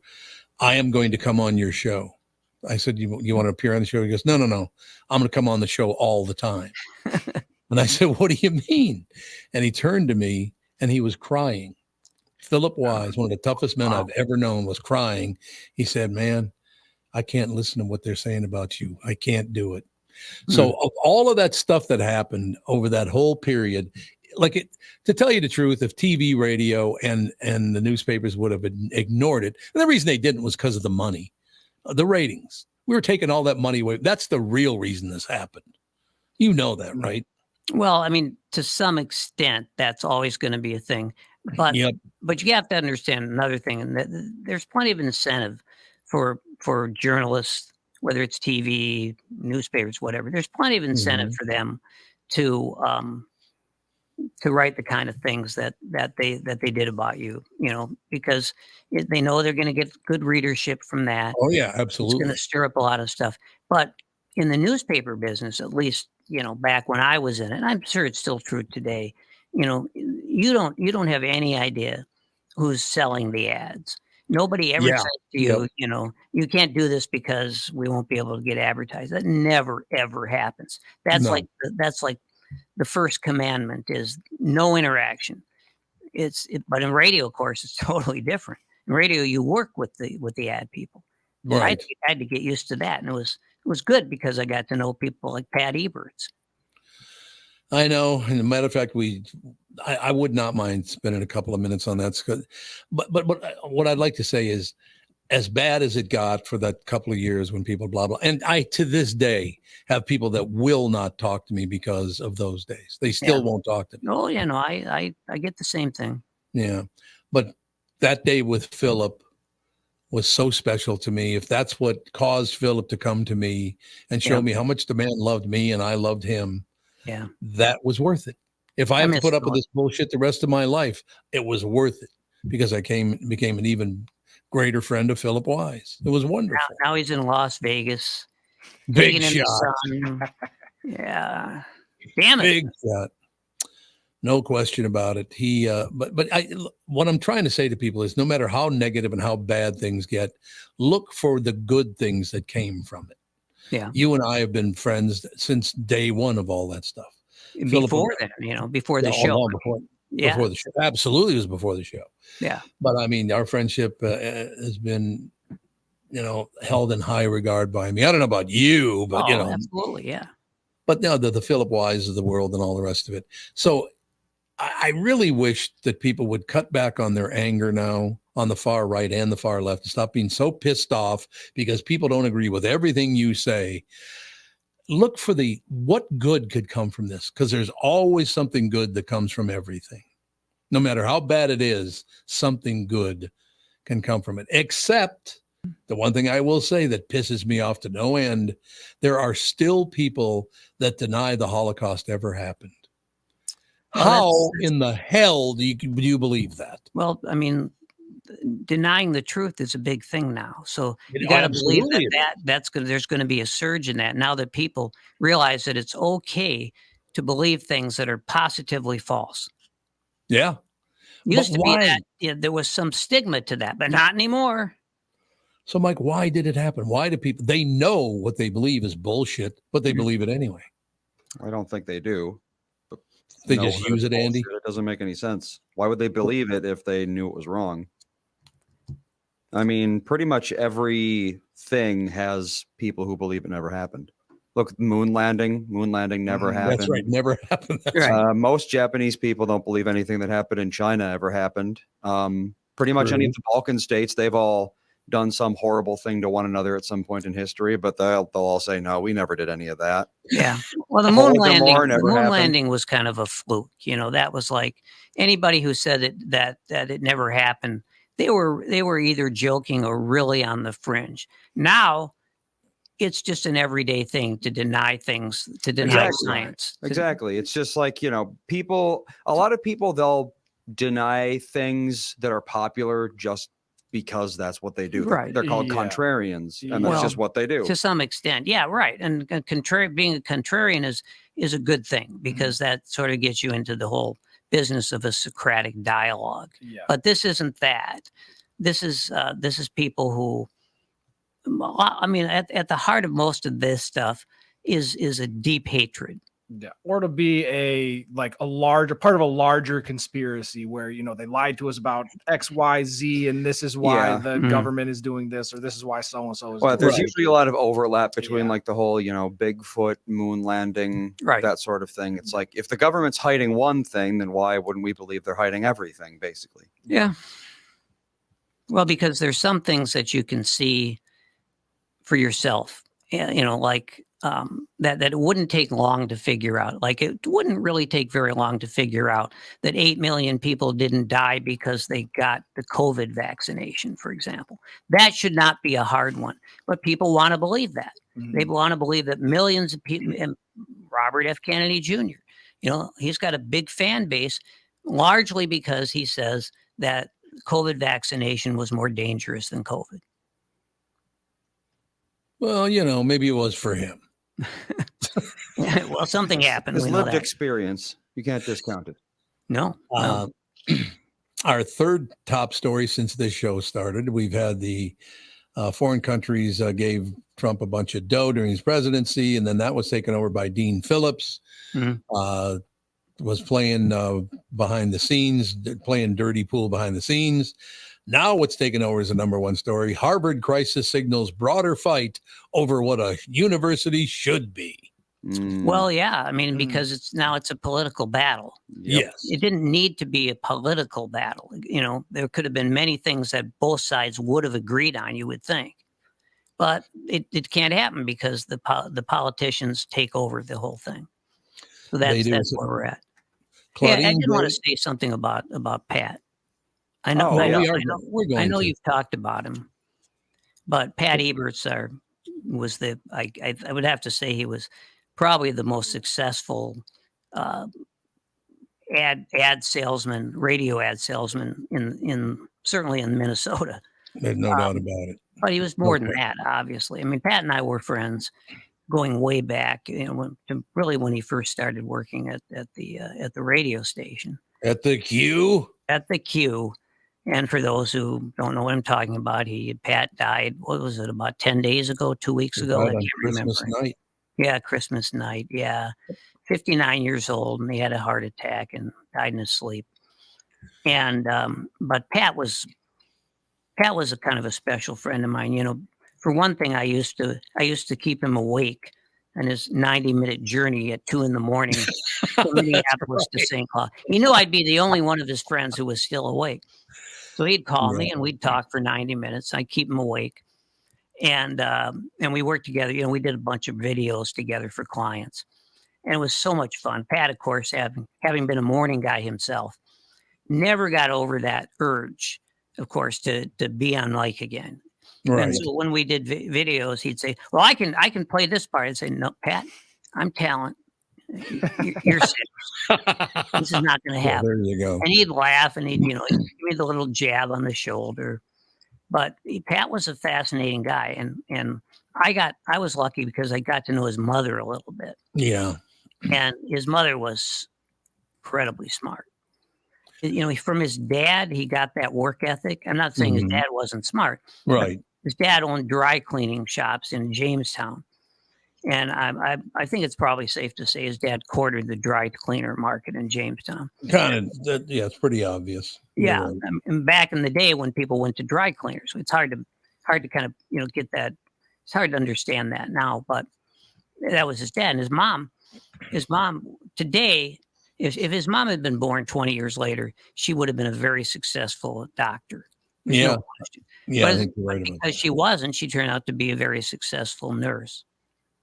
And but she was brilliant, and Pat kind of got a little of both, but I think Pat just worked himself to death is what happened. I don't know. What do you think about that? Well, he fell asleep in his chair. He had to use a CPAP to sleep, Mhm. and he fell asleep in his chair without the CPAP, and that's apparently what caused the heart attack. Yeah. Unfortunately, Pat was the kind of guy, because I've known Pat for 20 years, my God, forever. When he told management over at the Q that he was leaving, you want to hear the genteel thing that was said to him when he told them he was leaving? I'm not going to like it. You're not going to like it. One of the people said, and I quote, and I can't say exactly what they said, but I'll do a shorter version. They said, "Pat, you just effed us up the ass." Well, I guess it's a compliment. That's the ultimate backhanded compliment, Yeah. isn't it? It's like, why would you say that to someone who's leaving anyway? Why would you do that? And the guy who brought so much revenue to that station. Oh, God. And to this show, by the way. Yeah. I had people at Hubbard, because they didn't know Pat all that well. And when he came over, because Pat could drive people nuts. There's no question. Yeah, that was his specialty, yeah. Oh, look at Tevin going, yes, he did. Oh, no. I had no idea that Pat was such a well-known rock star salesman. I interacted with Pat a handful of times. Yeah, everyone knew him apparently. Yeah. But we had Jim just sent a thing into the podcast line. Many businesses benefited from his expertise in media, including mine. Well-respected member of the St. Cloud community. There you go. Yep. Pat Eberts was a very, very, and Mike and I are good friends too. His twin brother, who is a very successful doctor. Of course, Pat Eberts was my wife's third cousin. So that was I didn't know that. Yeah, I never knew it either until it was like, wait a second. Don Brandt, who was Catherine's father, and Glory, who was Pat's grandmother, were cousins, and they spent a lot of time together. Glory and Don spent a ton of time together up in North Dakota, and I found out later that Pat was related to my wife. So I tried to get rid of him, but it didn't work. Yeah. No, Pat, no, I mean, my kids. I told my kids that Pat had died, and they were really sad to hear it, because my kids even got to know him. Oh, absolutely. And I tell you what, it wasn't just that. Ian Punnett died about 4 days before Pat did. Another legendary morning show and afternoon show announcer, worked coast to coast. Ian Punnett was one of the brightest, nicest people you'd ever want to meet. We used to have him on the family show. Once in a while, Ian would come on the family show, and just a great guy. So to lose two legends in the business within a 4 or 5 day period, that was tough, man. Yeah, that was very difficult. But yeah, I do miss Pat. But I did love because Pat came over with me to Hubbard. We both left the Q, and he came over, and I told everybody, look, he's not only a good friend of mine, but he's a relative of my wife's, and blah blah blah. So they would always come to me, and AJ went through a period like that, which was Tevin, you know this, right? Yeah. That Pat would drive him crazy. Yes. Because he was a very strong, Pat was a fan of the show. So when the first time I met Pat, we were going to the state fair, and we're on we're waiting for the bus, and he just started talking to me as if we had known each other for years. And he's like, "Oh, sorry, I'm Pat Eberts, and I've listened to the show, whatever, do sales." So I had no idea who he was, but he was very nice to me. And anytime he called you on the phone, if it was something like, "Oh, hey, we need to do this for an advertiser," and then it was 15 minutes of whatever was on his mind. But here's the litmus test. Here's the litmus test. Did he tell you the Jimmy Stewart story? The Jimmy Stewart. Oh, Jimmy Stewart. There you go. You remember that story, Tom? I do. You need to tell it though. Well, you can tell it better than I can, I'm sure. Nope, you're up.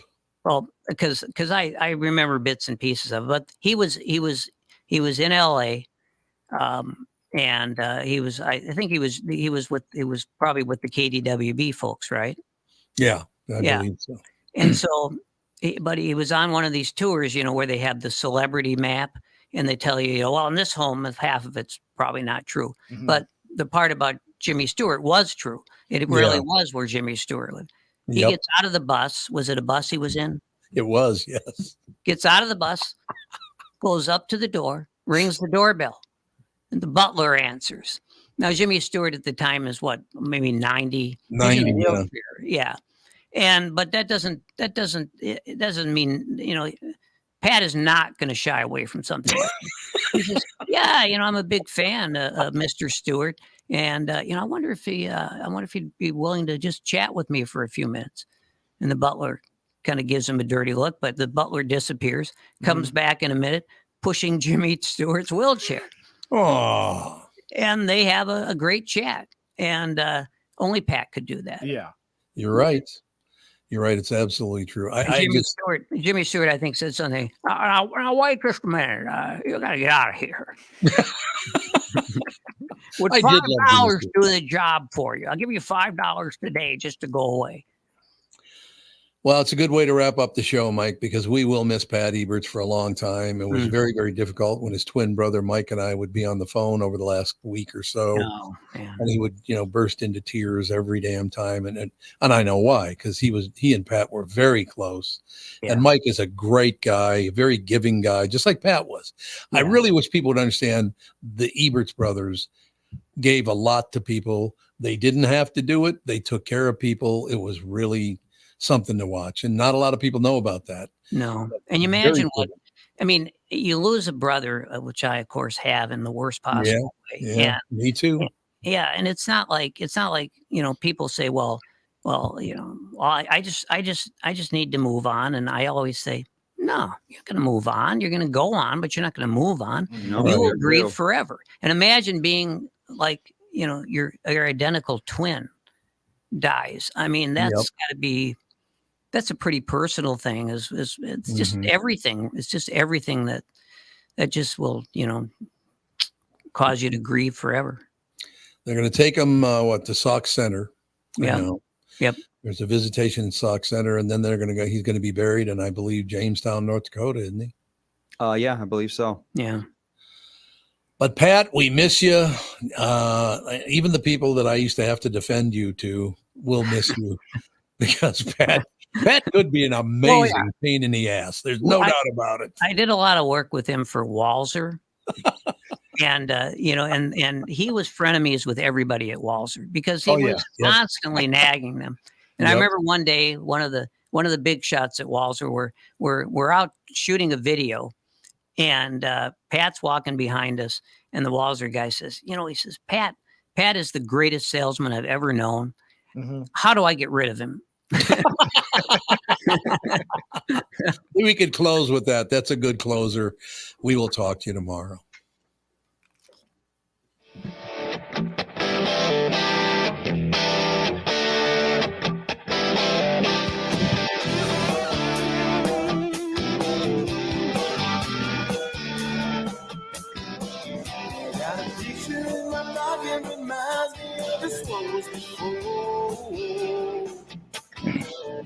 Every time I hear the same reminds me how you talking.